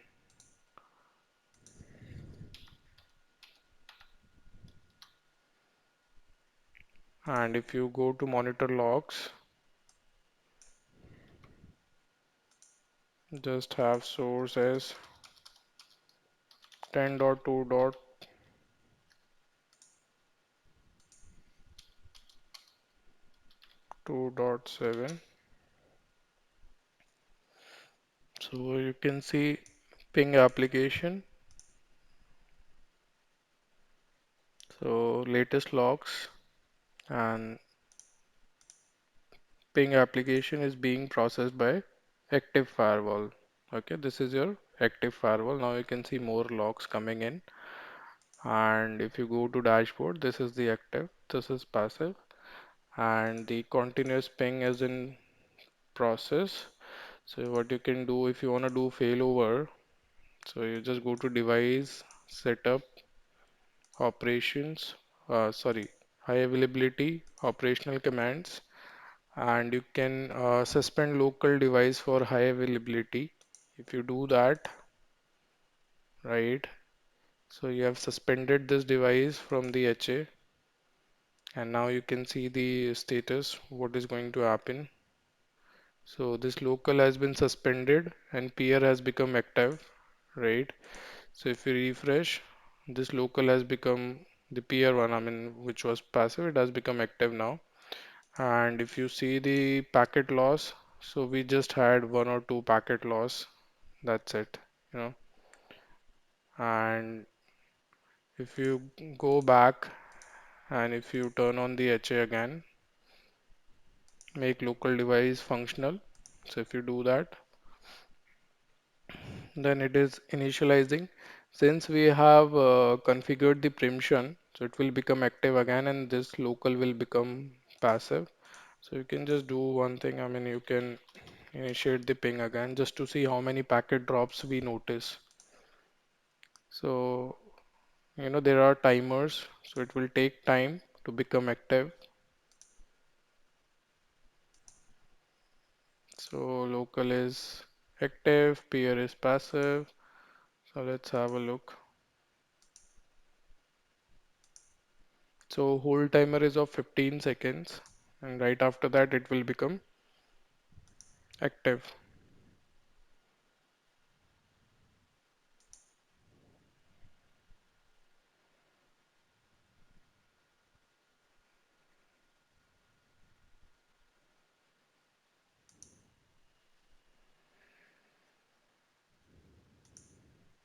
And meanwhile, if you check the packet loss, there is no packet loss, right?